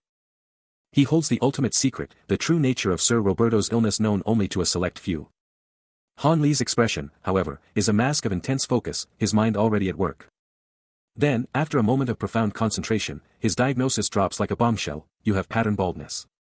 The words hang in the air, sending both the Emperor and Damien reeling in absolute disbelief. Yet, Han Li remains unperturbed, calmly continuing his examination of the ailing Roberto. Still scrutinizing the patient, he dramatically declares the man's hair unbelievably thick and full. Only to then rip off the disguise, exposing the shocking truth, it was all a wig. The Emperor's eyes instantly flood with tears. As an enraged voice explodes, damning the asshole father and son for their outrageous behavior. Uncontrollable sobs rack the Emperor's frame. While Damien desperately begs His Majesty to regain composure, but the Emperor, utterly crushed, simply orders them to move on. Han Li, unfazed, then casually addresses Damien. Before coolly striding away. Leaving Damien to seethe, questioning if such a brutal wig reveal was truly justified. Shaking off the Emperor's meltdown, Han Li's eyes are already on the prize, coolly stating he'll handle the royal knight later, because something far bigger is at stake. Now, with a mysterious white-haired companion by his side, Han Li is locked onto their next target, a powerful duo ready for anything. The mission is set, the legendary secret palace vault. Suddenly, a dazzling, blue-glowing portal rips open, revealing the gateway to the vault. No time to waste, they charge straight into the glowing abyss. His eyes snap wide open, a shocking realization hitting him like a bolt of lightning. He and Han Li are standing before an absolutely magnificent, glowing archway, pulsating with an otherworldly blue energy. They stride forward. As he screams the name of this legendary place, the secret palace vault. Suddenly, an attendant appears, bowing deeply and addressing him as, Your Highness. The duo continues their march towards the epic entrance. As the attendant thrusts an ornate, glowing book into his hands, insisting he take it. The white-haired man stares at the mysterious artifact, a question forming on his lips, as the truth is revealed, this is the key to the secret palace vault, and without it, there's no way in. Clutching the radiant key, a chilling thought strikes him, what if this crucial artifact wasn't in his grasp? Elsewhere, a menacing armored guard observes, a sinister grin twisting his features as he declares, You'll die. Oblivious to the danger, he and Han Li confront the ominous, shadowy maw of the vault. Suddenly, a system alert blazes, announcing his attack magic is nullified, mana usage logged, and the time limit breached, with mere hours until dawn. He recoils in utter disbelief, the gravity of the situation hitting him hard. Witnessing his panic, Han Li, resolute, commands, Damien. We're going in, now. No time to waste. Han Li, Damien, and the white-haired man surge ahead, plunging headfirst into the vault's dark embrace. The armored guard, utterly dumbfounded, stares as they vanish, his smug grin replaced by pure shock, a hand frozen mid-air in disbelief. They've breached the secret palace vault, and now the glowing gates of the intermediate area loom, signaling the next level of this insane challenge. Then, a voice cuts through the tension, a quick, almost playful, sorry. He's absolutely beaming, a massive grin plastered across his face, clearly thrilled with how things just went down. But that grin vanishes fast, replaced by a sharp, calculating look, as he mutters, he didn't fall for it. Suddenly, a system message flashes, declaring him victorious. He's passed the test, can enter the basic area, and even snag a sweet item. Meanwhile, Han Li is sprawled on the floor, staring up in utter disbelief, muttering a confused, pardon. He just stares down at Han Li, a smirk playing on his lips, casually asking, do you have any complaints about what happened to you? Han Li just turns his head, a defeated look in his eyes, muttering, no. It's not really a complaint. Meanwhile, the Emperor, Estelian, is looking intense on his throne, recalling just how much he had to grind to pass that test. The Emperor, in his full royal regalia, can't help but think the white-haired man barely broke a sweat, even after facing the vault's challenge. But wait, a crucial detail hits him, the Emperor never even said which area he was testing him for. He can't help but grumble, a little pout forming, is the Emperor just making up rules now that he's aced the test? The Emperor's voice rings in his ears, a teasing remark about his audacity. In a shadowy corridor, with Roberto watching, the white-haired man clenches his fist, his heart pounding as he decides the Emperor is seriously cheap. He keeps walking with purpose, his mind now on Roberto, is this guy actually on his side?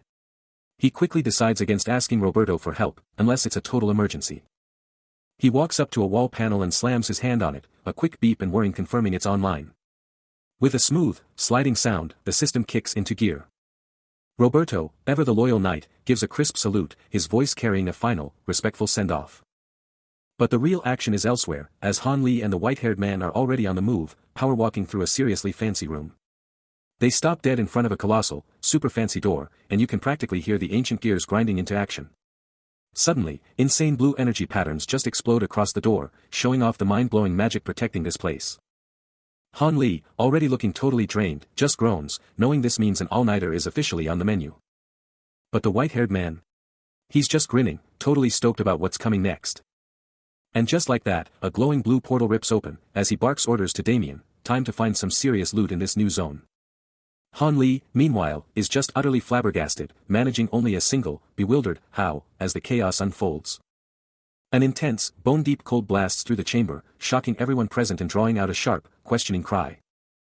The mission is crystal clear, find any item, reagent, or magic ball radiating that same intense, powerful energy. Every single location needs to be logged, because they'll be diving deep into them later. With the orders locked in, the white-haired man pivots to Han Li, geared up to tackle this massive hunt. He proposes a tactical split of the massive chamber, claiming one entire side for his own search. Han Li doesn't hesitate, instantly taking his designated area. A laser-sharp focus ignites in the white-haired man's eyes, as he locks onto the mission. He launches into his systematic sweep, plunging deeper into the maze of shelves, the glowing floor lines his only guide through this ancient, magic-infused vault. The white-haired man is deep in the vault, and a mysterious blue glow catches his eye. He's wondering if this is some kind of magical hot zone.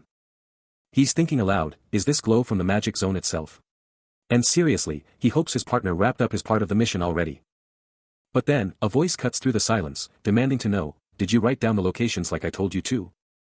Han Li, looking intense and surrounded by glowing relics, is not messing around. The white-haired man, with a glowing artifact nearby, just gives a quick, yes. He's on it. Side by side, they keep sweeping through the massive vault, checking out every single item. Han Li is busy scribbling notes, when suddenly, he's hit with a shocker. What on earth is this? He spots another glowing blue artifact, and the question hits him, isn't there anything with ice properties in this magic area? The white-haired man gives a quick affirmation, as he and Han Li press on, meticulously scouring the magical vault. Han Li's mind races, questioning if this new find is their last hope, then steeling himself to dive deeper into its secrets. The item's details flash into view, 10,000-year snow, a basic shield of unknown origin, ready to unleash an ice barrier with a mana infusion. There it is, the 10,000-year snow, a simple yet powerful disc. He can't help but notice its uncanny resemblance to a cafe buzzer. A soft blue glow emanates from his eyes as he devours the details, realizing the shield's mana cost is offset by the pure mana fragments it leaves behind upon breaking. Reaching for it, he questions why this basic item feels so profoundly ancient and mysterious. Clutching the 10,000-year snow, a vibrant blue aura flares around him, proving the description, mana infusion equals ice shield deployment. The artifact glows intensely, pulsating with raw blue energy in his hands. The 10,000-year snow artifact pulses with a soft, resonant blue glow, a low hum filling the air. The light flares, the hum escalating into a powerful thrum, making one wonder what this thing truly is. It feels like something you just pick up, but the buzzing is definitely tied to mana. Han Li grips the glowing artifact, the mana intensity undeniable, and he's determined to try again, slowly, to unlock its secrets. Eyes shut, focusing intensely, he finally gets it, the mana, he understands it. His hand flares with blue energy, realizing he can control the artifact's temperature like a total boss, just like his own body. The artifact explodes with a brilliant, controlled radiance, confirming this is the feeling he's been chasing, and he's not stopping now, he's going to keep pushing. Han Li's intense focus on the artifact paid off, as a dazzling, shimmering blue light erupted, pulsating with raw power. The energy surged, condensing into a flawless, radiant sphere of pure mana, its glow intensifying with every passing moment. Then, with a triumphant roar of power, he knew he'd done it. A victorious shout echoed in his mind. The mana exploded outwards, manifesting a colossal, impenetrable shield, yet despite its sheer scale, it felt like nothing at all. Han Li, now radiating power, stood at the heart of his masterpiece, arms wide, effortlessly commanding the vibrant blue shield, a true display of absolute mastery. He couldn't help but bask in the sheer awesomeness of his success, immediately wishing he could show Damien, his mind buzzing with excitement for his friend. A compact, flawless mana sphere now pulsed in his hand, and with a triumphant grin, he declared his need for Damien's assistance yet again. Elsewhere, Damien, undoubtedly feeling the ripple of Han Li's power or his mental broadcast, could only scratch his head, utterly clueless about what was going on in his friend's mind. Han Li, clutching the radiant sphere, vowed to be more careful next time, but his resolve was ironclad, ready to plunge headfirst into the artifact's mysteries and devour every last bit of knowledge. He's internally freaking out about this insane bonus HP he just scored. But then quickly corrects himself, like, wait, I meant the open wound of my patient. But now, with a shocking transformation, his hair pure white, his eyes electric blue, he's standing in this epic hall, getting called Your Highness. While some servant is literally handing him a chosen item. He asks, with total boss energy, if they've finally decided on that sword. That sword, though, it's looking absolutely lethal, just gleaming. Then, out of nowhere, his whole vibe changes, and he snaps at Damien, like, Damien, what in the world are you doing? Damien, looking absolutely crushed, can only choke out how incredibly disappointed he is. And there he is, the prince, rocking a full-on crown, his new look a total game-changer. A commanding voice cuts through the air, urging him, you need to put down what you have, Your Highness. He lets out a low, knowing laugh, his gaze fixed on the world outside the window. But elsewhere, the emperor tosses and turns, a heavy, why me, echoing through his opulent room. A thoughtful, escapes the crown prince, his mind clearly working overtime. Then, a loyal figure appears, bowing low and announcing, Your Highness, you're back. Damien's face is a mask of worry, his mind racing with the crown prince's surprising social skills. It's wild how well he's getting along with the nobles, he thinks, I shouldn't push him too hard, should I? Walking beside him, Damien offers a cautious approval, but he's doing a solid job for now, Your Highness. The crown prince sips from his cup, a deep realization dawning. It's not bad, he admits, but this isn't my true form. Still, I'm finally getting used to it. A decisive thought solidifies in his mind, yeah, I can definitely trust him more now. He's in a fancy room, tray in hand, looking sharp and ready for anything. Then, a genuine smile breaks through as he shares a chill moment with the white-haired guy. But then, boom.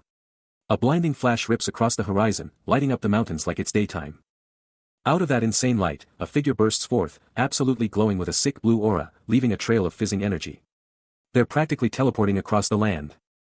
That glowing form just keeps on blasting across the land, a tiny, super-fast light in the distance.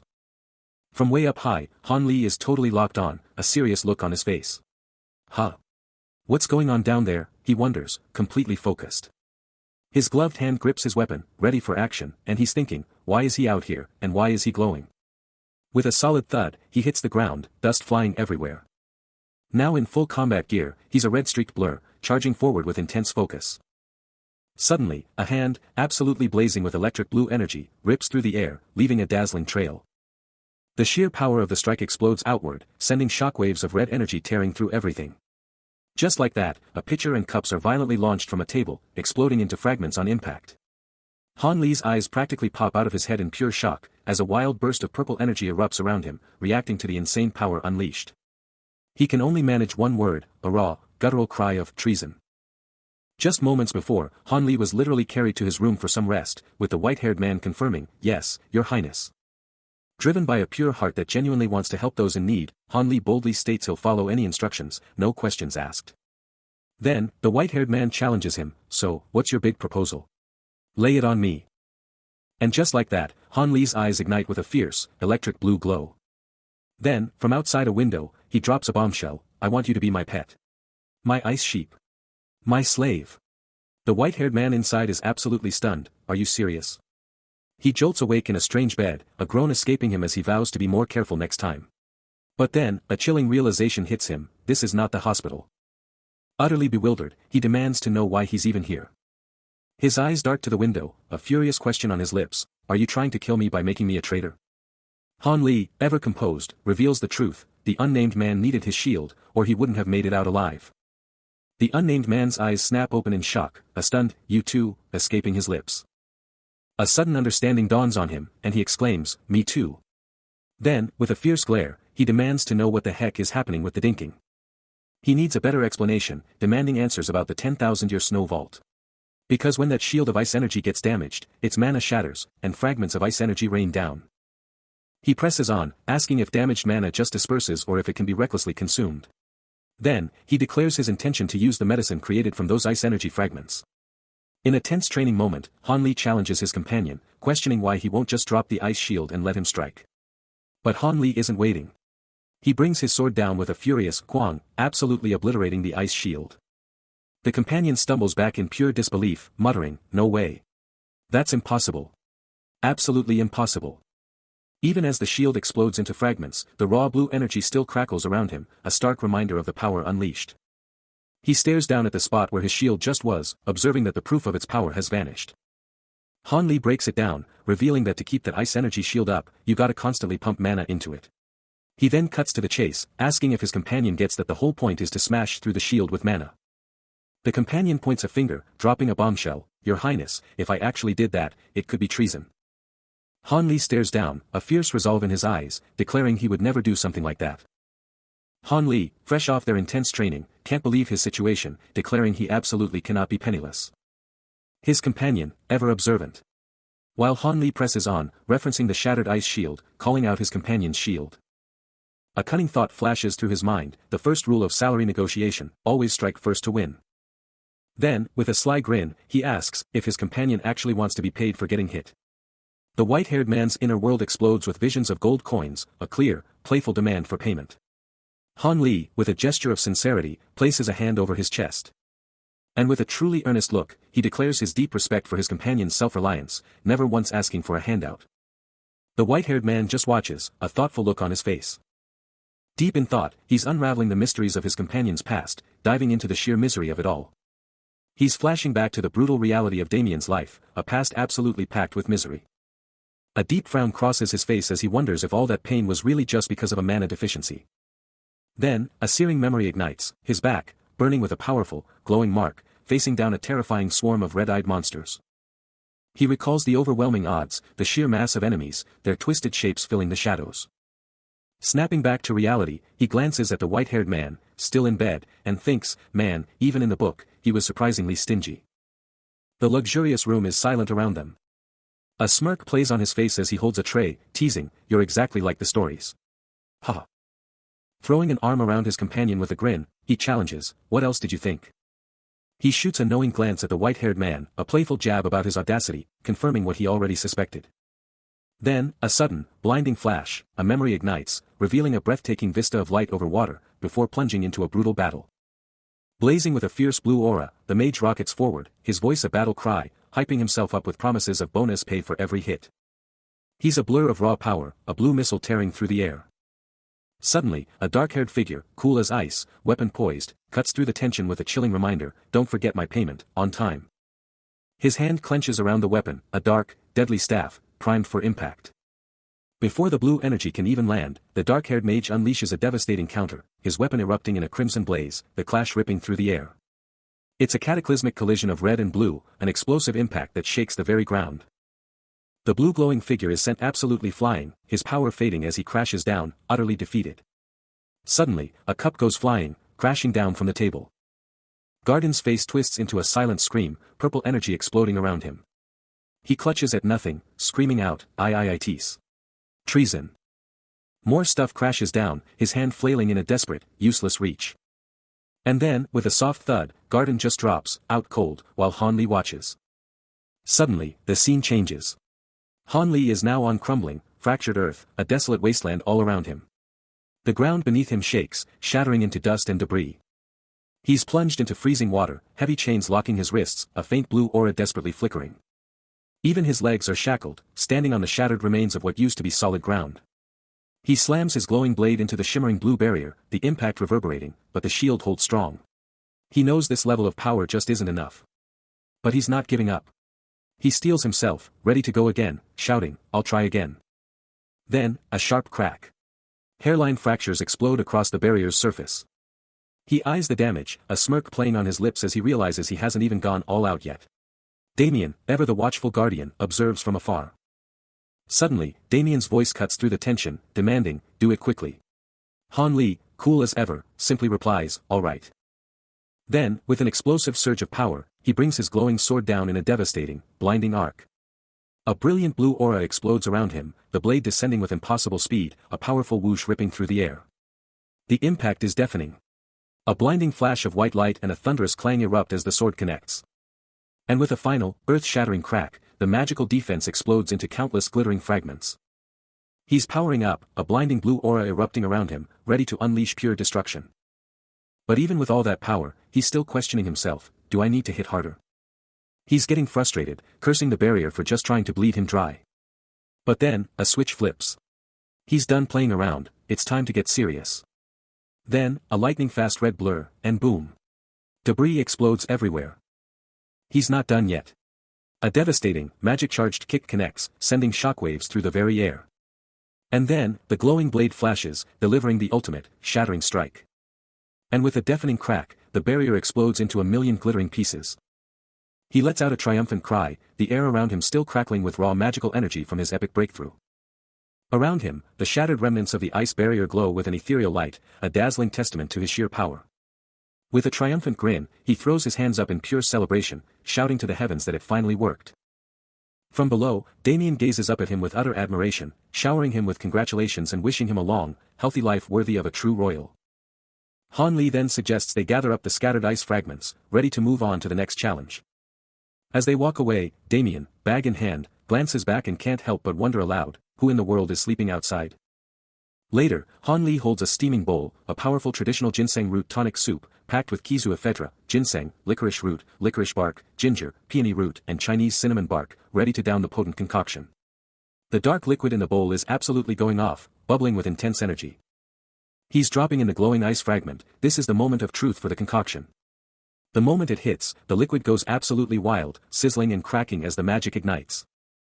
Then, another glowing piece drops right into the circle, and his mind is blown as the system updates. The tonic is practically glowing with blue and orange power, it's absolutely charged. And just like that, a new recipe drops, the Glow Root Tonic Soup, a traditional powerhouse. Just then, a super enthusiastic red-haired supporter shows up with a package, handing over the ice fragment Sir Rakiel was waiting for. The tonic concoction is a total success, confirmed by the system, leveling up his medicinal game. A blazing system notification pops up, offering a game-changing skill for ingredient analysis, and he's all in, a rush of pure hype coursing through him. As the system drops the bomb, a brand new ice kikuzi root tonic, boasting a 20% recovery rate, crushing water injuries, and melting fevers, all concocted by none other than Rakiel Adria Magentano himself. He's blown away by this insane skill, realizing he's practically unstoppable now. This is his secret weapon, he thinks, and it even supercharges water energy.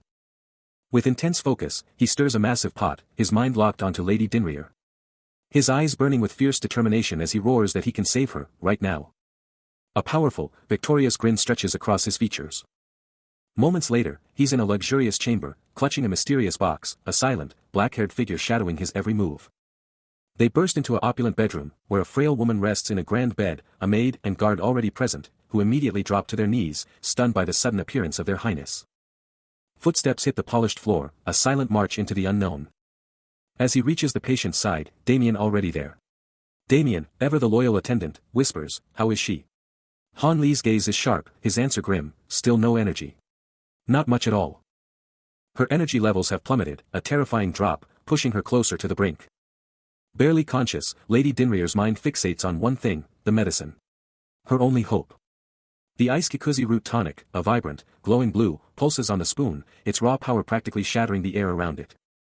He carefully guides the spoon to her mouth, a calm command in his voice, "All right, madam. Drink this."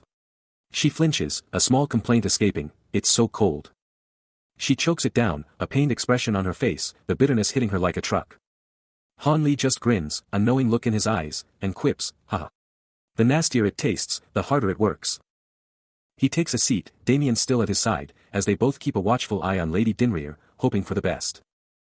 He's in deep thought, staring out the window, a calm before the storm of his next big move. But not for long. Han Li is already grinding, mixing up something potent with laser focus. Fast forward, 10 days later. The palace crew is buzzing, totally shocked that he's actually brewing up the medicine himself. While he's back in his thoughtful pose, everyone's wondering, has he always been this intense? A butler chimes in, he's completely transformed from that whiny guy he used to be. The respect is palpable, as someone declares their absolute admiration for His Highness. The butler, now beaming, insists, he always knew His Highness had it in him. The entire staff is hyped, a unified shout of, "Your Highness" ringing out. Chains of pure red energy bind him, head bowed, as Han Li faces an intense, unseen trial. These crimson chains aren't just for show, glowing runes now etch themselves onto his very skin as the power surges. He finally lifts his gaze, a tired smirk on his face, eyes burning with exhaustion as he confesses the sheer struggle. But a voice cuts through the fatigue, pushing Rakiel to hold on just a little longer for the massive reward awaiting him. Suddenly, a system window flashes into existence, announcing his incredible success. The ice kikuzi root tonic worked, typhus fever cured. And the accolades keep coming. His tireless dedication and self-sacrifice are hailed as exemplary, earning him massive respect and praise from all observers. But wait, there's more. Beyond the treatment reward, he snagged a title bonus, boosting his request for medical treatment skill by a whopping 1.5 times. His eyes snap open in shock, reeling from the sheer power of this unexpected bonus. The system then drops the bombshell on Lady Dinrier's fate, her life expectancy skyrocketing by an insane 27 years and 3 months, with 540 bonus days already banked before the title bonus even kicked in. The system delivers the final verdict, an 8-day life bonus, catapulting the total life expectancy to a staggering 146 days. A surge of power, a single, electrifying word, awesome. A wild, triumphant grin splits his face, his electric blue eyes blazing with an almost terrifying intensity as crimson chains coil around his arm. He shouts in his mind, I get so much more bonus life. Phantom hands erupt in a flurry of applause, shimmering with dynamic blue and pink energy. And he lets out a chilling laugh, ha ha ha ha. I'll be able to lead you all into even greater misunderstanding. Night's last stand. A lone bird cuts through the fading darkness. Just as dawn explodes over the massive estate, blasting the luxurious buildings with epic golden light. Meanwhile, inside, the morning light blasts through a window, lighting up a seriously quiet room. He's deep in thought, realizing, okay, I barely made it through this time, but seriously, running this whole clinic solo? It's getting impossible. Han Li, looking intense, stares out the window, totally lost in his thoughts. The pressure is real, and he knows exactly what he needs. I need professional nurses. Then, with a soft thud, his feet hit a wooden step, ready to tackle whatever comes next. The Crown Prince is showered with praise from Lady Dinrier, who can't believe he not only saved her but also brought her here. She's practically begging to know how she can ever repay this incredible kindness. And a system notification flashes, confirming his absolute triumph, netting him a sweet 1,000 gold for totally blowing them away. But he just brushes it off, telling her that her recovery is all the reward he needs. Later, the trio is chilling out, all relaxed and totally vibing. Their hands fly to their mouths in pure shock or amazement. Lady Dinrier says her goodbyes, but then, out of nowhere, she shouts, wait. His expression shifts to surprise as her urgent plea hits him, and she drops the bombshell, I want to talk to you. He stands there, processing her words, while an attendant watches the whole scene unfold. The carriage was ready to roll, and the coachman, a grizzled guy with a beard, was already on edge, vowing to be super careful this time. But then, no time for niceties, he barked for them to get in, pronto.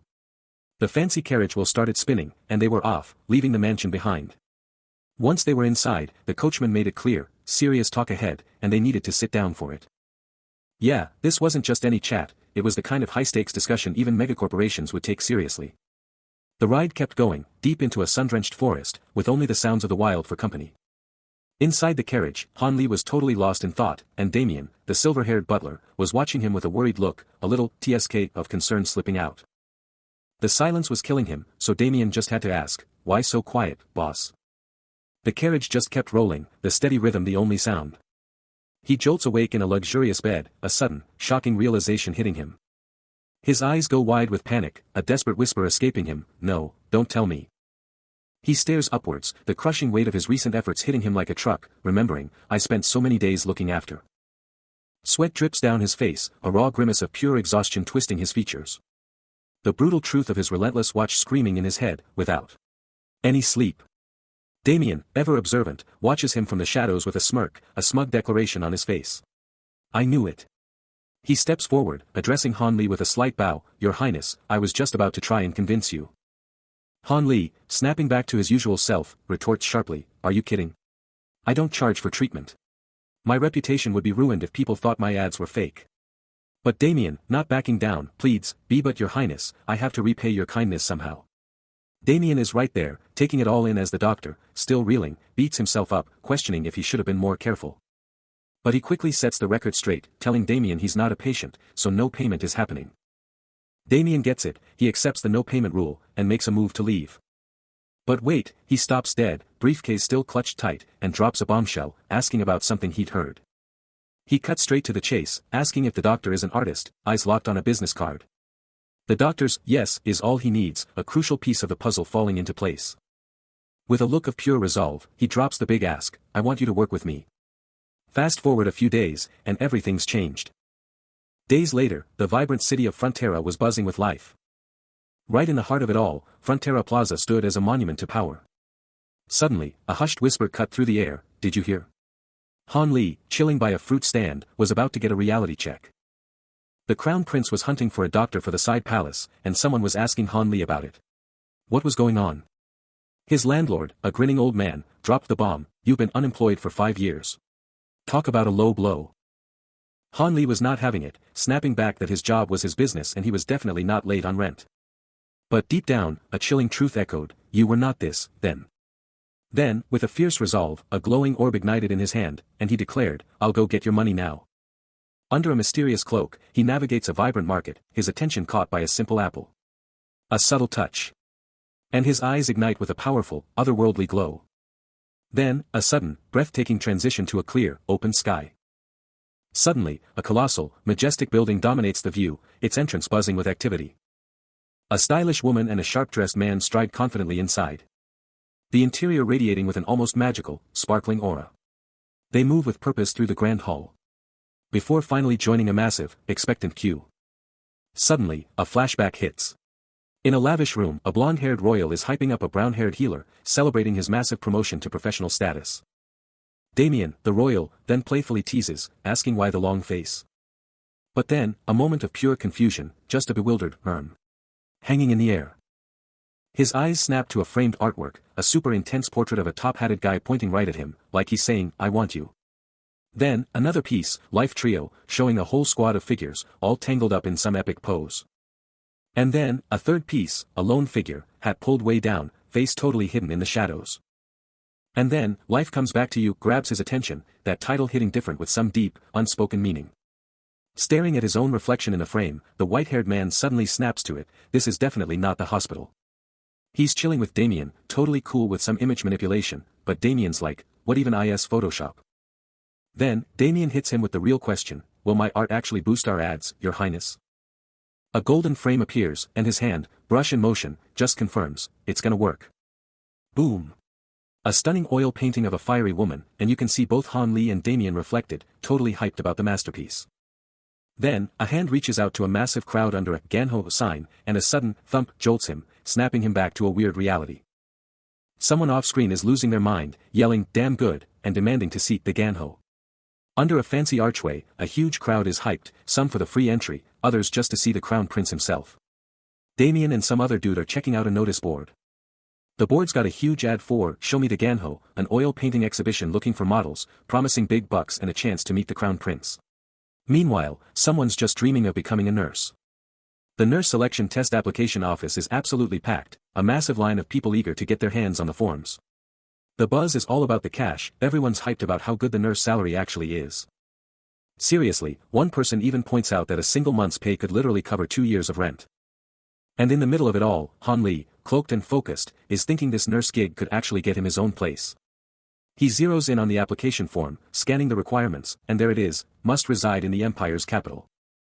The form then lays out the next steps, just fill it out and head to the application office for the nurse selection test. Under his hood, Han Li's eyes are practically blazing with white light, and they snap wide as he takes in the details. He's gripping that application form so hard, it's practically disintegrating in his hand. A low, satisfied chuckle fills the opulent chamber, as a figure in a vest can't help but whisper. But elsewhere, a striking white-haired figure, practically glowing with presence, effortlessly glides through a throng of people, completely unfazed. An aide steps up, a knowing grin playing on his lips, asking if His Highness is seriously that ecstatic. His face is absolutely beaming, a portrait of pure, unfiltered bliss, his eyes practically exploding with happiness. Standing next to his aide, a hand casually resting on his chin, he just radiates calm satisfaction. A buzz of conversation rises from a nearby group, all about luring top-tier nurses to the side palace. Their excited chatter promises one thing, more nurses mean more patients healed, more lives saved. Absolutely overcome with the sheer, incredible joy of it all, he flings his arms open, bathed in a dazzling cascade of light and music, utterly ecstatic. Trapped in the dream's embrace, he mutters from the bed, a flicker of remorse in his eyes, vowing to be more careful next time, only for the sudden, shocking truth to slam into him, this isn't the hospital. But the butler, ever watchful, can only marvel at his master's sheer incredibleness. Back in the real world, Han Li's hands ignite with a soft, ethereal glow. And the butler's internal monologue isn't over, adding that he's also incredibly generous with his pay. 6 days later. The sun blazes down on a magnificent, opulent structure, a stark contrast to the previous setting. A crisp, tack sound rings out as someone nears the ornate window. Their foot, clad in a simple sandal, lands with another tack on the gleaming tiles, entering the grand hall. And what's this? A massive, eye-catching poster inside, screaming, "Show me the nurses." Sunlight floods through the towering windows, bathing the lavish interior in a brilliant glow. Behold, the majestic Theodore's royal palace, a colossal monument to power, boldly proclaiming the presence of the Crown Prince's personal doctor. Perched high above, like a shadow, he surveys the colossal palace, a hooded enigma watching the world unfold beneath him. A low growl rumbles, then his eyes sharpen with resolve, a silent declaration, "I'm on time." His cloak dramatically sweeps aside, unveiling a chiseled physique, bound in bandages and clad in battle-ready gear. A total transformation from his typical lab coat persona. Elsewhere, a slick announcer, decked out in a sharp suit and bow tie, grips a mic, ready to drop some serious news on the waiting masses.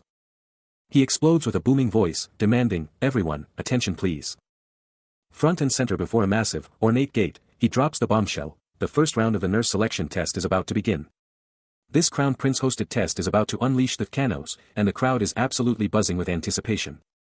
The tension is palpable as the announcer's voice absolutely thunders through the hall, kicking off the first task. He's milking every single second of this, dragging out the reveal. Practically vibrating with excitement as he clutches the mic. A massive grin splits his face, the royal palace practically sparkling in the background. And then, the ultimate tease, the next big reveal is being held until next week. A sleek game interface flashes, revealing the legendary title, The Crown Prince That Sells Medicine. The epic saga begins with a vibrant title card, "Hao the Ganho." Suddenly, a booming voice erupts from a lavish stage, announcing an event, hosted and sponsored by the Crown Prince himself. A charismatic announcer, sharply dressed, commands the attention of an enormous crowd. His voice electrifying as he declares the start of the nurse selection competition, and challenges everyone to "show me the ganhos." Gripping the microphone, the announcer's energy skyrockets as he reveals. The first task is to charge forward to the interviewing test location. Lost in the chaotic surge of people, Han Li is utterly bewildered, a single thought piercing his confusion, "I'll be more careful next time." Then, a shocking realization hits him, "Wait, this isn't the hospital." The announcer's final, powerful words echo, promising that all who succeed will become nurses and move quickly to the Crown Prince's side palace. The main building, the ultimate test location, looms 3 kilometers out, and the stakes are insane, only the top 10 from each group get an interview. He's left wondering about the other 90 people, when a voice blasts through the air, making it crystal clear, "Fail to make the interview, and you're out." That's just ridiculous, but there's no time to think as the command echoes, "All right, Group 1, depart." With a primal roar, the participants explode forward. Their feet hammering the ground in a desperate, all-out sprint. A wave of shouts and grunts rips through the air. Every single runner pushing past their breaking point, the relentless rhythm of their feet echoing like thunder. Han Li steals a quick look at the officials, watching the madness unfold, as the announcer's voice drops the brutal truth bomb, "After this, the rest are disqualified." The 2 officials stand there, stone-faced, their eyes locked onto the desperate struggle of the competitors. Snapping back to reality, the announcer's booming voice slices through the tension, announcing the immediate start of the next challenge. 4 plates, piled high with different dishes, sit waiting. As the announcer dramatically reveals, this is the second task. Han Li and Damien dig in, facing off across the table, each devouring the task with intense focus.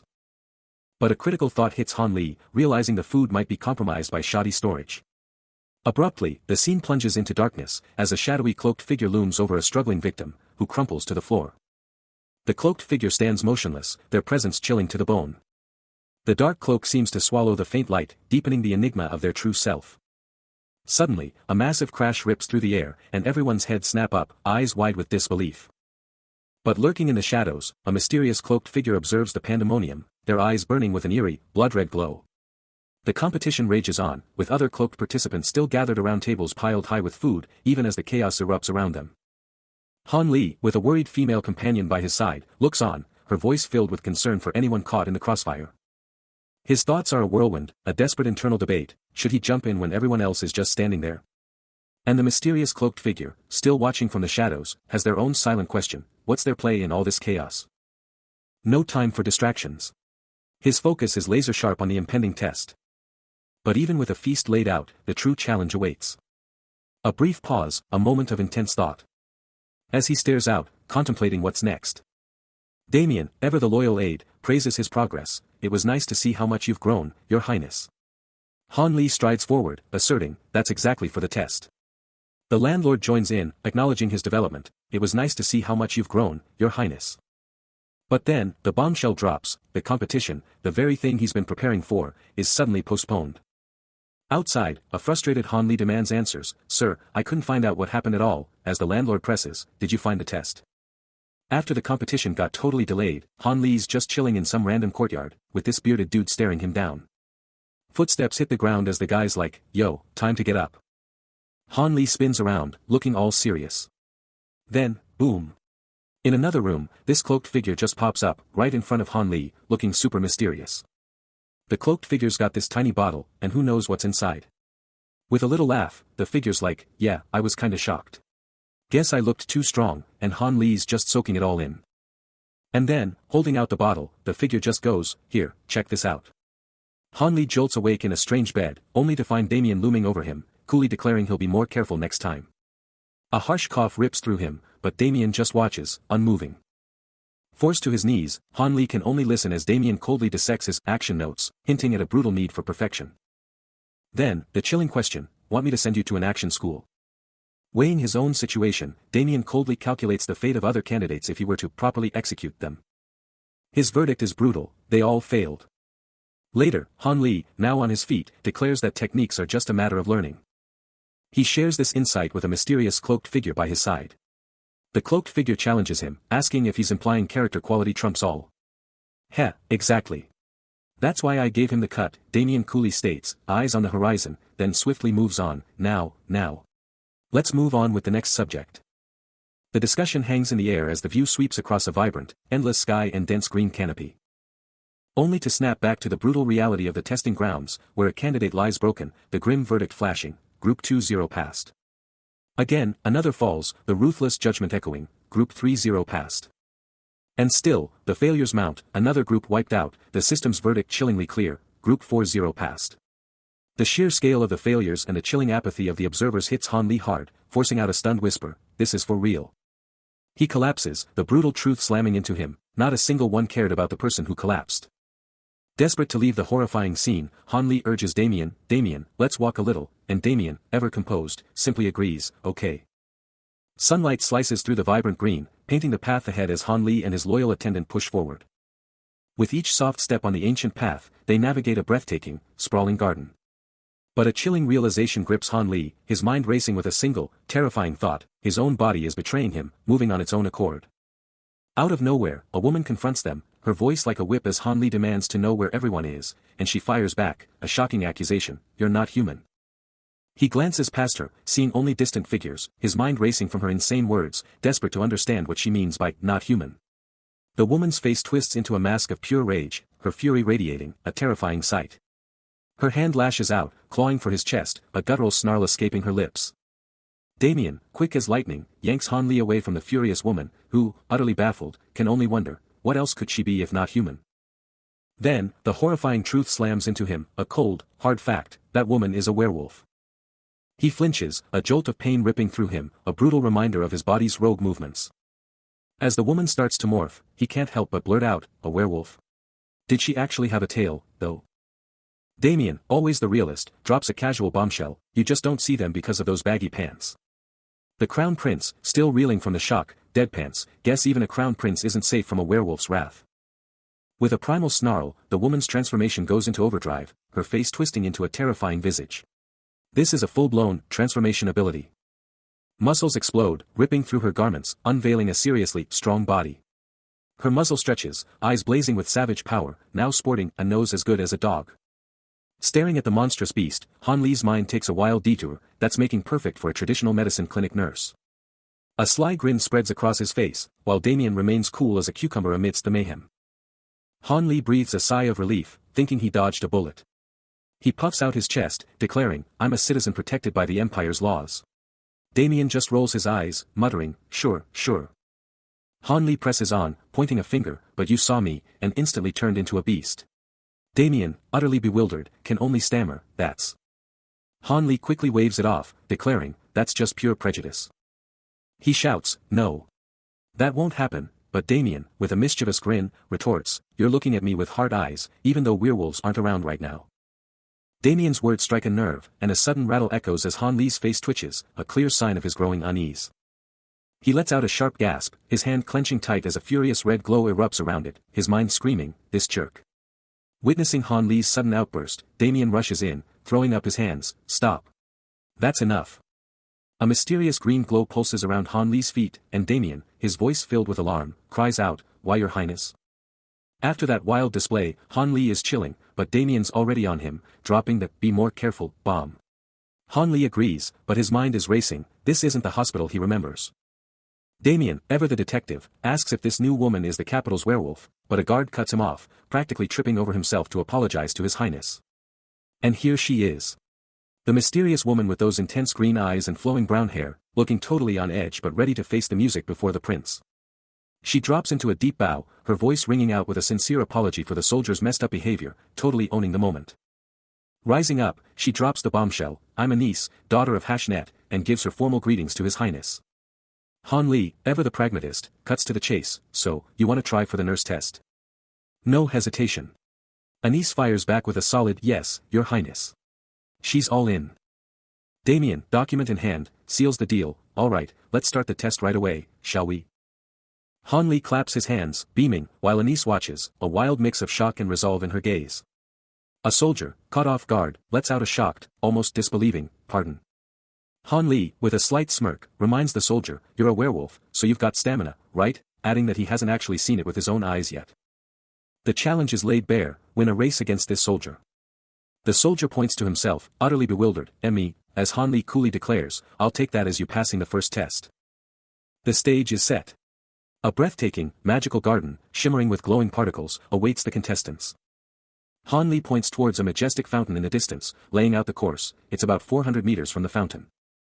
Anise and the soldier line up, poised for action, as Han Li delivers the final instructions, the first to reach the fountain and come back wins, okay? Anise, her eyes burning with determination, simply states, understood.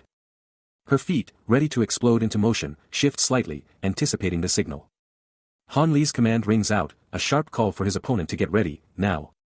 A flurry of motion and sound confirms it, preparations are locked and loaded. And just like that, the soldier explodes into motion, his powerful legs eating up the ground. Anise watches him launch, a gasp escaping her as he blazes past. Han Li's gaze is locked on, taking in every detail of the race's explosive start. Every muscle in the soldier's body screams with effort, his focus laser-sharp as he pushes his limits. Anisa's eyes blaze with pure fire, her declaration of overwhelming victory echoing with unshakable resolve. Her entire body coils, a spring ready to explode with blistering speed. The energy is absolutely electric under the bright, clear sky as a voice booms out, hyping up the crowd for the event. Damien, Han Li, and a soldier are locked and loaded at the starting line, with Anise staring them down, her focus laser-sharp. Han Li's face is pure, unadulterated focus. While Anise is all business, her gaze absolutely locked in. He's got his staff gripped tight, coiled and ready to explode into action. As the signal absolutely blasts through the air, go. And Anisa's eyes are practically burning with fierce resolve, launching her forward in an explosive burst of speed. And just like that, she's gone. Blazing past the competition, the race is on. Hold up. What's happening over here? A white-haired mage is freaking out, screaming about losing his spell. Talk about a bad start. Wait, what? Anise is falling. She's just free-falling through the sky. Her body's spinning, dropping like a stone. The academy's massive, but she's falling from way up high. But you can't keep her down. She hits the ground like a meteor, then bounces right back up, sprinting again, but what's got her looking back? Every muscle in her leg screams power, driving her forward. Boom. Her foot slams down, kicking up dirt as she launches herself. And check it out. She's got a mysterious, old book clutched tight in her bandaged hand. After that insane fall, Anise pulls off an absolutely wild mid-air recovery, twisting her whole body to regain control. Water exploding around her, she nails the aerial flip, bracing for a massive landing. Then, bam. Her foot slams into the water, sending a shockwave across the surface. No time to waste, she instantly blasts off into a full-on sprint, practically flying across the water. Eyes locked on the prize, Anise cranks up the intensity, pure grit burning in her expression. Every single stride kicks up massive splashes, launching her forward with unbelievable velocity. The entire world around her just blurs into a crazy mess of blue and white, showing just how fast she's really going. With absolutely zero hesitation, she keeps up her insane sprint, leaving a churning wake in her path. She's closing the gap like a rocket. Anise is now catching up to the other competitors, her resolve absolutely blazing. Carrying that insane momentum, Anise absolutely flies across the water, a total blur of speed. With a fierce glint in her eyes, she's already writing off the competition, thinking, way too slow. Her confidence is through the roof, already screaming in her head, I'll be the winner. She's pulling away, leaving the other racer in her dust, her feet just blazing across the water. But then, a sudden, shocking strain hits her face, her eyes popping wide in pure disbelief. Her foot, with its bright polish, slips or hits something, sending water exploding upwards. Huh. That impact just launches her off balance, sending her tumbling backward and crashing into the water. She's face down in the churning water, and the other racer just blasts past her, leaving her in the spray. A choked gasp escapes her, her face contorted in shock and sudden, crushing defeat. Kugh. Anise hits the ground hard, the impact jarring her entire body after that brutal fall. A guttural cry of pain rips from her, the agony threatening to overwhelm her resolve. Her hand flies to her shoulder, a terrifying question flashing through her mind, is it dislocated? Gazing at the shattered ground, the raw power of her fall is undeniable.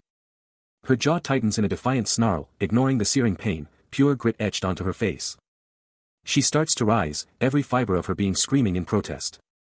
Her hand claws at the shattered earth, desperate for leverage, she pulls herself up. She's up. A blinding green aura explodes around her, her power surging, her determination unbreakable. No hesitation, she blasts off, back in the race, a blur of green energy, leaving her fall in the dust. She's back in the race, pushing harder than ever, fueled by a burning desire for an overwhelming victory. Every stride a burst of speed. And a single, explosive thought echoes in her mind, this. But a new player enters the scene, a white-haired mage, his gaze sharp and calculating. And the momentum of the race shifts dramatically. Anise, a blur of motion, is rapidly gaining on the soldier in front. Her powerful legs propel her forward. But just as Anise closes in, the white-haired mage materializes behind the soldier, stopping him cold with a hand on his back and a questioning tone, What are you doing? With an undeniable authority, he orders, just shut up and stay still. Suddenly, a blue glowing fist explodes forward, connecting with a devastating impact. The sheer power of the hit sends shockwaves through the air. The soldier is sent absolutely flying, a scream ripped from his throat as birds explode from the trees. He's just a blur now, soaring through the air against the backdrop of the forest. An unseen voice screams in pure hype, "WHOA. That's the move." The white-haired mage coolly steps up, dominating the scene over the downed soldier and a nearby Anise. A smirk spreads across his face as he confidently announces, "You're hired." His heart-shaped pendant, a subtle detail, catches the light. After that wild, "you're hired" moment, Anise is suddenly in this super fancy room, chilling with the white-haired mage and his crew at a huge table. Then, boom, a contract drops. Someone's telling her to read the hiring terms super carefully. Anise grabs the paper, looking a bit overwhelmed, muttering about how complicated it all seems. But a calm voice cuts in, telling her to chill out and take it slow, no need to rush. Next thing you know, Anise is standing in front of the white-haired mage, who's now on this epic throne chair, with all his people watching. Sitting right next to him, Anise is still deep in thought about that contract, just humming to herself. But from the mage's side, it's clear, this girl is the real deal. Her skills and talents are absolutely off the charts. And it's not just her power, her personality is totally perfect too. He flashes back, a moment of pure, undeniable realization hitting him like a truck. She was fixing him up, but that smile. It was chilling, hinting at something way deeper than just patching him up. Yeah, she helped him, but she made sure it hurt. A lot. Flash forward. The white-haired mage is now watching Anise, who's totally engrossed in the contract. Han Li and Damien are just chilling in the background, observing. He can't help but think, what a shame there aren't more people like her. Seriously, having more people like her around would be awesome. Anise is still deep in the contract, so the mage checks in, wondering what she thinks of it. She takes a beat, then says it's good, but she wants to throw in a few more clauses. She processes the information, her mind racing, a quiet murmur escaping her lips as she asks. Ist das so? Her curiosity sparks, and she can't help but blurt out, what are they? The white-haired mage's eyes widen, clearly taken aback by her question. Anise, unfazed, leans forward to reveal more, stating calmly, actually, I am the leader of a tribe of about 50 people. The mage's face hardens, the weight of her words sinking in. Then, pure shock washes over him, his eyes practically popping out as the full impact hits. He can barely believe it, leaning in to ask the burning question, there are so others of your kind? Still reeling from the bombshell, the white-haired mage, chilling on the bed, drops a casual, so, you're saying that's what your recap said, right? He then whips up a mental image of 3 stone gargoyles, totally getting sidetracked with a wild idea. Seriously, who could say no to S-rank nurses? A cheeky grin spreads across his face as he pushes his agenda, so, let's get those S-rank nurses in for a test, shall we? He points at her, still totally in jest, come on, join my S-ranks. But Anise isn't playing around, her eyes locked on him as she gets real. Look, you gotta help us with this problem our tribes had since forever. Her voice is practically begging, showing just how serious this is. His hand lands softly on her arm, and his whole vibe changes to serious detective mode. He processes her words, then cuts straight to the chase. A problem, huh? Are you guys short on food? He keeps his eyes on her, waiting for the answer. So what's the deal, he presses, as Anise reveals her tribe's been through some seriously rough times all because of this one issue. The real kicker, she elaborates, is their tail. His jaw drops. Your tail, he exclaims, utterly bewildered. The issue, Anise explains, is their tails just move on their own, a cute little creature showing off the uncontrollable wag. He's still totally lost, tilting his head and asking if that's even a problem. No, she counters, glancing at her own tail, the real problem is they literally can't hide how they feel. Making them prime targets for every scammer out there. Always finding a way to give them away. A normal life is simply impossible. And get this, the tail would regenerate in less than a month. She even jokes, that's like a lizard, ha ha ha. Meanwhile, the white-haired mage is back in his study, arms crossed, clearly deep in thought. Then, it hits him. His eyes snap wide open as a thought sparks, glowing faintly blue. He grips his metal, the full weight of the problem crashing down. They want me to resolve this issue. And the kicker.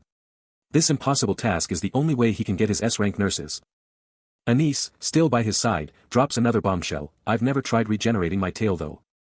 The pressure mounts, and he throws his hands to his head, screaming internally, I don't have any idea how I should do this. The metal glints, a stark reminder of the impossible challenge ahead. Han Li wakes up in a strange room, a wild thought hitting him, he's never treated a patient like this. Meanwhile, a mysterious dark-haired figure just stands there, back turned. Suddenly, a wave of pure panic hits him, and he clutches his head, trying to process the sheer insanity of it all. Even his sharp, formal outfit, complete with that killer blue cravat, can't hide the chaos brewing inside him. Later, chilling at a table with the same mysterious figure, he drops a bombshell, how about I become your society guardian? The other guy's hand tenses on the table, demanding to know exactly what he means by that. A powerful tribal crest, surrounded by shadowy cat figures, flashes into view. As Han Li lays it all out, he's gonna use his full power and authority to back their tribe. Then, a close-up of furry legs and paws, belonging to the very tribe he just promised to protect. Anise, eyeing the situation, shuts down the offer immediately. Clarifying that a quick fix won't solve the real, underlying issue. A quiet click breaks the tension.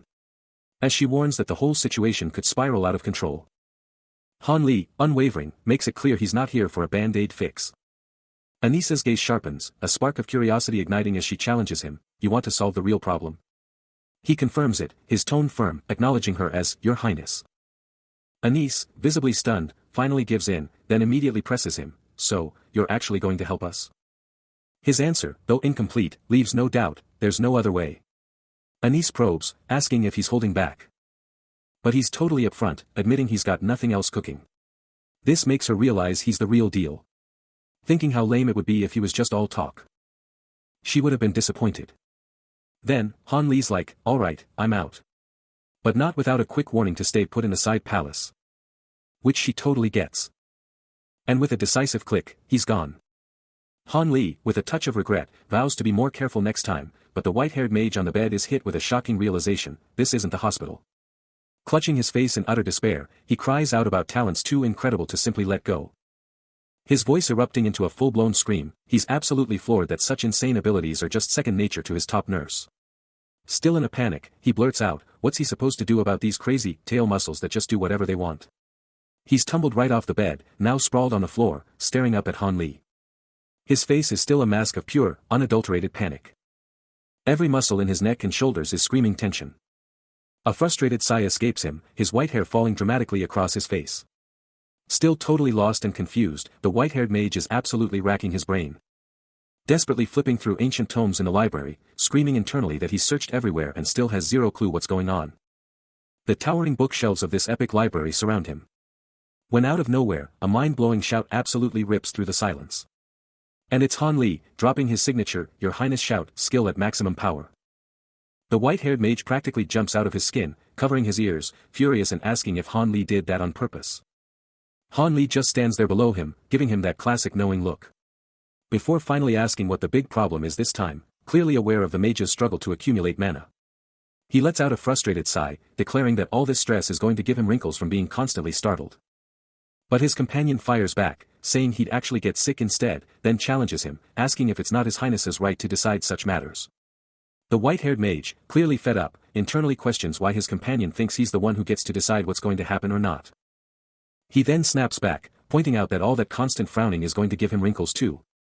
His companion, completely unfazed, calmly explains that once those wrinkles set in, they're there for good, then casually tells him to just stop frowning already. The back and forth keeps going, and the white-haired mage's frustration just keeps building. While his companion keeps that stone-cold serious face, a quiet pishik of annoyance escaping him. The white-haired mage can't help but notice how utterly obvious his companion is being, but weirdly, he feels grateful for it all the same. He brushes off the worry about his looks, boldly stating that wrinkles are no big deal. But Han Li isn't letting it go, pushing for a fix with talk of fillers or Botox. Totally baffled, Han Li demands to know what these strange words even mean. The white-haired mage freaks out, warning that these are absolutely horrible things no one should ever touch. Then, it hits him like a lightning bolt, and he screams out in a sudden, shocking realization. As the mage's words echo, Han Li's brilliant mind starts piecing together a critical puzzle. Bam! The truth slams into him, botulinum toxin, the real name behind Botox. He remembers it's the most insane, paralyzing poison mankind has ever unearthed. And this very toxin is the secret behind the bizarre, involuntary movements of werewolf muscle tails. His mind races, connecting the dots. He can apply local paralysis to that muscle, and he's got the perfect poison ready. But hold up. The white-haired mage, with a smirk that spells trouble, is already cooking up a plan. He spins to Han Li and Damien, demanding, "Garden, I need Damien's venom. You kept it locked up, right?" A faint blue glow surrounds him as he confirms, "Yes. Bring it to me." His eyes practically glow with wild excitement. And with a chilling, wide grin, he commands. Han Li's mind is racing, counting down like a ticking clock, 1, 2, 3, 4, even as he's laid out in bed, with the white-haired mage, Damien, and Anise all right there. Then, a soft knock cuts through the quiet, snapping him awake. But the white-haired mage isn't wasting any time, announcing he's cracked the code on Han Li's condition and it's time to move. Without another word, the mage and Damien are already heading out, their footsteps fading fast. Han Li stares after them, a fierce resolve burning in his eyes as he thinks, he was the one who needed to track them down all along. First up, pinpointing the exact spot for this mysterious procedure. A deep hum starts to build inside him, and then, bam, a vibrant blue energy explodes around his hand. Surging down his arm and across his leg, engulfing him in an otherworldly, electric glow. The blue energy surges, and Han Li's eyes snap open, a breakthrough moment as he confirms his suspicions. His vision pierces through, revealing Anise's entire internal structure, blazing with an otherworldly blue. And he instantly knows, her internal flow is unlike any human's, with a never-before-seen blood vessel leading straight to a tail. But aside from that wild governor vessel placement, the rest isn't as crazy as he thought, except for those Changqiang and Yaoshu acupoints on her hip, way further apart than a human's. The white-haired mage, watching the whole thing unfold, can't help but quip, deciding to keep his more outlandish thoughts to himself. His final verdict? Despite all the weirdness, she's still mostly human. Analysis done, Han Li cuts straight to the chase, hitting Anise with a bold demand, he wants her to shift into a wolf. Anise locks eyes with Han Li, ready for anything, while he's already strategizing, realizing he needs to find Damien and the others ASAP to unleash their full potential. With an intense stare, Anise starts to morph, her body a whirlwind of change. A dazzling glow consumes her, her human form dissolving into raw, untamed power. Her hand stretches and bulks up, razor-sharp claws bursting forth. The change rips through her foot, now a monstrous paw, crackling with glowing, arcane symbols. Her face twists and reforms, exploding into the snarling, fur-covered muzzle of a beast. Her arm bulks up with raw power and fur, the bindings barely holding back the beast within. And then, her leg finishes its epic transformation, a powerful, beastly limb primed for destruction. The transformation was in full swing, a dark, swirling vortex of power engulfing her as she shifted. Blue energy exploded outwards, signaling the birth of her new, powerful form. But the white-haired mage just smirked, sizing her up and declaring, "You didn't grow as big as I thought you would. You're just like Denchil." He just kept on teasing, muttering that she was too tiny, like a puppy, too small to even ride. Anise let out a furious growl, but the mage just coolly observed her wild, uncontrolled magic. Then, with a casual flick, he sent her reeling, the impact throwing her off balance. Anise roared again, a fierce, guttural sound, her anger boiling over. But the mage just burst out laughing, a playful sorry, escaping his lips. He finally put her in her place, leaving her as a tiny, defeated wolf amidst the chaos. Suddenly, he's awake in a lavish room. Elsewhere, Han Li is seriously grinding his gears, holding some glowing tech. Cut back to the white-haired mage. He stares down at a box packed with vials. He holds a vial to the light. Han Li, still deep in thought. The white-haired mage keeps scrutinizing that vial. And the big reveal? This whole potent mix is for one thing only. A shadowy figure, eyes glinting with dark intent, observes the scene with chilling focus. His inner monologue is clear, this guy is not to be trusted. Then, a hand extends into the cell where the white-haired mage is laid low, offering a mysterious vial. The mage, seeing a glimmer of hope, snatches it, trusting it will be his salvation. But the second it hits his system, a brutal shockwave rips through him, leaving him gasping for air. An explosive internal ding rocks his entire being. His internal systems go into full meltdown. His heart, his lungs, his large intestine, they're all screaming, "What are you doing?" His liver joins the chaotic symphony of pain, and then, boom, a blinding light explodes from him, engulfing everything. Meanwhile, Han Li, Damien, and Anise converge, their expressions grim as they stare down at the intense golden light. Anise breaks the silence, stating the terrifying truth, "He just chugged poison, didn't he?"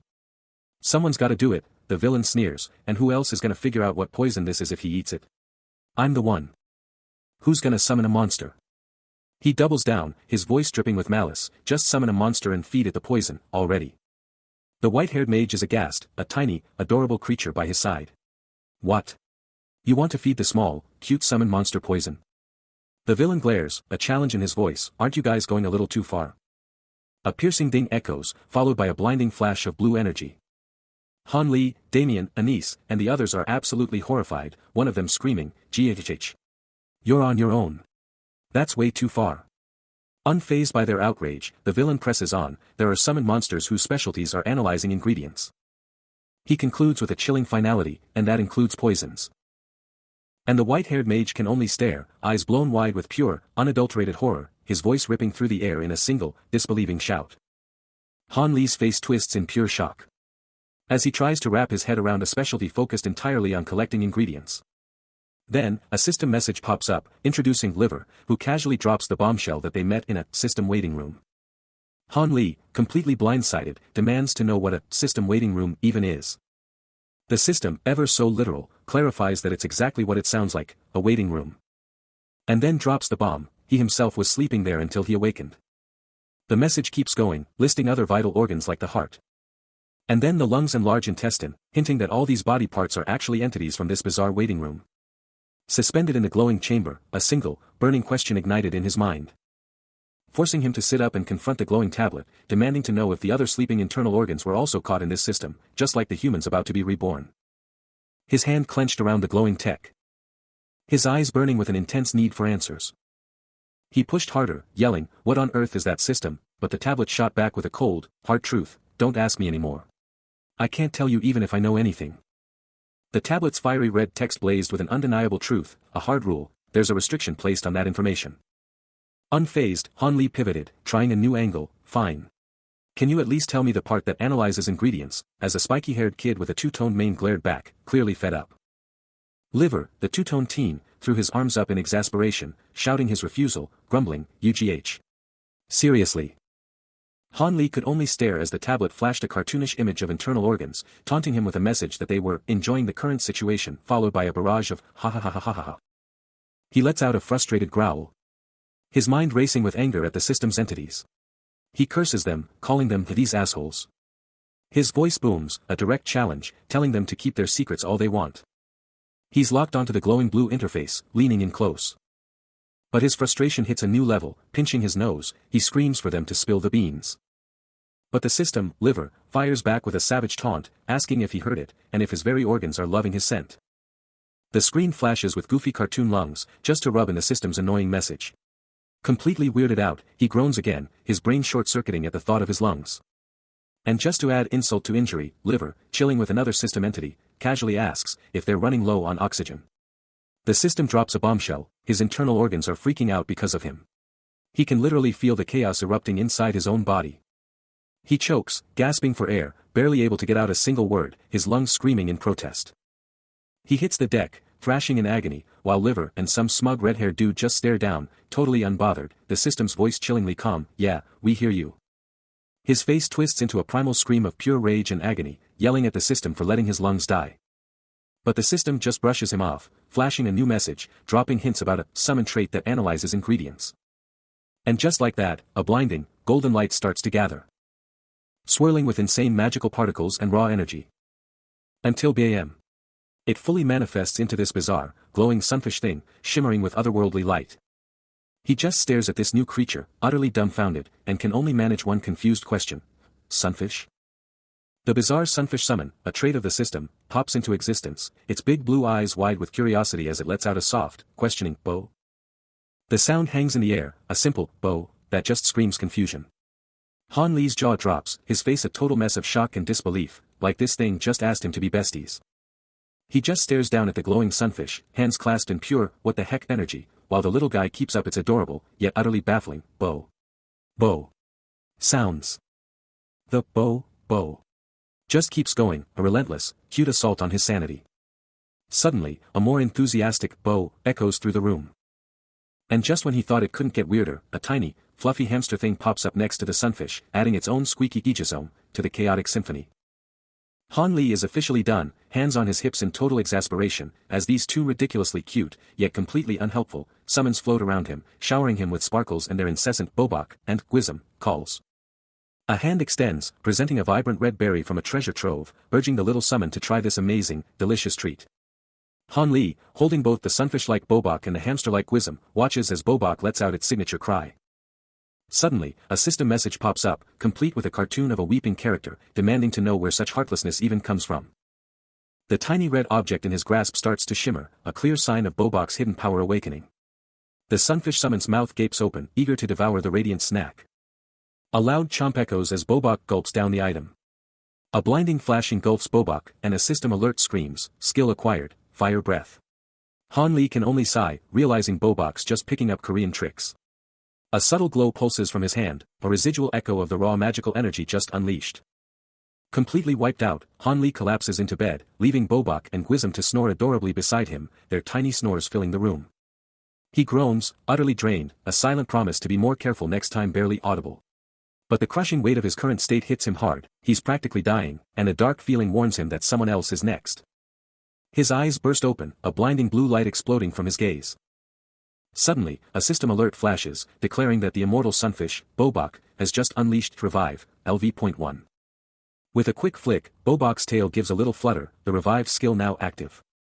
A bizarre sound escapes the summon as its mouth gapes open, a long, pink tongue lolling out. Han Li, now upright, can only force a smile, knowing he's got to write this whole crazy thing down in a journal.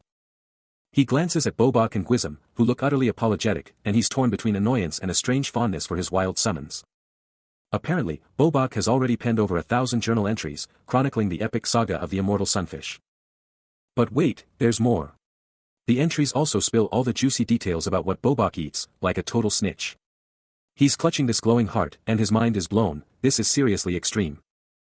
Because he just figured out how to perfectly whip up a venom that weakens Botox, enough to take down a giant troll. His jaw drops, utterly stunned by the sheer power he now wields. Out of nowhere, a voice snaps him back to reality, demanding to know why Sir Garden is still up and about so late. He just stares, a bewildered laugh bubbling up as he realizes, wait, another summon. Turns out, this new, fluffy little guy just showed up, looking for him overnight. He's practically beaming now, cracking up as he figures he's just a total summon magnet. But Damien's just confused, straight up asking, dude, why are you laughing? He's dropping knowledge about the Empire's OG founder, a legendary figure. Damien's like, whoa, who are we talking about, and Han Li's just, yeah, your highness, it was Lord Frontera, the legendary builder, who literally built the empire from the ground up and was a sunfish monk. Han Li's mind races through the archives, and it hits him, this empire builder was actually a summon. His mind is blown, can a summon really be that epic? Damien, with a chibi level of sass, reminds him, dude, he literally built the empire. And get this, he was the most popular summon ever. But wait, most popular summon? Damien's brain short-circuits, demanding to know what that even means. Han Li, looking totally caught off guard, quickly cuts him off, declaring, alright, let's not get into a whole thing right now.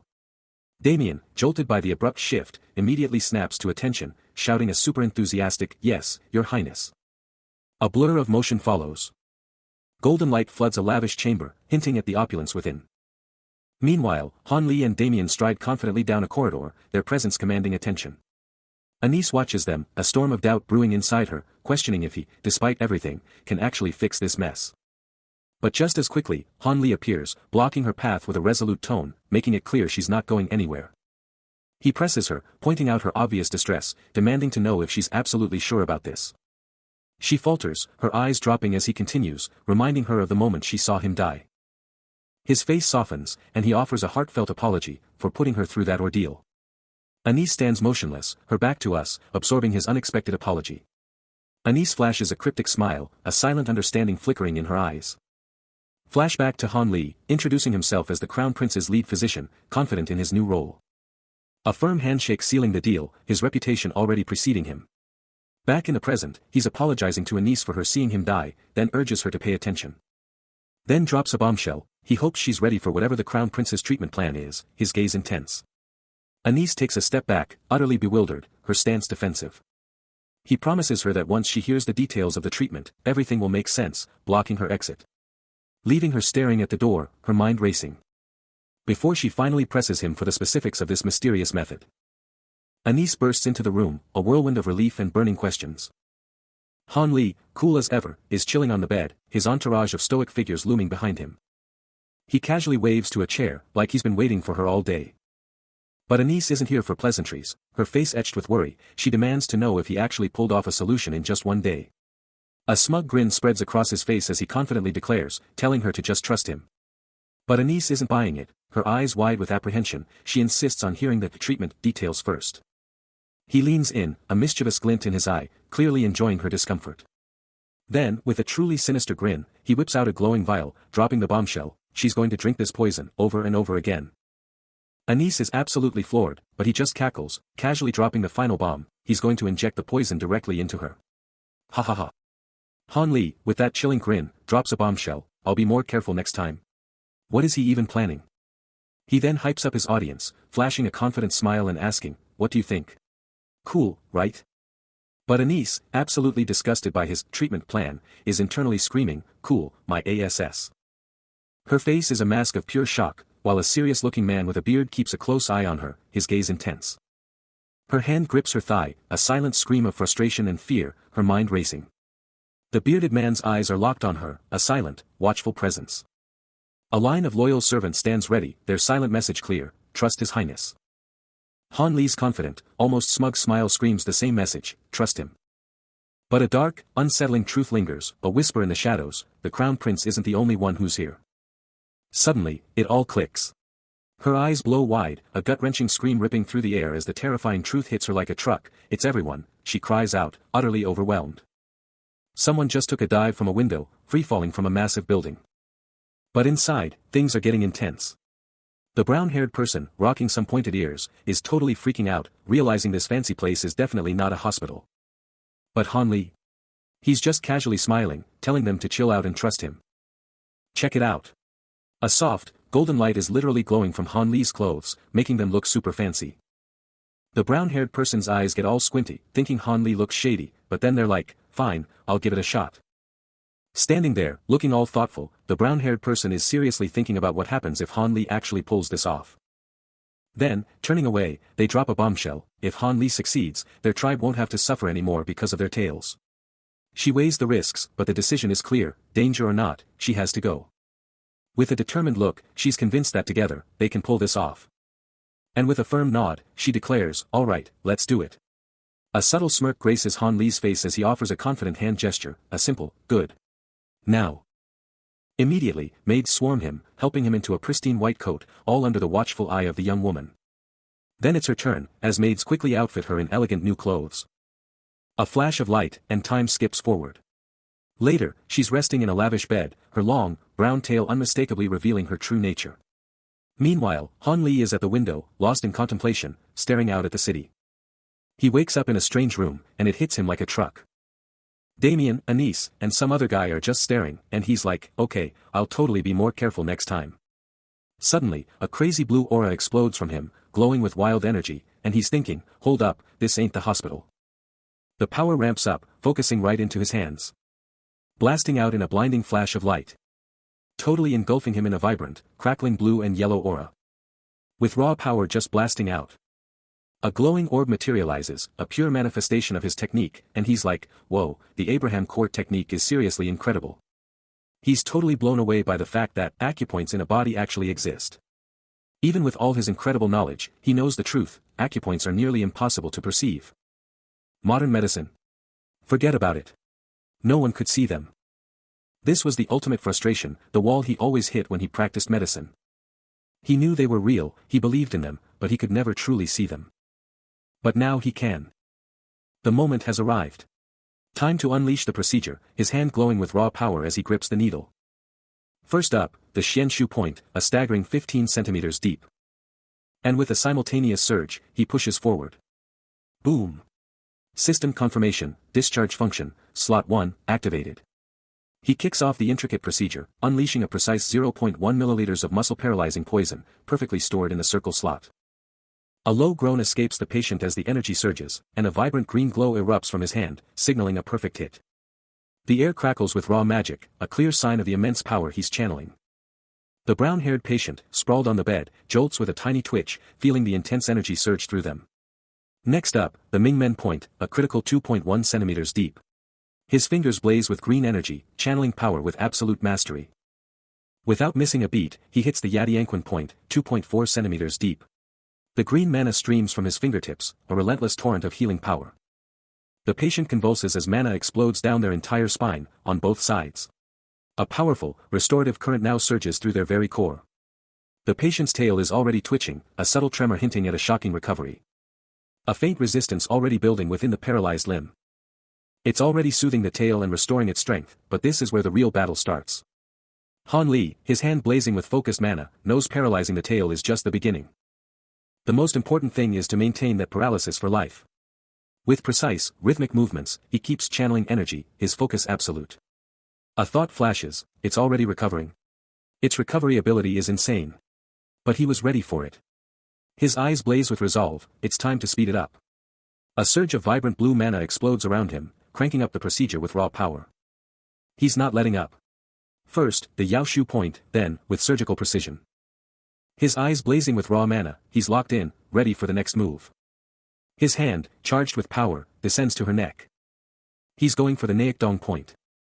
But the patient's mind is reeling, thinking, did this guy just stick a needle in the back of her head? She told him to fix her tail, so why is he messing with her head? This is not what she signed up for. But Han Li, feeling that stubborn resistance, just thinks, Even with all that, her tail is still twitching, showing off those insane regenerative powers. Those tiny twitches are a huge problem, even with him hitting all the right spots. Even as the patient's tail twitches with an almost impossible regenerative power, Han Li pulls back, arms flung wide in a massive, triumphant shout, declaring the whole thing done. His chest heaving, a testament to the sheer mana he just burned through. He then collapses onto the bed, a tiny, fluffy creature already snuggled into his hand, telling the patient, it's over. Seriously, you can chill now. But a single, still tense foot twitches, the patient's mind reeling, a silent, disbelieving question echoing, it's over. The procedure is a success. But wait, she's asking if it's really over already. She's checking herself out, totally confused, like, how was that even possible? Then, the big question drops, is anything different with your tail? A sudden, shocking realization hits her, and she gasps. She's sitting there, checking her tail, and guess what? Absolutely nothing feels different. Her feet are just dangling, and she's thinking her tail should be freezing, considering how she's feeling right now. Her eyes are huge with panic as she finally gets it, her tail isn't moving. Then the doctor just casually drops the bomb, he tricked her nerves and paralyzed her tail. She whips around to face him and Damien, totally stunned, demanding, pardon. Her confusion instantly morphs into pure disbelief as Han Li drops the bombshell. He's rerouted her tail's nerve straight to her left pinky toe, daring her to try moving it herself. What a total bummer for a tail, right? The sheer, mind-bending reality of it all hits her like a truck, a magical, fantastical truth that leaves her utterly speechless. Her eyes glowing wide with a mix of pure shock and crushing sorrow. And just like that, the tears start flowing, a silent, crushing wave of pure distress. The full weight of this insane situation just crushes her, her face a mask of absolute heartbreak. Watching her break down, Han Li can't meet her gaze, a subtle, almost imperceptible shift in his whole vibe. He totally gets the immense sadness and contempt she's feeling, a heavy burden he's now gotta carry. But hey, at least she won't have to stress about that tail ever again, a super cold comfort for her massive loss. Still reeling, tears streaming, she could only manage a heartfelt "Thank you, Your Highness." But Han Li, ever the pragmatist, was quick to pivot, declaring the thanks were enough and it was time to seal their deal. The chilling reminder hit her, she'd sworn to do anything if he fixed her tail. Her gaze dropped as his voice cut through the air, demanding the contract be signed immediately. Han Li's smile widened, a chilling glint in his eyes, as he pointed to the contract with his pen. Silence hung heavy, her thoughts a whirlwind of resignation. A deep breath, a resigned expression, she braced for the inevitable. Because the Crown Prince? He was no ordinary man, and his terms would be anything but simple. A magnificent, domed edifice gleams under the sun, radiating an aura of sheer power and prestige.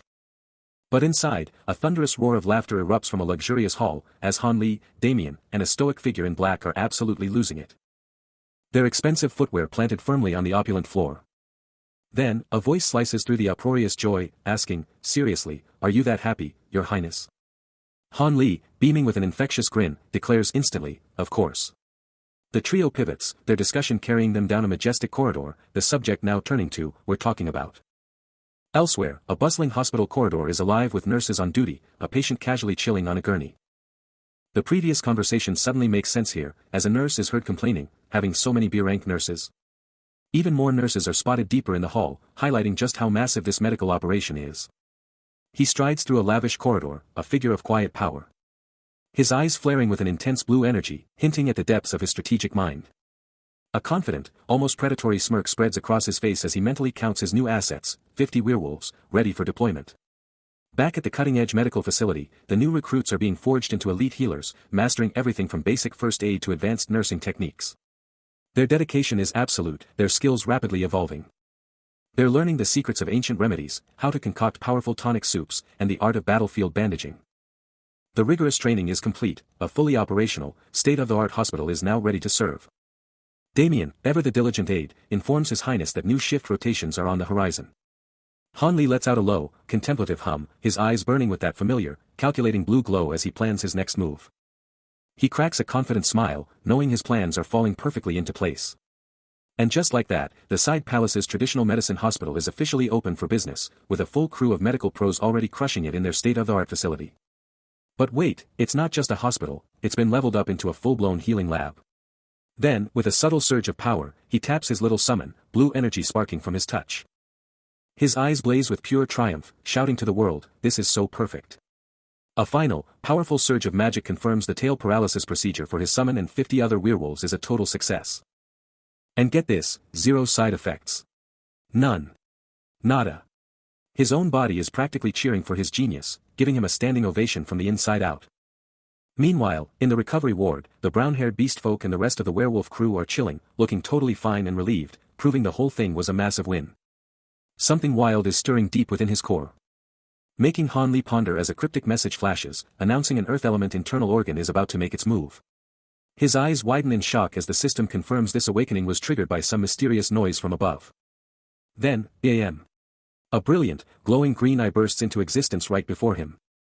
And then the bombshell drops, his stomach has opened its eyes. And there it is.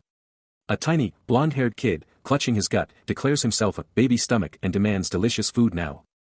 Han Li is utterly flabbergasted by this sudden, adorable manifestation, finding the baby stomach cute even as his mind immediately jumps to epic food like fried pork cutlet. The stomach kid is practically vibrating with excitement, already dreaming of fried chicken. Stretching his arms out wide in an undeniable plea for food.